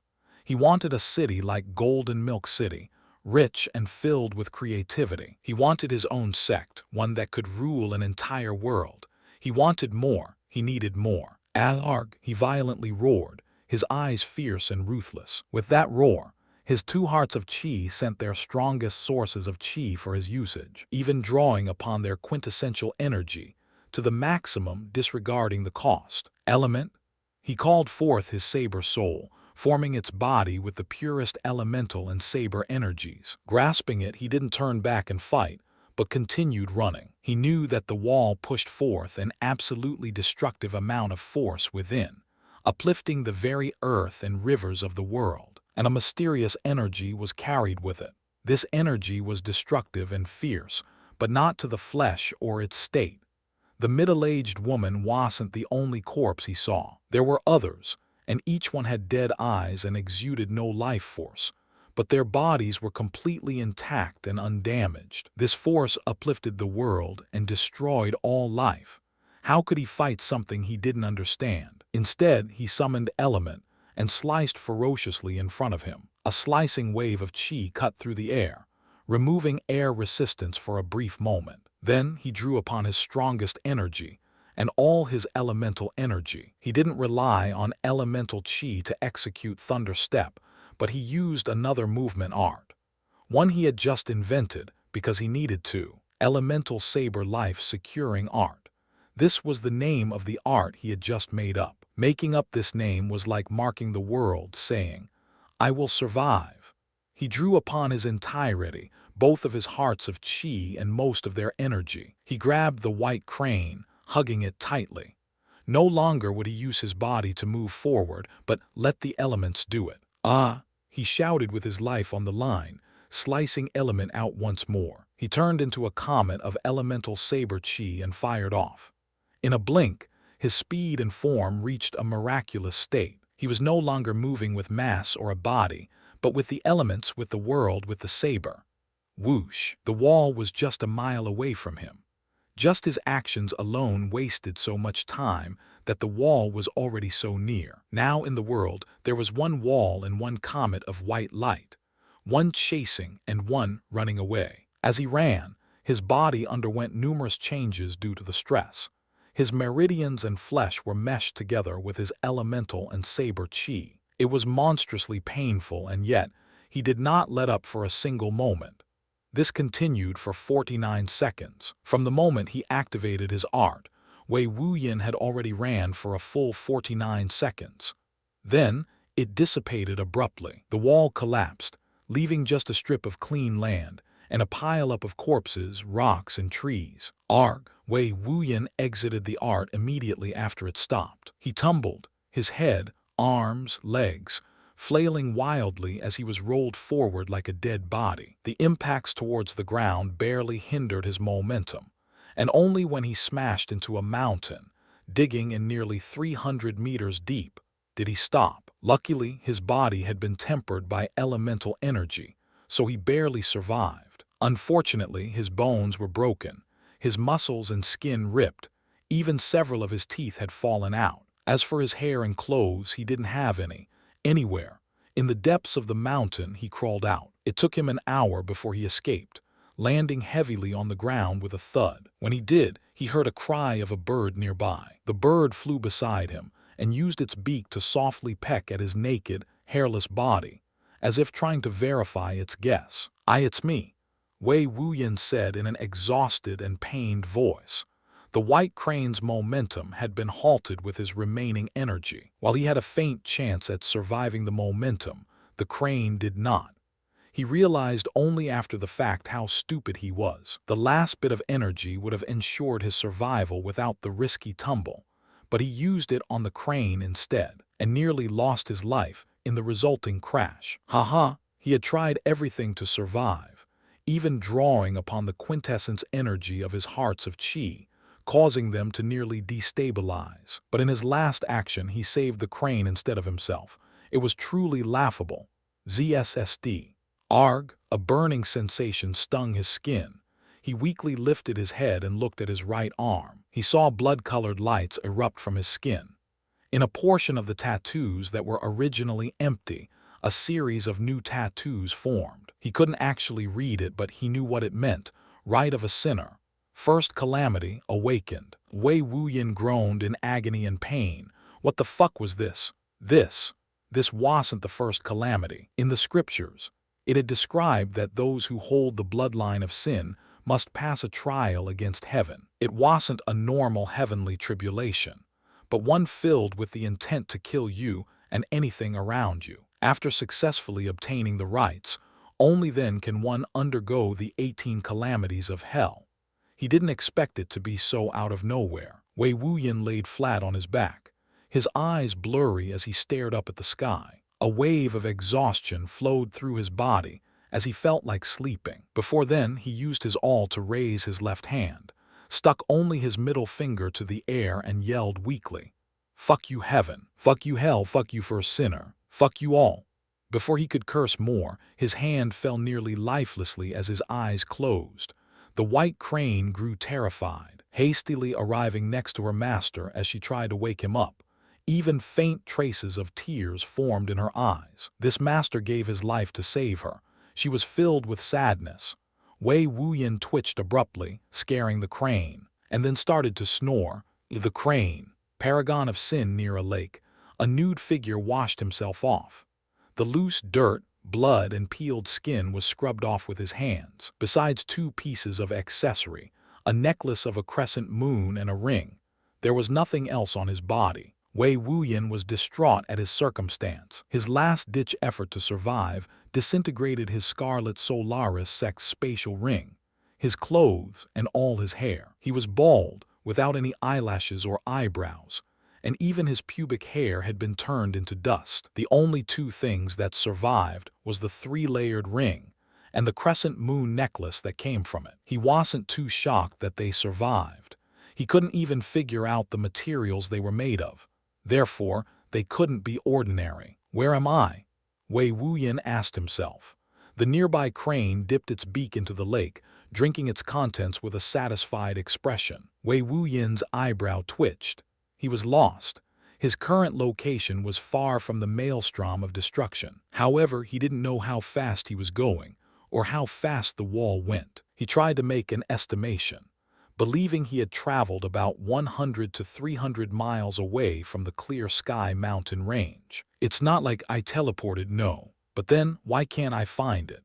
Wei Wuyin's frustration furthered when he recalled taking the crane into the skies and finding no mountain range. He couldn't have traveled 1,000 miles away, right? If he did, considering he traveled south, directly opposite to the wall's incoming direction, he would have been in the Jade Lotus domain, or near it. From the Clear Sky mountain, west lay the Gaia state of the earthly Titan Sect and Scarlet Solaris domain. Northwest from the Scarlet Solaris domain was the Sky Sword domain. Directly north was the Aqua Echo Sect, and east from the Aqua Echo Sect was the Wu Central lands of the Wu country and home to the capital. If he had traveled north from the Clear Sky mountain range, he would have been in the Wu Central lands, but he went south, with only the Jade Lotus domain being south, bordering another country. He had only 2 possible locations: the Jade Lotus domain or Xin country. Looking back at the destruction that had occurred, he wondered how many lives were lost, how many families were killed, cities and villages were swept up, and sects destroyed if he truly did travel as far as he believed. Even worse, my hearts of Qi are damaged. They'll need time to recover, even the Qi cyclone around them destabilized. Sighing ruefully, he felt the immense pain aching his body, not to mention the damage to his hearts of Qi. His actual fleshy body was damaged, both internally and externally. To make matters worse, he didn't have any medicinal pills to help or Qi to bolster his healing rate. He would have to wait with fractured teeth and bones, missing teeth and hair, and bruised flesh until he either obtained the appropriate pills or his hearts of Qi recovered. As he looked in the reflection of the water, his handsome visage no longer existed. Instead, he looked like a dirty hillbilly with a toned body. In fact, his hairless state made him somewhat monstrous looking. He rubbed his bald cranium and winced in pain. There was a considerable dent in his skull about the size of a baby's fist, and it was quite noticeable. Without Qi, he couldn't even smooth this out. In fact, if it wasn't for his enhanced brain's flesh, that dent would have been fatal. Even now, he felt his bodily control slip at times, like his brain had suffered considerable damage. When he walked, he would limp at times, and even his hands trembled randomly, or just outright become useless for a period. Wei Wuyin knew his motor functions were affected by the rolling and smashing into the ground and mountain. It was already lucky his bones didn't shatter into bits, only fractured and broke, but the extent was throughout his skeletal system. The only piece of bone that had very little damage was the spine, as it was the most tempered aspect of any cultivator. Despite that, he still felt numbness in his legs. The crane finished drinking and made its way to Wei Wuyin. It rubbed its beak in his right hand. Wei Wuyin didn't respond. His eyes closed as he felt the dent in his skull with his left. The crane cried softly, only then attracting Wei Wuyin's attention. When he saw the crane's beak rubbing his palm, his eyes constricted. He didn't feel that. He couldn't feel that. He grasped his right arm with his left hand and squeezed. He even put enough force to further the fracture in his bone. Only then did he realize that his entire right arm had grown numb to pain. He moved it, and it trembled throughout the motion, indicating the severity of his current condition. Taking a deep breath, he felt a deep pit form in his heart. He didn't want to admit it, but there's another reason why he couldn't realize where he was. His memory was affected. He tried to recall things. He recalled time in the Scarlet Solaris sect, how he found an essence stone, propelling him to an inner disciple, joining Mei Mei's faction, all sorts of missions and events, his engagements with the Jiang brothers, and him cultivating diligently to ascend to the second phase. He continued to recall, but after he reached the middle portions of his core disciple life, it grew blurry and then blank. My most recent memory is my escape. The next recent memory, what is it? What is it? I became a mortal god, wait. No Ash Dragon City, no Jade, Arg. His head started to fiercely pound with pain. Wei Wuyin clenched his head and violently fell to his knees with a thud. Shit, he viciously spat, misty spittle and blood escaping from his lips. His wounds opened as they bled once more, covering his body with a sanguine color. His memories were affected and he had lost a portion of it. As a cultivator, he knew it was temporary. All damage to the brain could be healed with the appropriate treatment, and he possessed the life meadow wood chi. He needed to wait. He just needed to wait.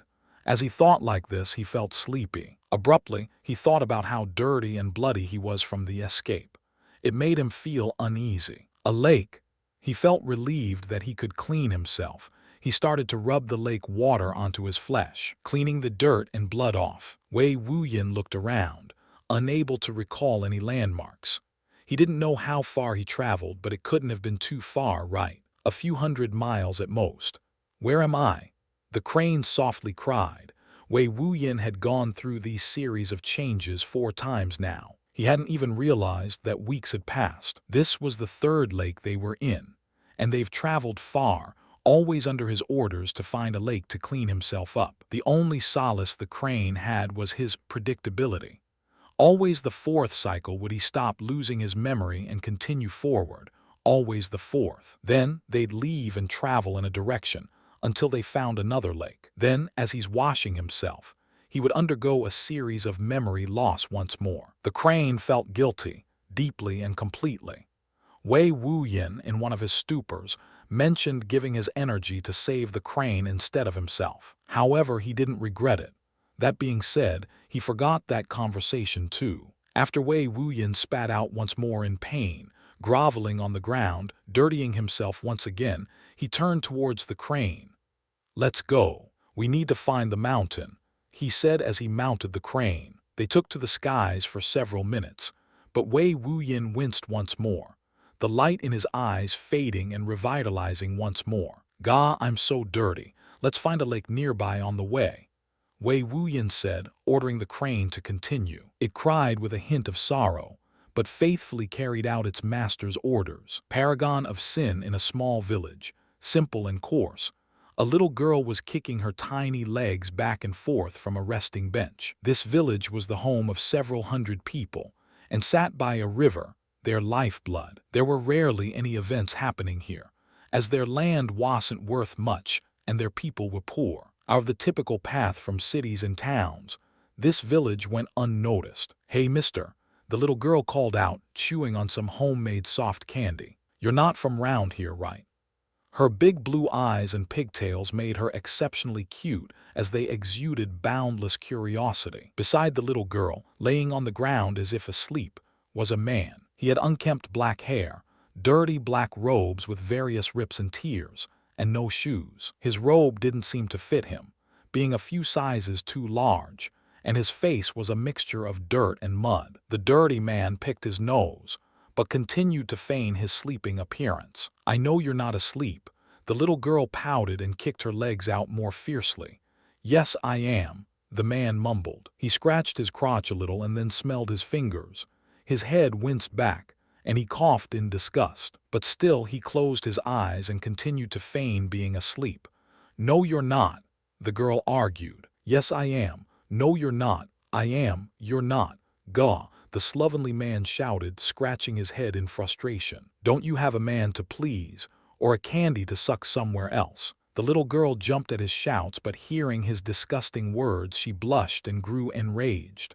"I'm too young for that," the girl cried. She was only 10 years old, and the ways of a man and a woman wasn't something she was allowed to have or know too well. Even though she knew the doings of her parents in their private time, she knew what she should and should not do. Therefore, she was vehemently against being told off in such a way.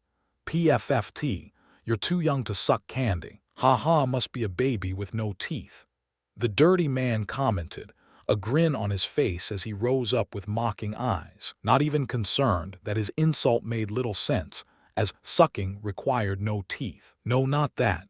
She argued once more. Her gift of gab wasn't too strong, nor was her experience. "Then what? What are you too young for?"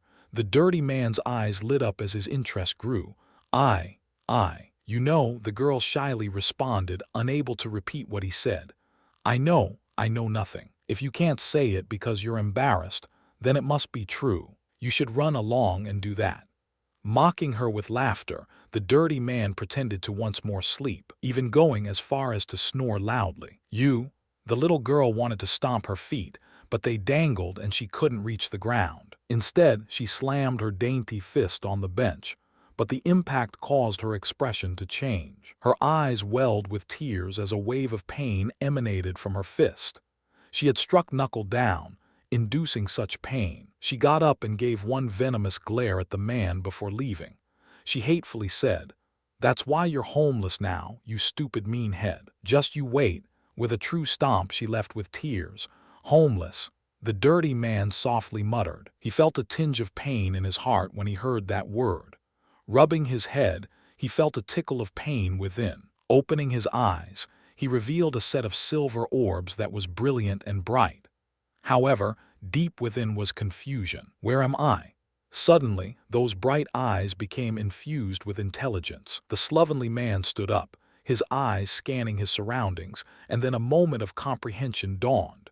"Your name's Wei Wuyin. How did you get here? Your memory, your brain."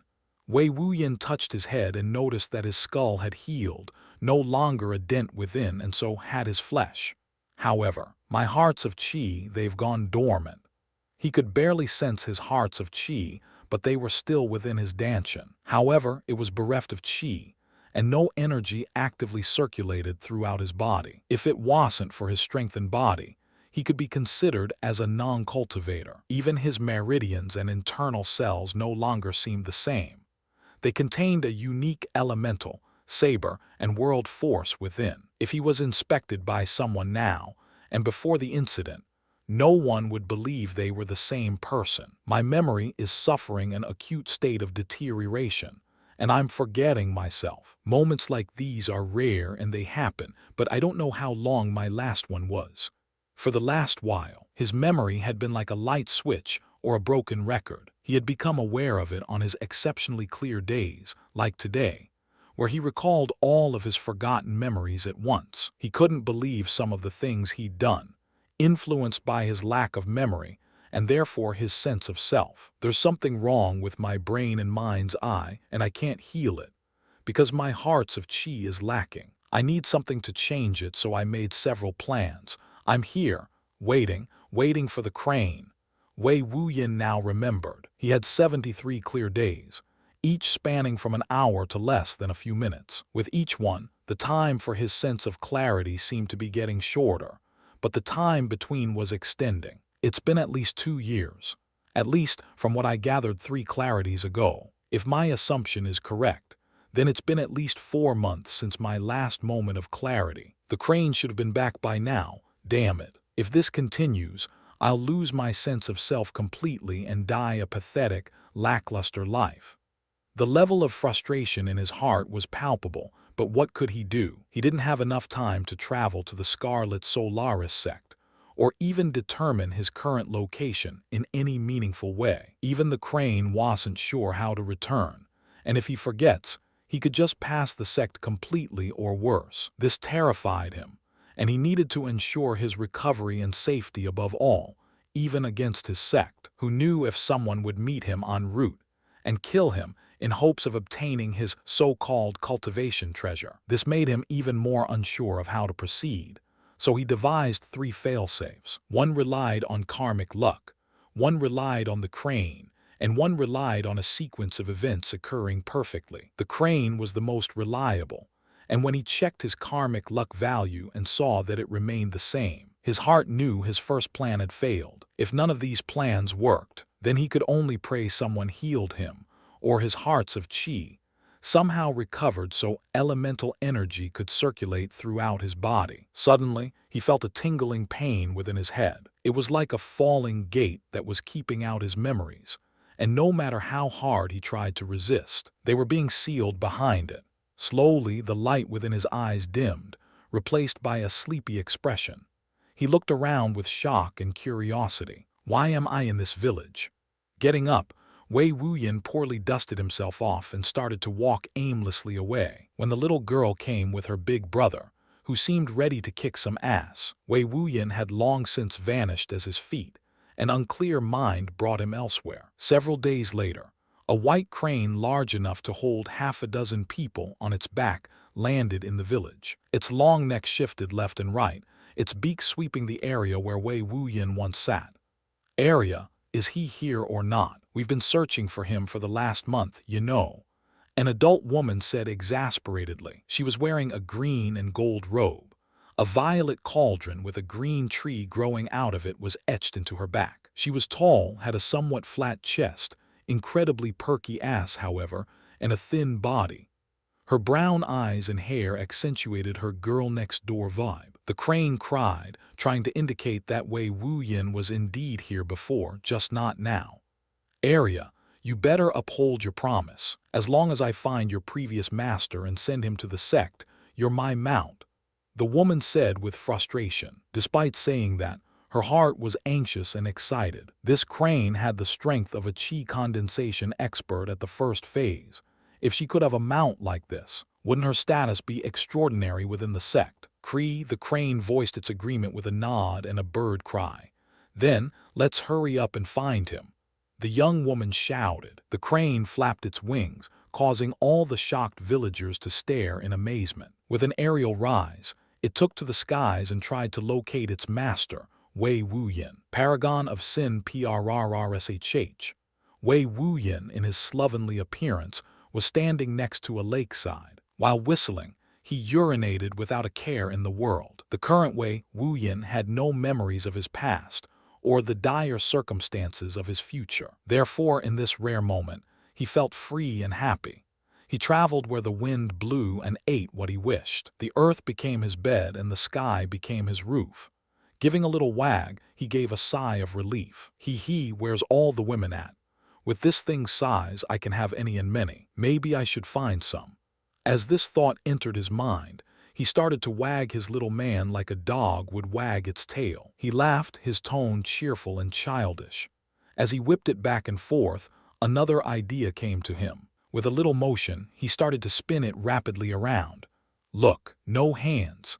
Letting go of his grip, he started to twist as if showing everyone around him. However, there was no one around him. The world was silent and not even a peep from the wildlife or wind.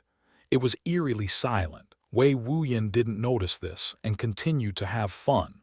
When he got tired, he decided to dive and entered the lake. Surrounding the lake were trees of black wood, with leaves of crimson that dripped sanguine liquid that gave the smell of blood. The sky was gray, dull and gloomy.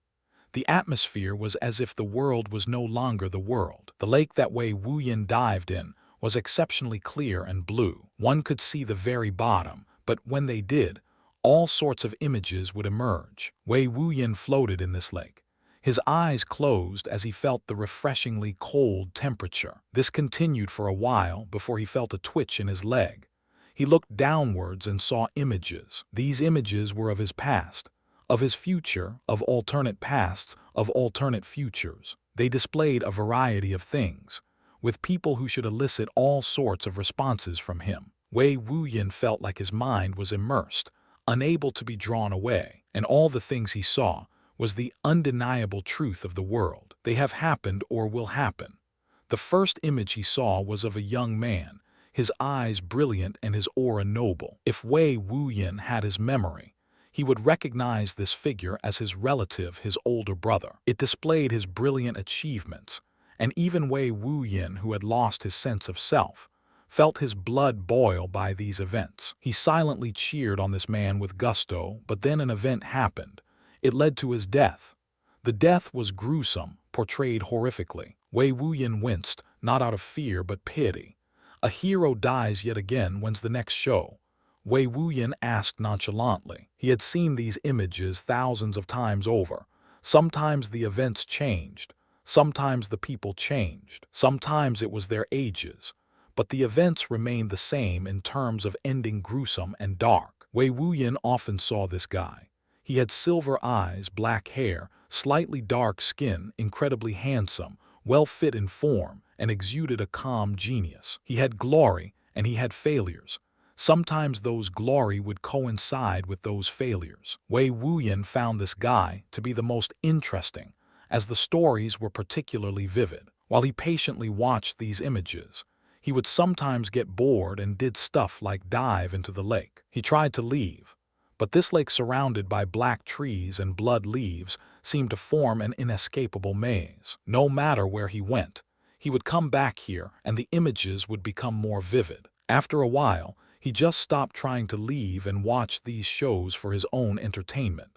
They were a decent way to pass the time. In fact, Wei Wuyin could have said to have been here for 7 years and 7 months exactly. This was just one of the 49 areas that led to various forms of remembrance. They came in all forms, where he would take the form of others, or he experienced several groups of people beg for their lives, asking him to kill himself to save them. PFFT.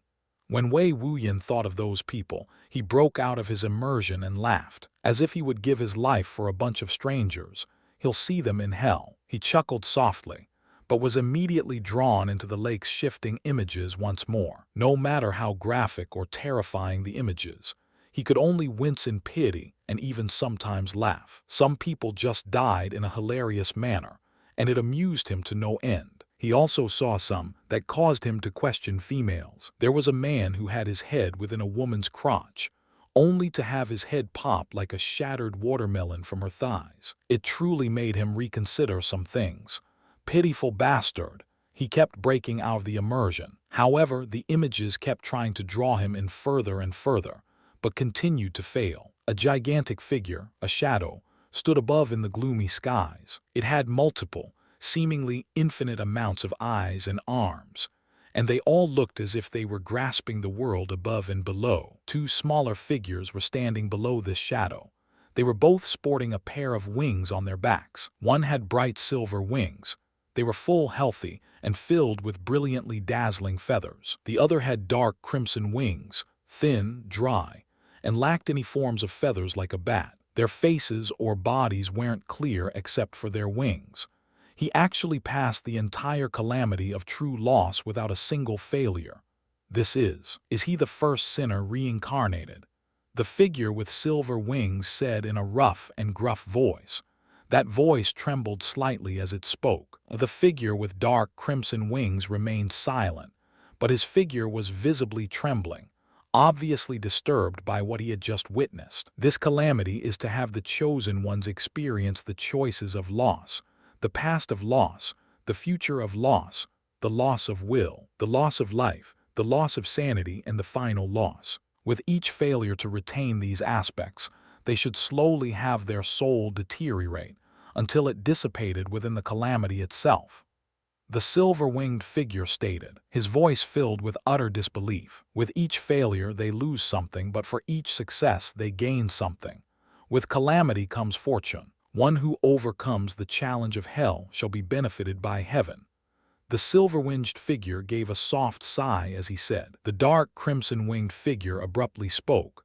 Out of the 7 stages of loss, including the final stage, there has never been any wielder of the bloodline of sin who has passed all 7 stages of the calamity flawlessly. Until now, the silver-winged figure finished his sentence, at most 3, and the holder of this record had the bloodline of wrath. Filled with rage, he cared not for his past, his life, and had already lost his sanity. There's no way they could affect him, yet he still failed in the others. However, this person has the bloodline of pride. They've never passed more than 1 before. Of course, all you need to do is survive. Some even fail all of them, but their souls are strong enough. This one hasn't even entered the realm of sages, nor possesses a soul of sin to resist the calamity. How did he resist all 7 trials? This baffling aspect left both of them reeling in almost abject fear, and they had some aversion to even interacting with Wei Wuyin, like he was the plague of biblical proportions. To them, Wei Wuyin had traits only the first sinner could or should have. He's finished. The figure with multiple eyes and arms that loomed like a giant shadow declared. The 2 winged figures looked downwards to see Wei Wuyin doing a carefree backstroke in the dark lake of temporal disaster. They trembled once more and gave a simultaneous sigh. Whether it was one of relief or still induced by fear, no one could tell. "Send him back," the shadow said, shimmering until it vanished. The 2 figures nodded, held hands, and emitted a jet-black and bright white light. The world became immersed in light, and Wei Wuyin opened his eyes to witness this. The light felt warm and peaceful, cold and chaotic, but before he could analyze further, he felt his body shift. Oh, finally! Wei Wuyin had felt this feeling once before, and that was when all these strange things started happening. He didn't know if he would return to wherever he came from, but this lake was already becoming boring. In that light, he felt his body had landed on solid ground, and the ambient sounds of nature welcomed him. He realized his physical body wasn't wet, but he was naked. "Where's my clothes? Wait, shit, I forgot it." Recalling taking off his clothes to go for a swim, he cursed. Whoever sent him here stole his clothes. After cursing until he was tired, he rose and looked around him. "Oh, Mousy, you're still here." Wei Wuyin noticed a white, rat-like creature staring at him with curiosity. It could have been an actual mouse, but it was larger than a beach ball. Wei Wuyin could ride it if he tightened up a little. This creature had been here when Wei Wuyin was abducted. He thought with how long time seemed to pass.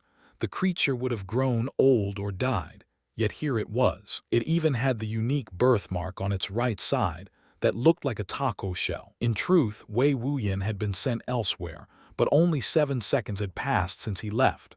Only 7 seconds. Shrugging, he didn't put much thought into it as he lifted himself up and picked a random direction. With a nonchalant gait, he left completely unaware that his mishap with his memories had allowed him to overcome the calamity of hell. On his right arm, the various characters on it shifted rapidly until it stopped. Karmic luck value, 652. 5. First calamity, survived 7 out of 7. Second calamity, suppressed 49 years. Paragon of Sin. A white crane cried as it swayed its long neck in every direction. From its eyes, one could see a hint of haste and worry. The young woman on its back had an expression of impatience and disinterest. She glanced around idly, watching the scenery passively. "Is he here?" the young woman asked indifferently. "Cree." Abruptly, the crane lifted her beak and cried. She revealed eyes of excitement as she faintly caught the scent of Wei Wuyin, her master. She heavily flapped her wings and took off rapidly. Whoosh! After a few minutes, her eyes caught sight of a naked figure, shoeless and dirty. The figure whistled freely, looking about and touching things in boredom at random. It was as if he was the only person in the world. The crane saw this and immediately knew who it was. When she saw the third leg swaying between his legs, she was even more certain. "Is that him?" the young woman said, her tone skeptical, seeing a dirty man completely naked in the forest. When she had met Arya, the name she had subsequently given the crane, she never would have imagined this type of man, this type of pervert, could be her previous master. Cree, a soft cry of reply was followed by a sharp dive towards Wei Wuyin. Wei Wuyin had been walking for quite a while. His eyes wandered about without direction as the wind carried his steps. He didn't know who he was or why he was walking, but he liked it, and that was enough. When the cry of the crane was heard, he turned and saw it dive towards him. There was no fear in his eyes, watching a bird far larger than him dive towards him. In fact, he cocked his head to the side and smiled. Whitey, he dubbed this crane with a playful smile. When she landed in front of him, he didn't hesitate to walk towards her and reach for her feathers. The crane joyfully cried, pushing her head forward to touch Wei Wuyin's abdomen with affection. Wei Wuyin ignored this action and grasped a feather. Cree. With a tug, he ruthlessly pulled out a feather. Inspecting it, he started to play with it, sniffing it, caressing his skin with it and twirling it about. The crane yelped in pain, shocked at Wei Wuyin's viciousness. To a crane, their feathers were their life, but Wei Wuyin didn't hesitate to pull one from her beautiful wings. Unfortunately, she could only lower her head as it would never retaliate against her master. The young woman saw all this happen and pouted. Her eyes focused on Wei Wuyin's body, specifically his lower area. Her face seemed somewhat flushed, but she didn't look away. Her eyes revealed all sorts of perverted thoughts. Her spiritual sense swept Wei Wuyin and learned that he wasn't a cultivator. He had no qi fluctuations or spiritual aura, indicating a complete lack of cultivation. Despite that, his body was toned, firm, and tall, in all the right places. Only after a while did she awaken from her overactive imagination and asked, "Is this him?" She didn't know the story of why Arya decided to make Wei Wuyin her master, but seeing as he had no cultivation base to speak of, she didn't really care. Thanks to the animal communion spell, a spiritual spell suited for communicating with beasts, she got the general gist of what Arya wanted. Wei Wuyin often used this spell, and it was quite common in the cultivation world. The deal is this: we find your master, find him a place in the sect so he can stay safe, and you're my mount, right? As if to reaffirm the details of their contract, the young woman questioned. However, her tone was a little odd. The crane turned towards the young woman and nodded, but internally she felt some disdain. Did this woman not know who her master was?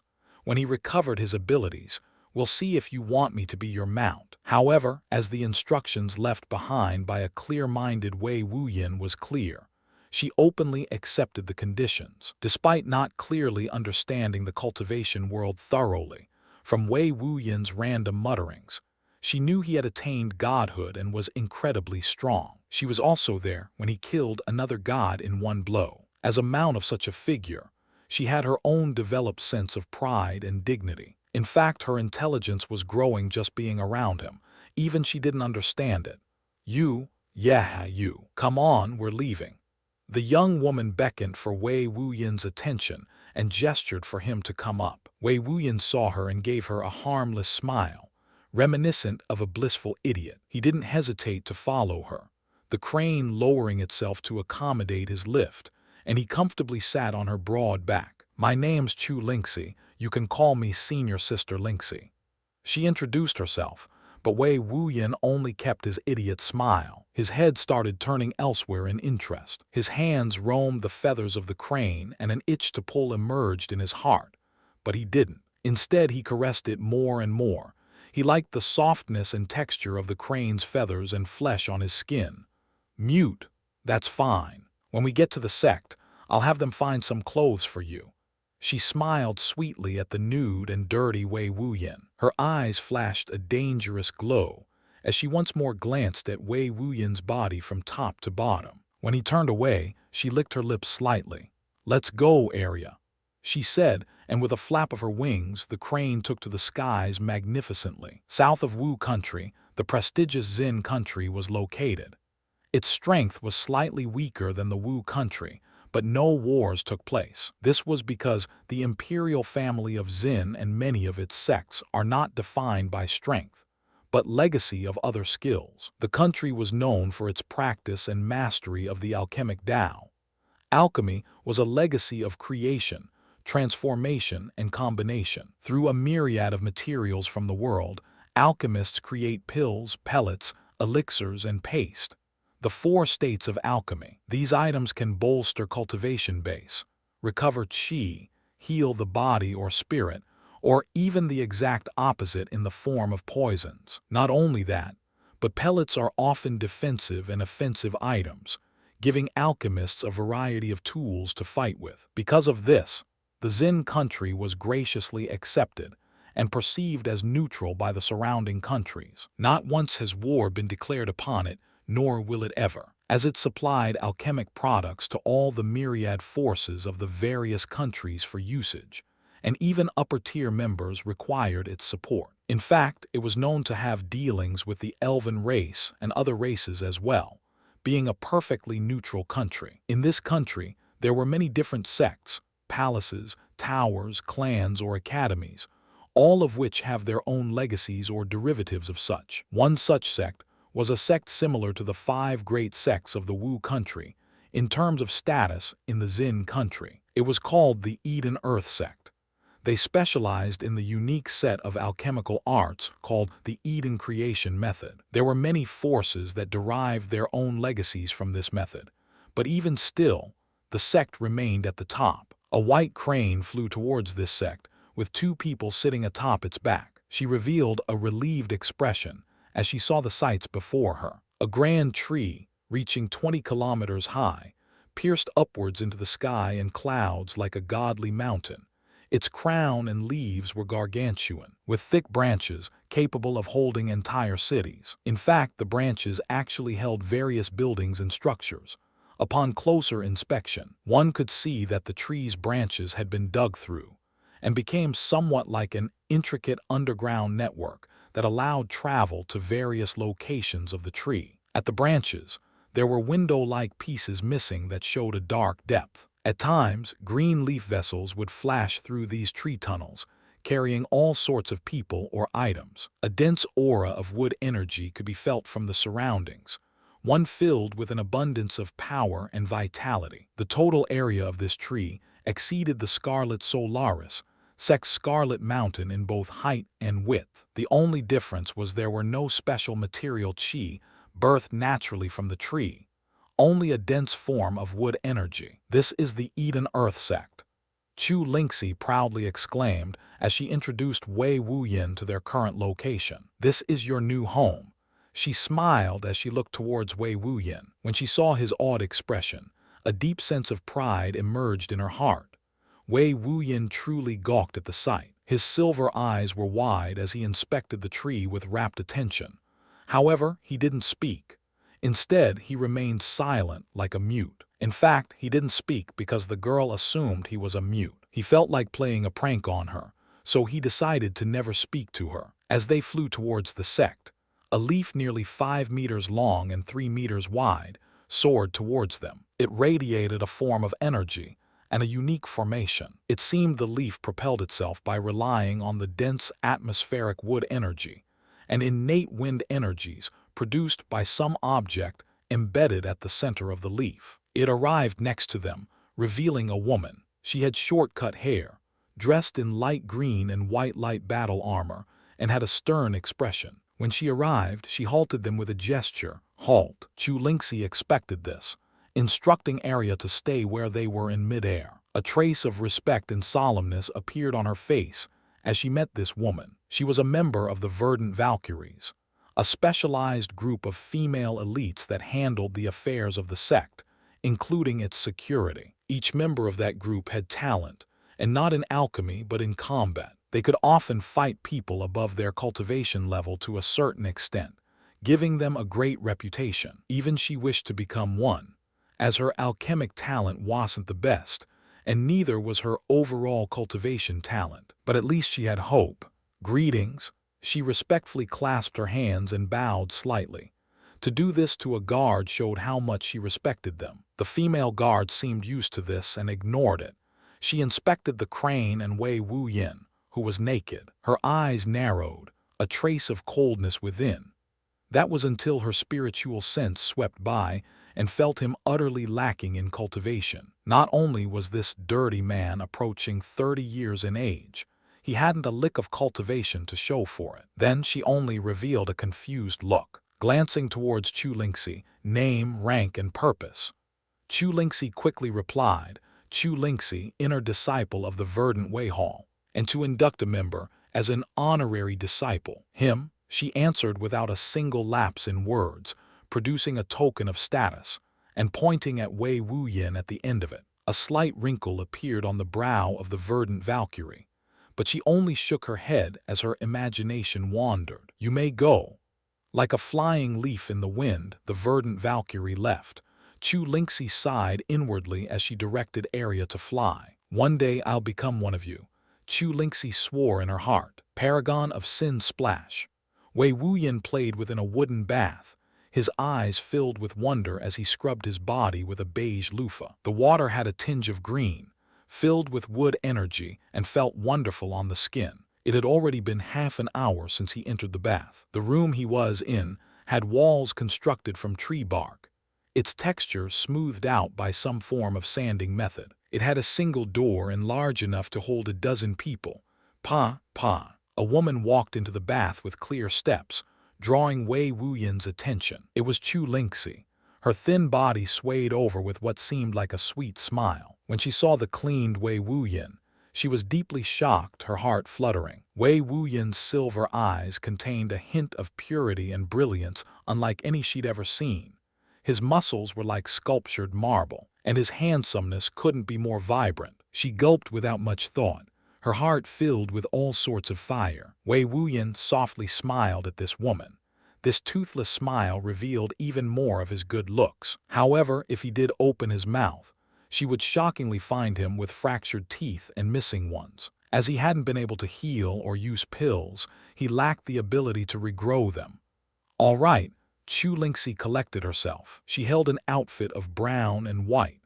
It was similar to hers in design outside of its color scheme. This was the designated uniform for all honorary disciples of the sect. In frank terms, honorary disciples were mostly free labor and servants in any sect. If Wei Wuyin could remember his time in the Scarlet Solaris sect, he would recall the utter lack of status and value these disciples had. They were numerous, nameless, and unimportant. However, the Wei Wuyin today didn't seem to care much. In fact, he got up and walked towards Chu Lingxi with his gaze fixated on the clothing. The fabric seemed soft. He liked soft things. Chu Lingxi said, I've handled your processing. You're an honorary disciple of the Verdant Wei Hall, a disciple of the Eden Earth sect starting today. She handed him the set of robes and a parchment. On the surface of the parchment were the words, Eden Earth's 180 rules. Wei Wuyin grabbed the robes and quickly started to place them on himself. It wasn't long before he was dressed. His movements seemed practiced, as if done simply by muscle memory. The outfit suited him perfectly, being tight around the right areas and loose in others. Good, Chu Lingxi commented as she watched Wei Wuyin dress without restraint. She already had some plans, but she had her heart burst with a trace of heat. Then she looked at a ring on her pinky. This ring was without embedded jewelry and was pure white. Etched in its 4 directions, it had a single red character, companion. When she looked towards this ring, her emotions became complex. She looked towards Wei Wuyin, felt that he lacked any form of cultivation, and his body left her heart and body blazing hot. He was vulnerable and a mute. This left a very rare opportunity for her. And considering what she was going to give him to, she felt that it was a now-or-never moment. A devious desire birthed was often like a seed of inevitability. These robes are a little loose. Let senior sister Lingxi help you with that. She motioned and slowly removed Wei Wuyin's clothes once more. Wei Wuyin was somewhat confused, but since she gave him the robes, he didn't reject. Before long, he was once more naked. Chu Lingxi's eyes grew misty as she started to take off her robes. Her thin body and pert ass revealed itself fully. Her tall form, flat chest, and womanly curves were all clearly shown for Wei Wuyin to see and appreciate. She bit her lower lip, seductively revealing her desires, and caressed Wei Wuyin's face with her right hand, while her left hand touched something far beyond the average standard of man. Let senior sister Lingxi make you feel good, don't you want that? Her words were actually without much need, as Wei Wuyin's body had already responded, and was at full attention. At this point, whether she would be able to get away from Wei Wuyin was another matter altogether. Inspired, Wei Wuyin just took the cues and embraced her fully. His lips met hers, and with a surprised yelp, the bathroom was filled with sensual sounds. He followed his instincts completely. An aroma of yin and yang permeated within the bath. About an hour later, Wei Wuyin had refitted himself in his sect attire, feeling the fabric with full attention. He really loved this fabric's texture. It wasn't as soft as the crane's feathers, but it was close. While he appraised his attire, xianxia was fixing her hair in front of the mirror placed in the bath. Her face was flushed, her eyes bright, and her body thoroughly sated. She soundlessly smiled and chuckled, recalling what had happened. She had never felt like that before, and she didn't know what to make of it. Then her expression changed as she thought of her plans, and became somewhat regretful. I should have waited a few weeks. With a soft sigh tainted with regret, her mood noticeably dropped. "Come, let's go," she said, pulling Wei Wuyin out of the bath. This was her personal room, fashioned within the Tree of Eden, and given to her when she became an inner disciple. When they walked out of her room, Wei Wuyin saw the outside once more. This was a place within the tree's large body. There were light stones placed above that provided abundant light. This stone seemed to draw energy from the sun and moon, giving off solar light in the daytime and lunar light during the night. Even though he couldn't see the sky, based on the brightness of that stone above, he knew it was midday. It was a majestic feeling. Xianxia decided to explain the Sect's situation. The Eden Earth Sect is divided into 16 halls. Each hall has their own speciality and disciples from honorary, outer, inner, and core. There are also the upper echelon members, the elders, vice hall masters, and hall masters. The 16 halls were divided into 2 paths, generalized and specialized. You're a part of the Verdant Way Hall, one of the 8 halls that is known for its generalized abilities. They train alchemy, combat, and herbal growth. Amongst these 3, it focuses a little greater on herbal growth. These herbs are used by the entire sect and even sold, meaning it has some profit. You'll be one of the core disciples' herbal boys. You'll handle the caring of and retrieval of various forms of herbs. Your life will be herbs, your breath will be herbs, and you'll cultivate for herbs. However, you'll be safe and live a fulfilling life of accomplishment. As she explained this, Wei Wuyin didn't fully understand, but he was filled with curiosity. Herbs were plants filled with medicinal energies and could be used for alchemy in pills, elixirs, paste, and pellets. The term herb was quite broad as it incorporated any plant life that could be used for alchemic methods. This meant even normal grass could be classified as an herb, or even moss. It was simply a matter of whether it was useful for alchemy or not. Even if a flower was grand and beautiful, if it had no alchemic value, it was not considered an herb. Therefore, while it was broad, it was also very specific. In the mortal world, any plant that could be used was considered an herb. They walked for a bit, traveling through the paved streets, and made their way into a rather large palace. This palace had a huge sign, Yanlin Palace. Wei Wuyin gawked at the calligraphic beauty of the strokes. The elegance and pride that exuded from it was praiseworthy. It left him curious about who wrote it. Xianxia smiled bitterly seeing this sign. A flash of guilt entered her eyes as she saw Wei Wuyin's reaction. However, her gaze turned firm and resolute. She had obtained area, and with this, she could obtain greater benefits. At the doors of the palace were 2 men. They were thin, young, and handsome. They looked more like flower boys than guards. Even their expressions felt unnatural, despite the seriousness within and the weapons they wielded. Inner disciple Xianxia has an offering for Princess Yanlin, Xianxia humbly announced. The 2 guards had their expressions change as they looked towards Wei Wuyin. Nearly undetectable, a flash of pity and sadness emerged in their eyes. They, however, quickly receded their emotions and nodded indifferently, as if conditioned to do so. They opened the door and gestured for them to enter in unison. Wei Wuyin felt their movements were instinctual and natural, as if their purpose in life was to open the door. Xianxia pulled Wei Wuyin along, and he entered the palace. When he saw the inside, he couldn't help but be bedazzled. The entry hall was wide and filled with a sense of symmetry. There were stone busts and pillars, paintings and sculptures of exquisite design. They looked rare and beautiful, filled with meaning and stories. He had an urge to rush up and touch everything, but Xianxia kept her hands firmly grasped on his forearm. Unless he pulled away forcefully, he couldn't. He pouted his lips slightly and followed along. As they walked further and further in, he realized there were many guards, and they were all handsome and youthful, and all male. A large double door was at the end of the hall, and Xianxia walked forward, but before she could say a word, the doors opened and revealed the inside area. It was a beautiful botanical garden filled with dense wood and medicinal energies. A rushing wave of pleasant aroma hit them. Xianxia's tense expression grew lax, and Wei Wuyin exclaimed in shock. He touched his abdomen. He had just felt a jolt, but it was brief and light. A trace of confusion entered his eyes, but before he could think any further, a soft voice sounded, "Come in." The voice was light and made one's guard subconsciously drop. Xianxia grabbed Wei Wuyin and pulled them inside. The garden wasn't empty. In fact, it was filled with people. They were male, all handsome and of various ages, tending to the garden.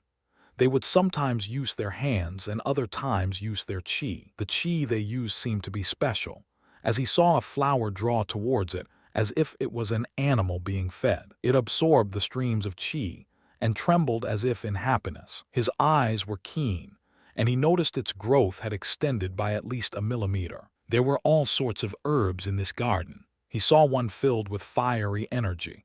Some even swayed continuously without wind, and there was a very large flower that emitted a dense earthen aura. A path of stones went through the forest until it reached the central area.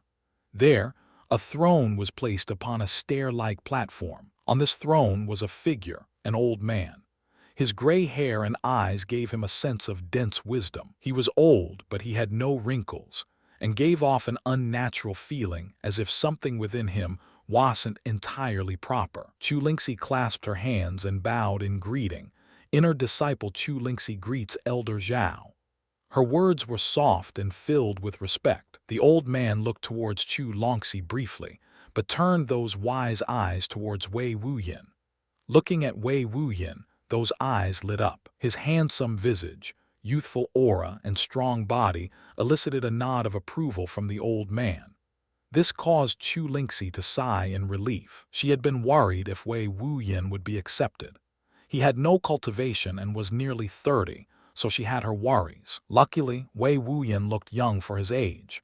She attributed it to good genetics. The old man rose from his throne, retrieved a storage ring from a basket beside him that seemed filled with them, and threw it towards Xianxia. With a clap, Xianxia caught it, her eyes filled with anticipation and excitement. As she swept her spiritual sense into the storage space, her breathing became heavy. With this, reaching the second stage of qi condensation was a certainty. No wonder people continued to offer boys to this Yanlin palace. She bowed in gratitude. "You can go."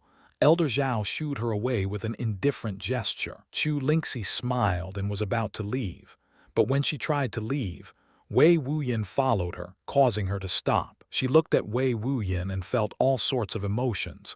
"You have to stay here. This is your new home, okay? You'll be safe here," she quietly said. Wei Wuyin cocked his head to the side and nodded. He turned towards this old man of his and smiled a toothless smile.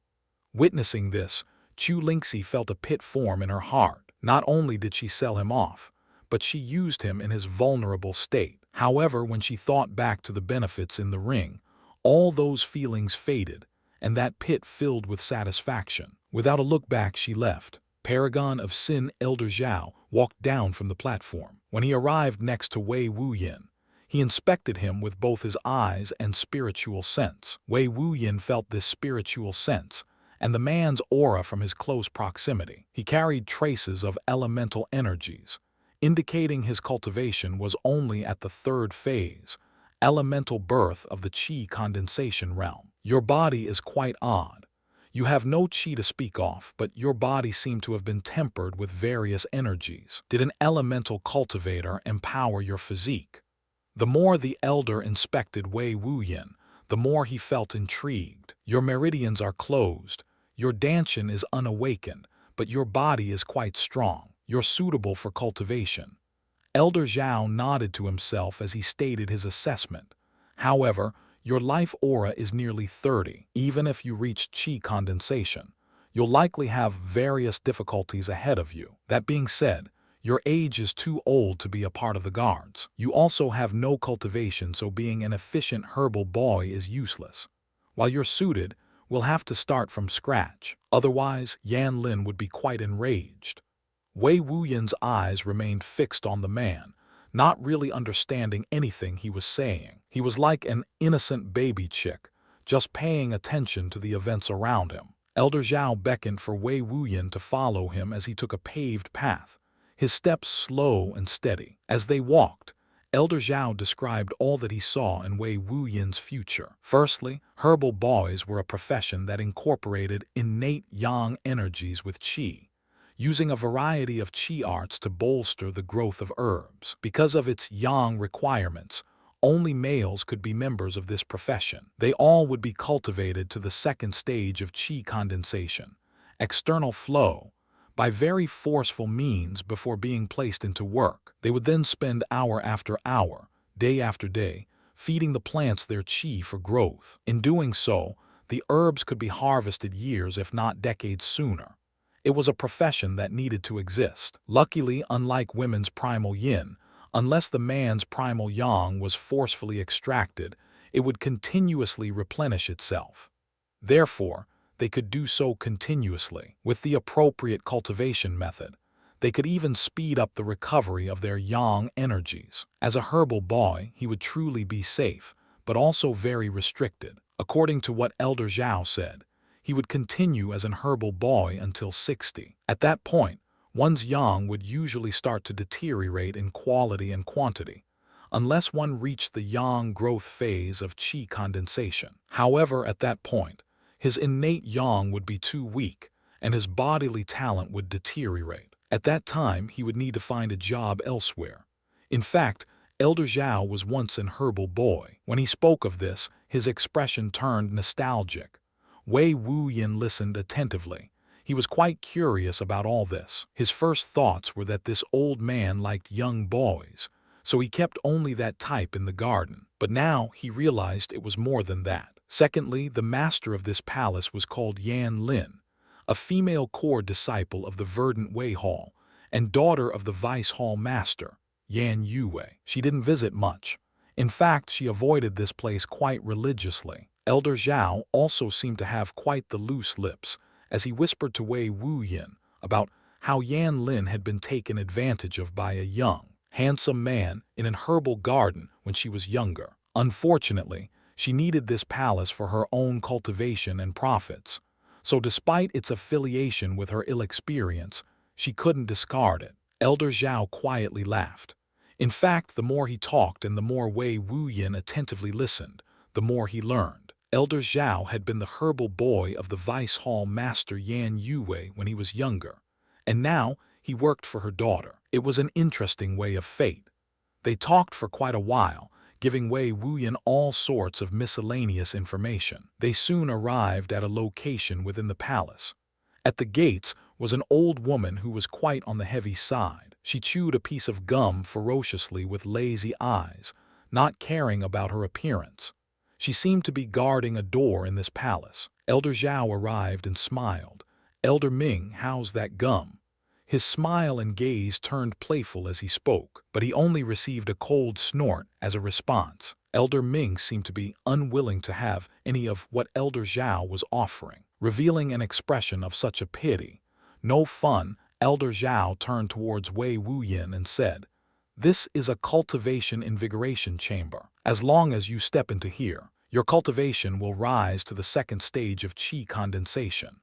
Wei Wuyin looked towards the door and his eyes blinked. Was this chamber so wondrous? However, how could it be? Cultivating in this chamber would convert one's innate yin into pure energy used to bolster one's cultivation. At that point, not only will one be unable to give birth to life, but they would never be able to reach the fourth stage of qi condensation yin form, in their lifetime. For those who are already at that phase, their cultivation would drop immediately. The price would not be worth the reward.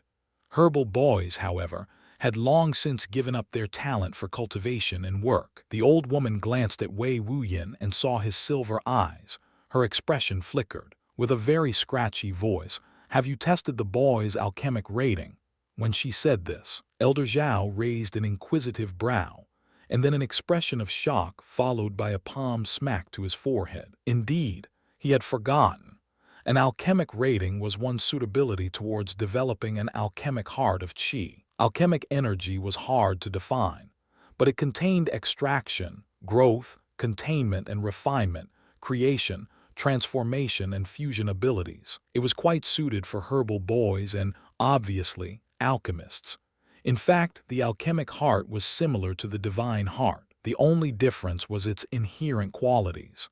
An alchemic heart would make it so that no qi produced could have offensive properties. Even if you amassed a ball of qi and smashed it onto a baby, absolutely no harm would be done. In fact, the qi would be absorbed into its pores and be beneficial to its growth. However, in exchange, one's meridians, spiritual sense, physical body, and perception would all benefit from the alchemical energies, allowing their talent in alchemy to soar to the sky. The cost was that one's battle potential would be absolutely zero, zilch, nada, completely without any. Your entire life would be under the protection of someone else.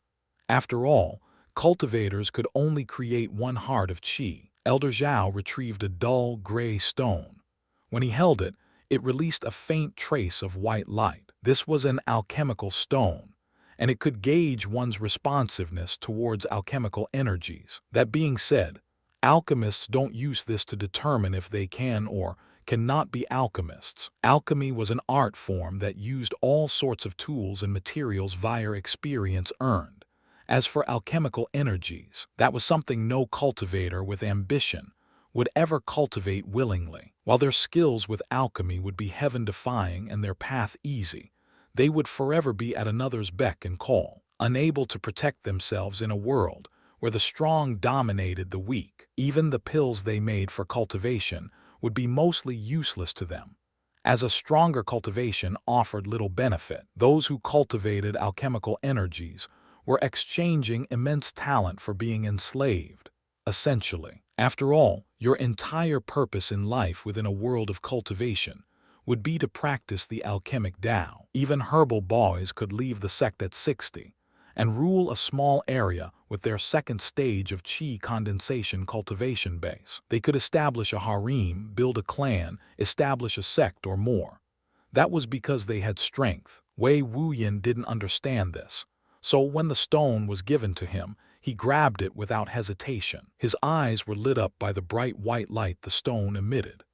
Elder Ming and Elder Zhao's eyes immediately widened in shock. The white stone was so bright, it was like a miniature sun. They had never seen that before. He's suited. Elder Zhao had complicated emotions as he exclaimed. Being suited was like asking to be a slave for life, living your life practicing alchemy at the orders of another. Elder Ming added, extremely. Paragon of Sin Wei Wuyin sat quietly in a chair. He was outside a room in a long hall, still within the verdant Wei Hall. In front of him was a closed door to another room, and within that room was Elder Zhao. Wei Wuyin looked towards the door and saw the small sign that said, Yan Yue. After several minutes, Elder Zhao exited the room and beckoned for him to follow. He had a smile on his face, as if he had just been rewarded greatly. Indeed he had. Bringing an alchemic talent such as Wei Wuyin here lets him see great gains. You'll be going to the verdant Pill Dao Hall. No longer will you be an herbal boy, but a true alchemist. Elder Zhao seemed excited, which made Wei Wuyin excited. He only understood a little bit of what alchemy was, and what it meant to be an alchemist. However, Elder Zhao praised it heavily, so it meant it had to be good. When his talent for alchemical energies was determined, it had nearly caused Elder Ming and Elder Zhao to have a heart attack. Supposedly, there had only been 3 people who had such alchemic talent, and one of them was the young master of the Eden Earth sect, so there was no way for him to practice it. After all, he knew how valuable and the horrific truth of that this power had. As for the second, it was someone who had found out in the same manner as Wei Wuyin, but he disappeared soon after. In truth, Elder Zhao had held back that the second discovery committed suicide immediately upon finding out. After all, it was the same as being an enslaved cripple. An alchemic heart made cultivation mostly pointless, and one's life would be determined by another. Your entire existence would be to benefit another. What's worse, he didn't have a choice in the matter, so he took his own life. The courage to do so was rather respectable. As for Wei Wuyin, because he currently didn't understand pretty much anything about cultivation or the world, he didn't care. This gave them a very rare opportunity to birth a genius alchemist loyal to the Eden Earth sect. With a few methods, they could have him devote his life and limitless alchemic potential to the sect. This was why Wei Wuyin was sent directly to the Verdant Pill Dao Hall, the #1 hall for alchemy. There he will learn the core legacies of the sect, be given the most instructive path, and be led to the top of his potential. A few days later, Wei Wuyin was seated on a prayer mat with crossed legs. In front of him was a middle-aged man dressed in green and rainbow robes, and who regarded himself as the vice hall master of the Verdant Pill Dao Hall, Jian Ying. In truth, the past few days were a blur. That was because he had once again lost his memories. This very moment, was when he awoke anew. So, your potential won't be affected. Concentrate, and let the true alchemic mat take over. Understood? Jiu Ying had a warm smile on his face, obviously revealing a patient and loving appearance to bring about a good impression. After all, they didn't want Wei Wuyin to commit suicide. Wei Wuyin saw that warm smile, and because of it, like a newborn child, he nodded without argument. Good. Jiu Ying smiled and left, leaving Wei Wuyin in this large, dull gray room with just a colorful prayer mat beneath him. The mat started to release a droning sound that echoed endlessly in his ears and heart. He felt the world shift in a way that was indescribable. It felt wondrous and free, yet controlled and forceful.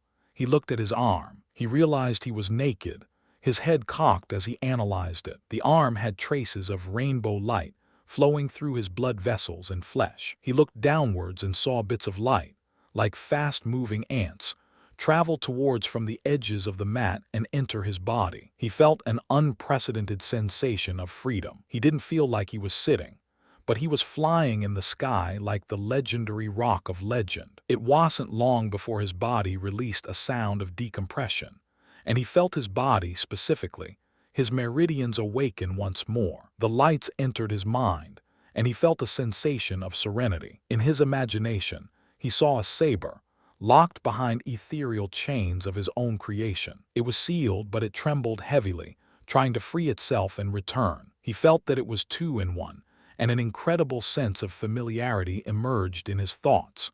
A silhouette formed beside the chained saber. It looked human and revealed powerful and calm eyes. Is that me? He questioned himself, but no answer was given. He didn't know how he looked.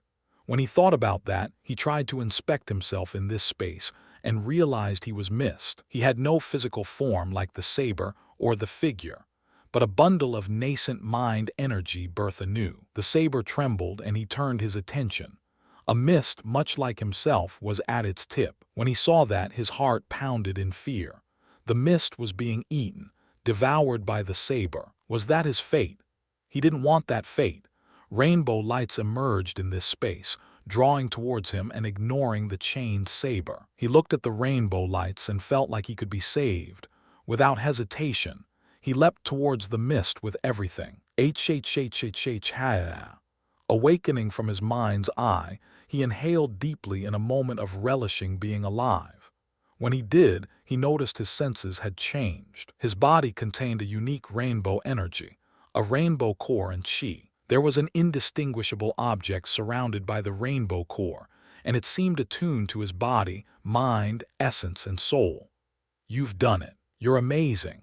Jiu Ying was in front of him, smiling gladly while spouting endless praise. Wei Wuyin had given birth to an alchemic heart of qi, raising to the second stage of qi condensation, external flow phase, in the matter of months. At first he thought it would take years, but his talent was truly fascinating. Wei Wuyin smiled. He survived. He wouldn't be devoured by that saber. He could live. As he thought this, a deep, unfathomable emotion appeared in his heart.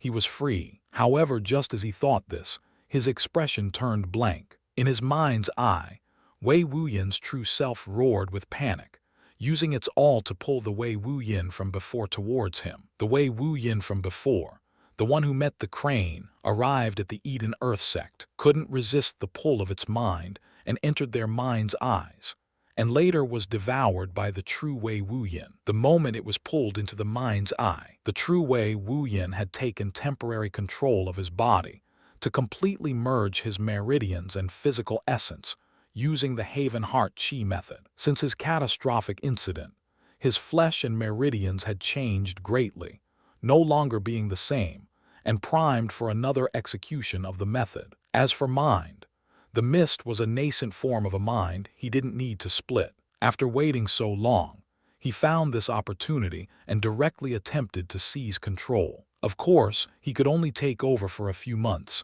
and not actively. He could only drive his body towards a certain direction, and practice the Haven Heart Chi method instinctively. Despite that very limited control, because of his elemental saber life-securing art, he had changed the substructural composition of his meridians and physical essence, so it was far easier than he thought. With a new essence and matter, a fresh mind, all he needed was his soul. Due to his newly devised method, he didn't need to sever his spirit, but draw upon his soul directly once more. He had created a third spirit. As he devoured the mist that was the new Wei Wuyin, he was connected briefly with his alchemic heart of Qi. Alchemical energy was rainbow-colored and embodied 7 traits: extraction, growth, containment, refinement, creation, transformation, and fusion. While these were its 7 traits, many were rather broad in their abilities. For example, transformation and creation both included recovery and production of new things, such as cells. With his everything, he connected his alchemic heart of Qi with his 2 other hearts of Qi. It was just this action that he could do before the chains, restraining his mental image, grew stricter, making him once more sealed within his own mind's eye. As he was sealed, a mist formed from within his mind's eye by some unknown force, as it had done hundreds of times already, producing a new mind. Wei Wuyin became helpless seeing this, unsure of what or how this was even happening. He didn't understand why he was sealed, or why his mind's eye kept producing fresh minds. At first, he thought it was damage to his brain, but that had long since been healed. It was far more complex than just that. However, he knew that, as long as he continued devouring those newly produced minds, he wouldn't be replaced. He was afraid, deeply afraid that one of those new minds would become the new him, which was why he devoured them without question, before they could fully develop. Unfortunately, he had to time it right otherwise. He stayed in his mind's eye, watching as the fresh mind grew, filled with knowledge and sometimes even a distinctive trace of personality. When he felt it might become a threat, he would go all out to draw it in, wiping its slate clean. The only benefit was that all its knowledge and memories would become his, and so he hadn't missed anything in his life. However, when he recalled the Calamity trial, all those horrific, mind-crushing memories, his heart nearly shattered into 1,000 pieces. Those memories were vivid, and if he faced any of those as himself, perhaps he would have immediately failed the trial. With his fragile soul, death was a certainty. He got immensely lucky. While chained by these unknown shackles within his mind's eye, he continued to look at the growth of his new mind, unable to tell what was happening on the outside. He didn't have a good grasp of time, but he could tell the knowledge portion of this new mind was growing rapidly. He was about to devour it, but he hesitated. If it was growing at such a rapid rate, then that meant he was learning, being taught. If he devoured it now, he would lose the ability to grow. He would have to start over. Should he risk it? Thinking about it for a bit, gritting his teeth, he became decisive. He will risk it. The Eden Earth Sect was one of, if not, the top alchemist sect in the Xin country. And that's saying something considering the innumerable legacies and alchemists in its territory. While the previous him didn't understand the implication of an alchemic heart of qi, how could he not? They wanted to enslave him, make him a tool to craft high-level pills, elixirs, pastes, and pellets for them. If he learned their methods, his alchemic talent would rise to its limits. Unlike others, he had 2 other hearts of qi and 6th phase cultivation base. He didn't fear them. The moment he recovered, he would leave. Therefore, he decided to take the risk of being replaced, despite his fears. He watched the mist grow firmer and firmer, his mind anxious at the rate of its growth. Hopefully, it's just knowledge and skill, not memories and personality development. Fortunately, the sect only wanted a puppet, so they didn't care about his personality. As long as he wasn't suicidal, that was already a blessing. Wei Wuyin felt strange. His body was changing. He frowned as he also felt a tingle. This was familiar to him. It was the loss of karmic luck, a lucky chance. As he thought of this, he hoped this version of him could grasp it completely. Unfortunately, he didn't know if it was a tiny or large chance. But it's been a while since his last one in who knows how many years. Come on, Z-Room. A sound erupted within his mind's eye space. The mist rapidly started to transform into something else. What? No, Wei Wuyin panicked, with his true self sealed. If his mind's eye gave birth to another complete mind, it could become completely independent to himself. And if he was unsealed, he could develop multiple personality disorder, or even worse, it could try devouring him and succeed.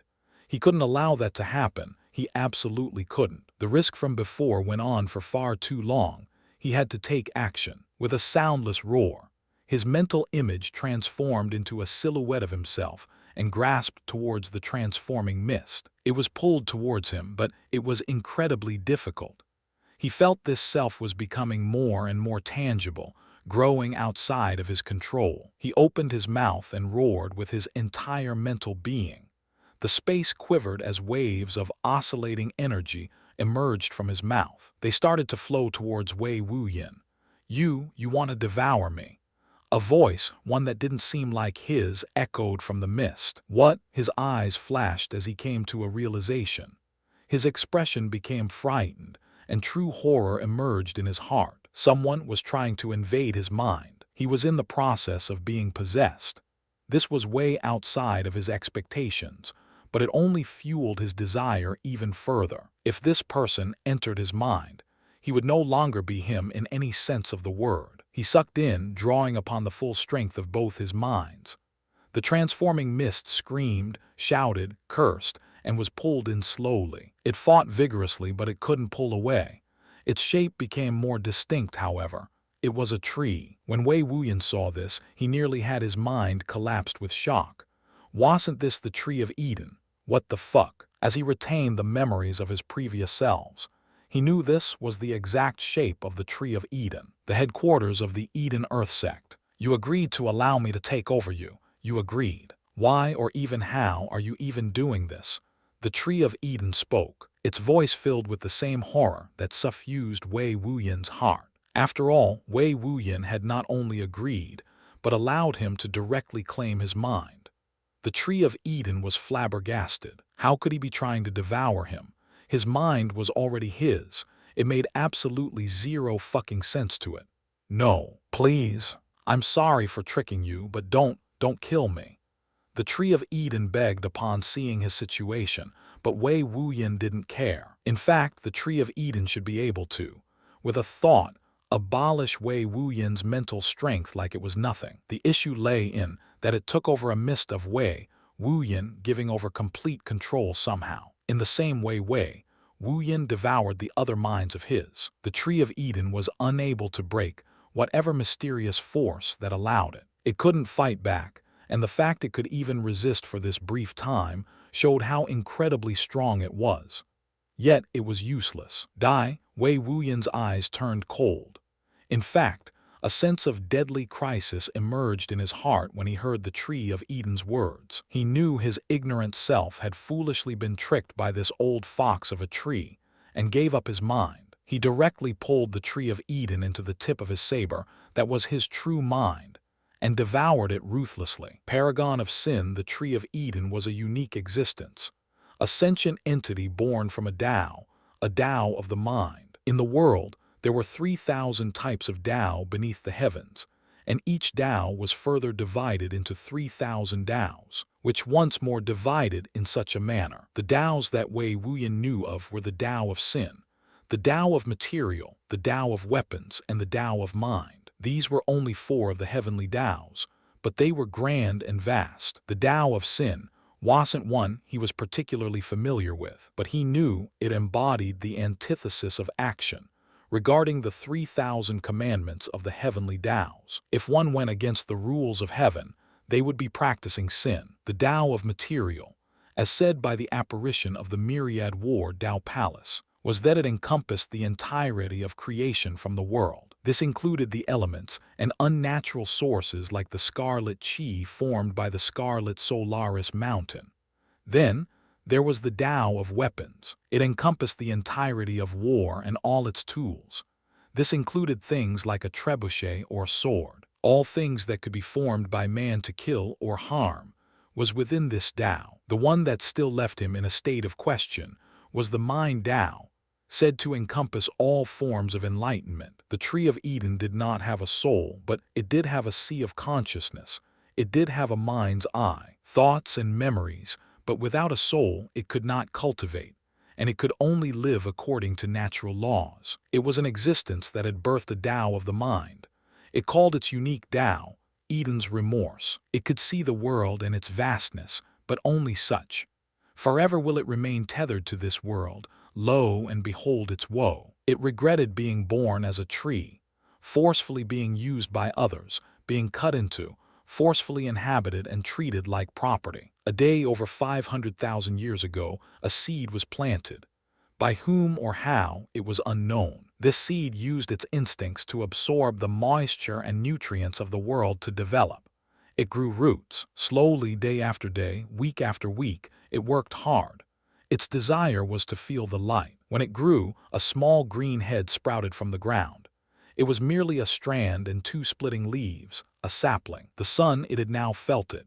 It was miraculous, extraordinary and warm like a parent's embrace. It helped it generate its own food, cared for it and watched it grow. The sun was its father, forceful and all-encompassing, while the moon was its mother, gentle and looming. The sapling grew into a beautiful sprout. It glistened with a verdant green luster. Then suddenly it met a catastrophe. An animal, basic in intelligence and form, crushed it beneath its feet, nearly taking its life. While it did not have ears nor did it have a spiritual sense, it recalled the vibration of the world. Through this vibration, it would soon come to understand what it was and why it was crushed. A battle had taken place, and a human had crushed him beneath its feet in carelessness as it begged for its life. That was the first day it tasted blood instead of water. Luckily, it was strong. It healed and continued to grow, returning into the beautiful sprout it had once been. The sun remained, the moon remained, and so did the humans. As it wished to grow, it was constantly in the way. As it became a young tree, a human had taken it as a training post, smashing its fist into him over and over. It was painful and horrifying. He was beaten without pause, all for the sake of this human life form, ripped into and forced to handle its insecurities and anger. It had nearly been broken into 2 one day, and then abandoned. That was its only solace in its state of near death. However, it still wanted to grow. It wanted to reach the skies, meet its mother and father. As this desire grew, so did its form. As it healed, its body expanded and grew. Then suddenly it bore fruit. These were products of its desire to produce, to bring more of itself into the world. Unfortunately, because of these fruits, those humans returned. They claimed the fruits for themselves, greedy and unwilling to stop killing its eggs. Those fruits weren't meant for them to eat, they were for it to have a family. They were his family. Their greed and ambitions knew no bounds, and they cared only for itself. However, it was innately peaceful, pacifistic in its belief, and attempted to find a better solution. It drew upon the energy of the sun and the moon, of the earth, and grew. It continued to grow. Before long, it had become a grand tree capable of standing fiercely over the world. That's when the humans congregated at its base. They meditated, worshipped, and prayed to it. They treated it like a god. These people, these humans, were different. They didn't harm it but gave it offerings. As they did, so did its desire to grow and spread out its influence to these fine creatures.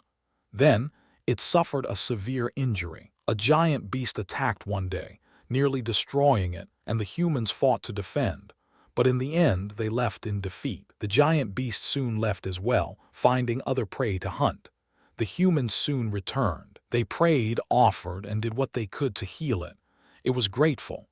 It knew that it had not been abandoned. Then, when they grew frustrated that his healing was taking too long, they discussed in their homes all sorts of solutions. One day, a young girl, about 13 years old, was brought before the tree in holy clothing. The girl prayed to it for 3 days and 3 nights, and the humans did something unthinkable. They beheaded the woman, sprinkled her organs and blood at the base of the tree. It didn't know what they were doing or why. It hated the taste of blood, but it couldn't stop them. They acted as if they heard its voice, performing all sorts of sacrificial offerings of young children who had holy auras. It wasn't long before it healed fully, but that was its natural growth speed. The blood, the deaths, it did nothing. However, as it grew, the less humans were sacrificed, so it grew. It desired to grow more and more, so it would no longer witness such atrocities. Time passed, and it grew bigger and bigger.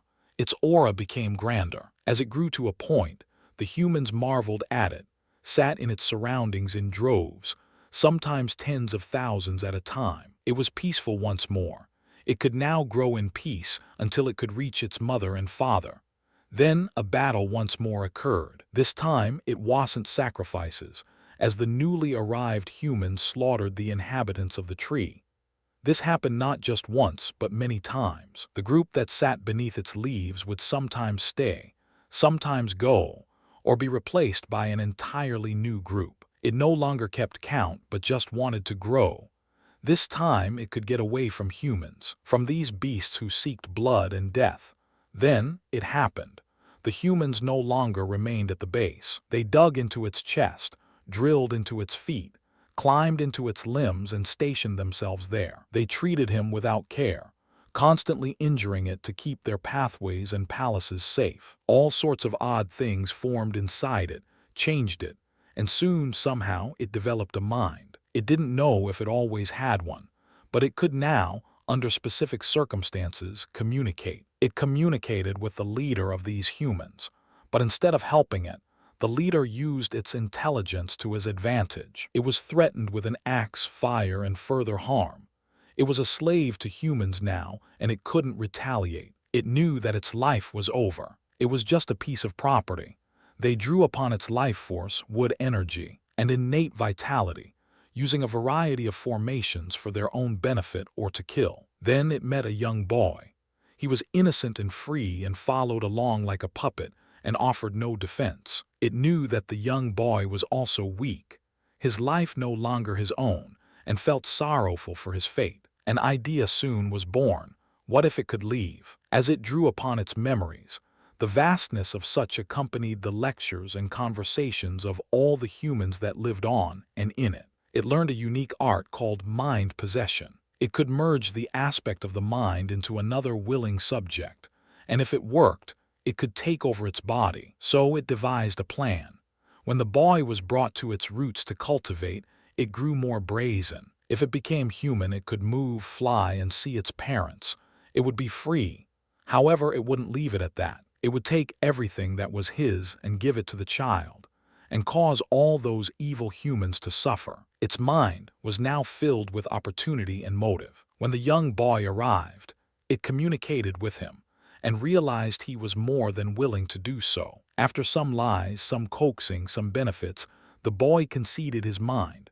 Before, however, it was vicious. It drew the entirety of its life force, and wood energy nurtured for countless years into a single runic mark. It placed the runic mark on the boy's heart, its vital organ, drawing the vast power into it smoothly. With this, he could not only cultivate but retain its natural force. However, that meant the damage to the tree would be abrupt and sudden, and the entirety of the tree would collapse the moment his mind was condensed and left the tree. The buildings, tunnels, and everything beneath it will be met with total destruction from the near-instantaneous collapse of its gigantic body.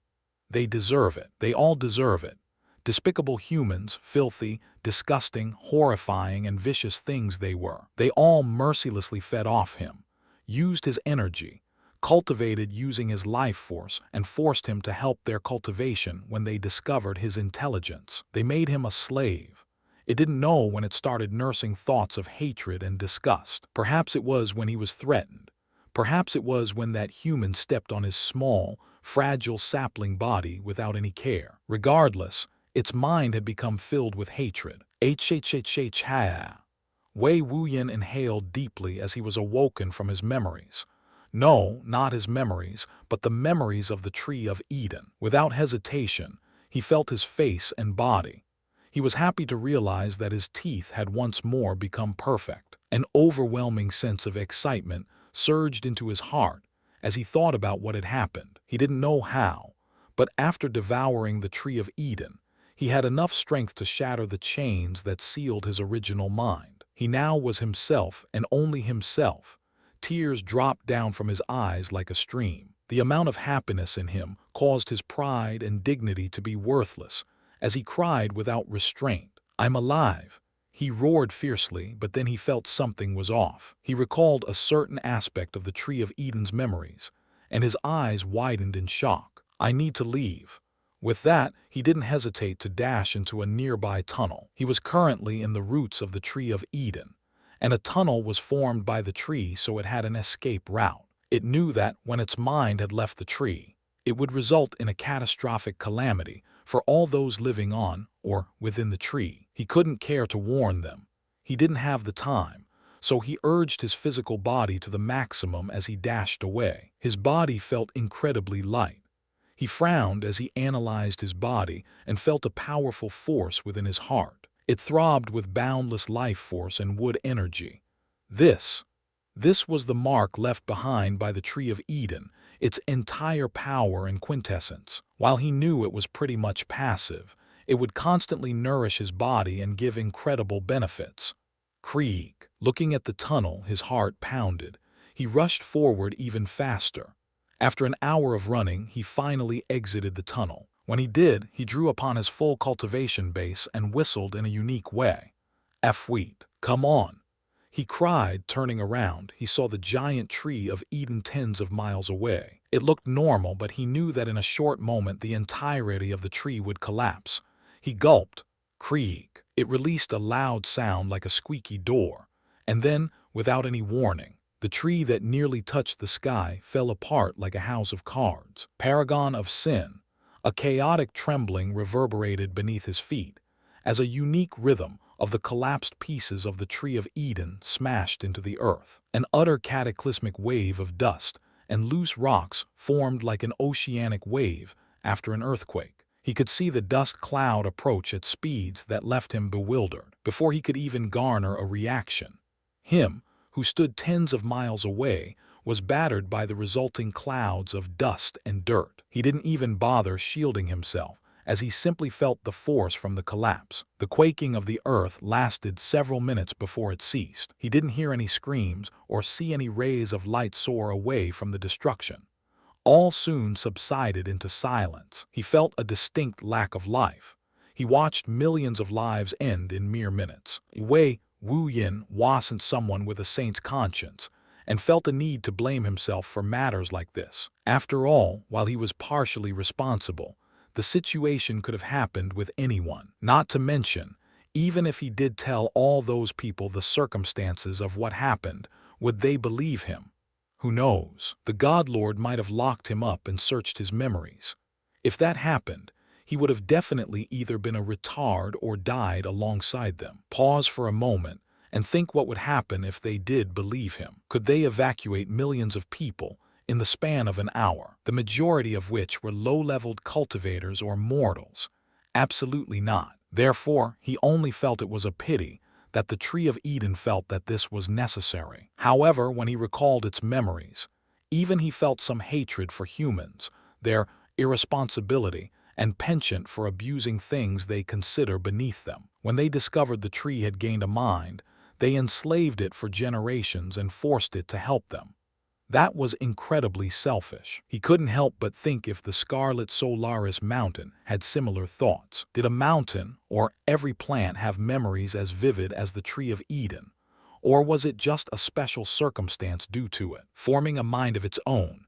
When he recalled those memories, he felt that the incident of blood splashing on it, as a sapling was why and how it gained a mind. Whoever bled must have had an incredible bloodline to give a tree sentience. At that moment, it seemed like it gained an intelligence, and as time passed, it questioned things around it and watched intently through a unique form of perception. He looked at the destruction in the distance and sat down. He was going to wait for the crane to return. If it didn't, then its death was fated. He sighed as he inspected himself. Due to the sequence of events and unique circumstances, he now had 3 hearts of Qi: divine heart of elemental Qi, divine heart of saber Qi, and alchemic heart of... Wait, what? He frowned. The 3rd heart of Qi was missing. He started to panic. With haste, he searched his dantian deeply, trying to find his 3rd formed heart of Qi. He found nothing. He was speechless. He tried to recall the events. He knew that, from his understanding of time gauged from his memories, he was 36 years old. He had spent over 7 years studying the alchemic Tao in the Eden Earth Sect, practicing the signature Eden creation method. It incorporated top-tier refining, concoction, and creation techniques for alchemy. He had over 1,031 recipes of pills, 390 pastes, 877 elixirs, and 108 pellets in his mind. They included the very core of the Eden Earth Sect's legacy. According to his memories, due to his alchemic heart of Qi and natural talent in alchemy, he had risen quickly through the Eden Earth Sect. He had even met the sect leader and was given personal instruction from him. He had fashioned top-tier pills, pellets, elixirs, and pastes for the sect. His former name was quite well known, as even the surrounding sects wished to meet and exchange pointers with him. Supposedly, he had engaged in several high-level competitions amongst alchemists and always placed in the top 3. Someone had even tried to kill him, but his tempered body was far too difficult to handle. After all, with his body alone, he could face mortal gods. This wasn't something that could be dismissed by his lack of self. He had entered the roots of the Tree of Eden for training, as it contained a deep wood energy, and they wanted him to birth wood Qi, but he couldn't do so. The reason was simple. All the wood energy would subtly be absorbed by the divine heart of elemental Qi to help recover itself. While both of his hearts of Qi had been restored, they remained dormant and in hiding. Even if the previous him tried to control them, it couldn't. After all, they were connected to one of his 2 minds, not its. Since he devoured the other self's mind, he now had the ability to control all 3 hearts of Qi. While he was still only 2 minds merged, he had devoured countless smaller selves. Giving a deep sigh, he felt completely out of tune with his body. It's been 10 years since he'd had full control, and many things had happened since then. It was like he watched others live his life in his body. It was horrifying. Even if he lost his 3rd heart of Qi, it was fine, as long as he was himself. Bop. Just as he thought that, he felt a smashing sensation in his head. His eyes widened as he grew horrified. His first thoughts were that he would be sealed again, so he hastily entered his sea of consciousness within his mind's eye and felt the situation with absolute caution. What? He exclaimed in shock. In his mind's eye, he saw something that shouldn't be there. His heart of Qi, directly below his mental avatar of a saber. He saw a cyclone of metaphysical Qi with a rainbow color rotating calmly. It was far more ghostly looking than any of his other hearts of Qi. A heart of Qi can exist in one sea of consciousness. When, as he questioned this, he inspected his heart of Qi and came to an understanding. I can't believe it. My alchemic heart of Qi seemed to have a unique Qi quality that is similar to the aura of the Tree of Eden. Was it because I absorbed it that the heart of Qi changed? Or was it changed by the Tree of Eden unintentionally when it entered my mind or established that runic mark? As he pondered this, he sighed. The memories he had allowed him to know that the Tree of Eden did not intend to do this, since it had the Tree of Eden's aura and was mind-based. He would call this new heart of qi the alchemic heart of Eden qi. So, what does this mean for my qi?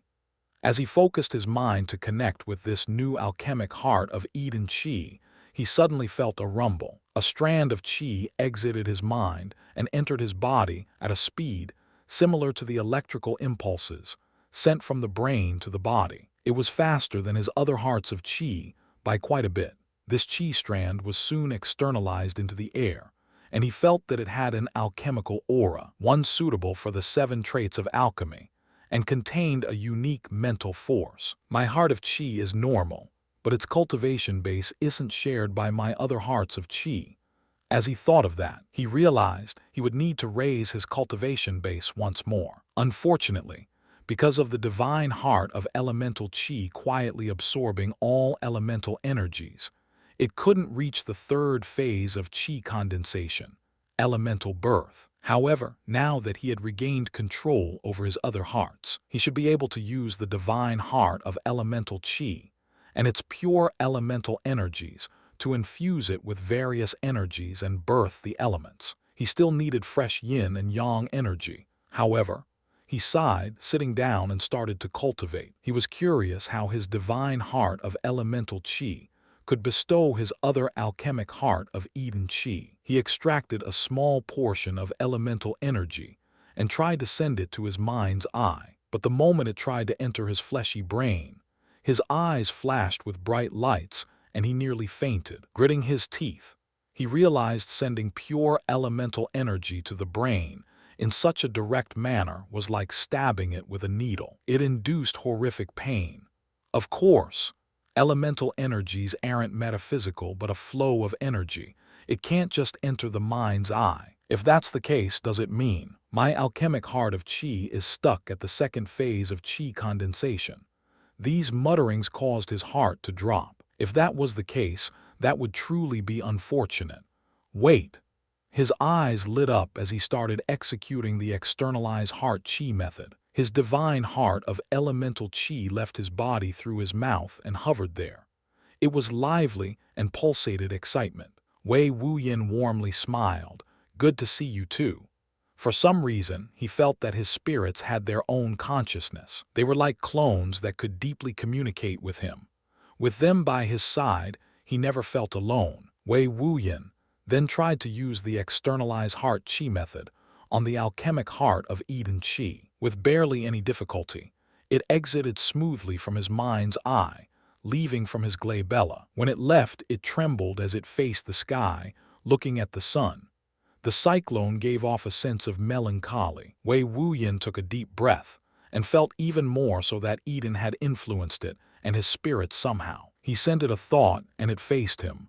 Let's exchange energies here, he said, but when the divine heart of elemental qi sent a strand of elemental energy over, the alchemic heart of Eden qi dodged it swiftly. It floated around, expressing its disapproval of this type of action. What's wrong? Wei Wuyin frowned as he questioned. He realized this heart of qi was far more intelligent than the others. The alchemic heart of Eden qi communicated with him, and he immediately understood. He directed the divine heart of elemental qi to enter his mind's eye. It revealed confusion but didn't refuse. It sped towards his glabella and vanished. This, Wei Wuyin didn't think it would work, but it did. His heart of qi was surrounded by metaphysical qi, which was both false and true, but more so. They were constructed from his mind and had ease of access and influence. They could enter and exit as they pleased. The alchemic heart of Eden qi gave a happy shake and hurriedly entered his mind's eye. An exchange of energy immediately occurred. Since the energy wasn't directed towards his brain or flesh, there was no obstruction within his sea of consciousness. They exchanged energy freely, but it was much slower than before. In fact, the cultivation speed of the alchemic heart of Eden qi was about as fast as his normal refinement speed before he gave birth to 2 hearts of qi. I see. This is different as its true cultivation. It'll take time, so it couldn't just stay outside without protection. This thing is smart, he commented after realizing the awareness of this spirit. His eyes suddenly opened and he smiled with elation. "You're alive." Paragon of Sin over 7 years ago, the crane had brought its master, Wei Wuyin, to the Eden Earth Sect. When she arrived, she believed that it would be shortly before Wei Wuyin regained himself and they returned home. Unfortunately, a sequence of unpredictable events led it to a very interesting fate. When xianxia returned, she abided by the agreement and became her mount. It was okay, but a far cry from the treatment Wei Wuyin gave her, so she inwardly felt disdain for this woman. However, as time passed, xianxia ascended to the second stage of qi condensation, external flow phase. Her status underwent a subtle shift. Then the treatment she received was much better. She had her full of nourishing food created by alchemists. There were all sorts of meaty paste and colorful liquid given to her. She actually, for a while, thought the treatment here wasn't so bad. Even her strength rose as her white feathers became brighter and her body enlarged. This continued for a few months before xianxia accepted a mission that required her to leave the sect. As her mount, she had to follow along. As they flew with a group of others, a sudden betrayal occurred. She didn't understand it well, but a man had a very vengeful expression as he drove a blade through xianxia's heart. The other members of the group only watched with indifference, some even laughed. The thoughts of humans were frightening. The crane was horrified by this, taking off immediately. They followed, attempting to hunt her down. She had then been forced into an epic chase for her life. In truth, they probably just wanted to tame her, but she didn't dare risk it. She flew fast and true, using her instincts and intelligence to evade their pursuit. After several days, she escaped with some luck. Unfortunately, she was lost and couldn't return to the sect. She wasn't sure when or if Wei Wuyin would heal, and so it was quite dangerous for her. The only option was to survive, stay nearby, and hope Wei Wuyin would find her when the time came. And so she survived.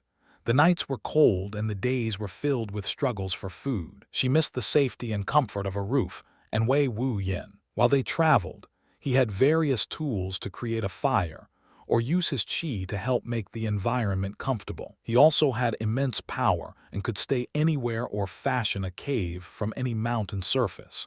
It was incredibly convenient. She could also sleep in peace, knowing Wei Wuyin had set up protections unlike now. One day, while she slept in a grassland, a group of cultivators ambushed her with a net. The net was heavy and clung to her feathers.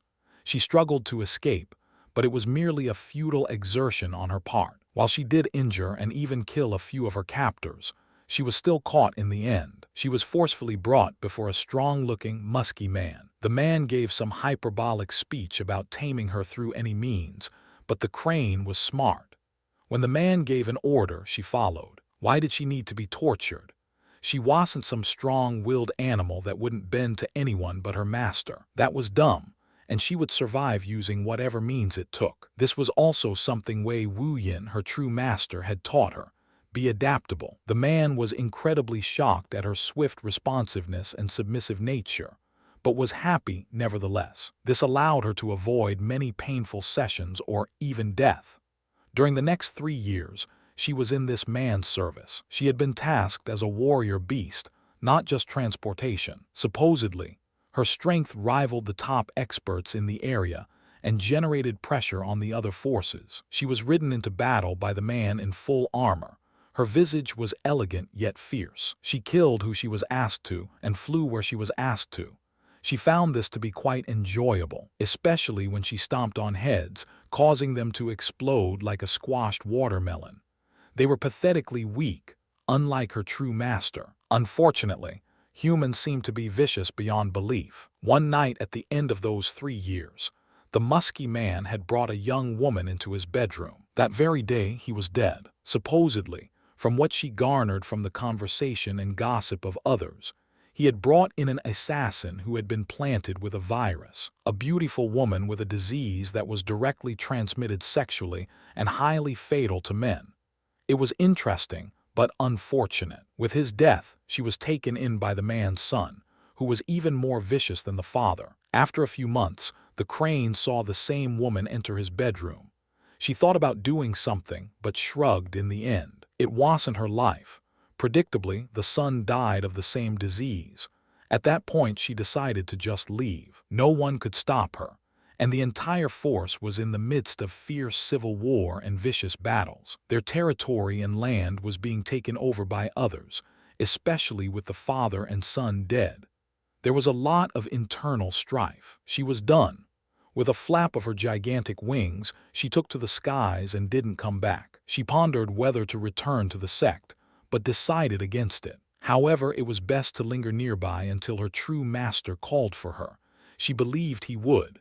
The crane's luck wasn't that bad. The next 4 years were quite peaceful, and she was smarter now, not allowing herself to be ambushed. She'd only sleep in hard-to-reach places for those without wings, and was a lot more aware of her surroundings. She avoided humans mostly and kept to herself. One day she found a tree. This tree had a low-hanging fruit. It was only one fruit, and the fruit was golden. Curious, she walked up to it and poked at it with her beak. When she realized it smelled normal and nothing happened, she swallowed it whole. Over the next few months, her beak and eyes slowly turned golden in color. When she looked in a lake and noticed the changes, she was hysterical. Even more, her body started to expand and felt like it was filled with endless energy. She grew 3 times her size and was like a towering existence. At this point, she could rival the black cranes back home. She didn't know how strong she was, but it was an extraordinary feeling. What she didn't know was that Wei Wuyin was nearby at that moment, his scent covered in a medicinal smell. He had activated a karmic lucky chance, but it was for her, originally. In the world of karmic luck, oftentimes it wasn't just the wielder that benefited but those close to them. Her finding the fruit when she did was a lucky chance by extension. If Wei Wuyin had his normal degree of caution, he would have noticed the golden fruit and given it to the crane or another valuable beast. Her changes were quite interesting. She realized she could send out a beam of golden energy from her beak. This beam was powerful and explosive. An invincible feeling emerged in her heart. She played around a little, becoming the queen of the nearby flying beasts. Her reign was majestic. These small birds that were barely the size of her wings bowed in deterrence. Was this what it felt like to have power, to be unrivaled? Her heart throbbed with endless excitement. She started to delegate her tasks to these lesser beasts. Food was brought to her, including setting up a boundary for her to safely sleep. She had her own territory and ruled it. All the humans that entered it left their lives behind. Then she heard a sound that she remembered all too well. Wheat, Wei Wuyin. She abandoned everything and flew towards it instantly. Despite being tens of miles away, she had heard the sound as clear as a loud whisper in the ear. It was familiar and melodious to the ears. Before long, she saw Wei Wuyin seated. She cried with joy. They can finally go home.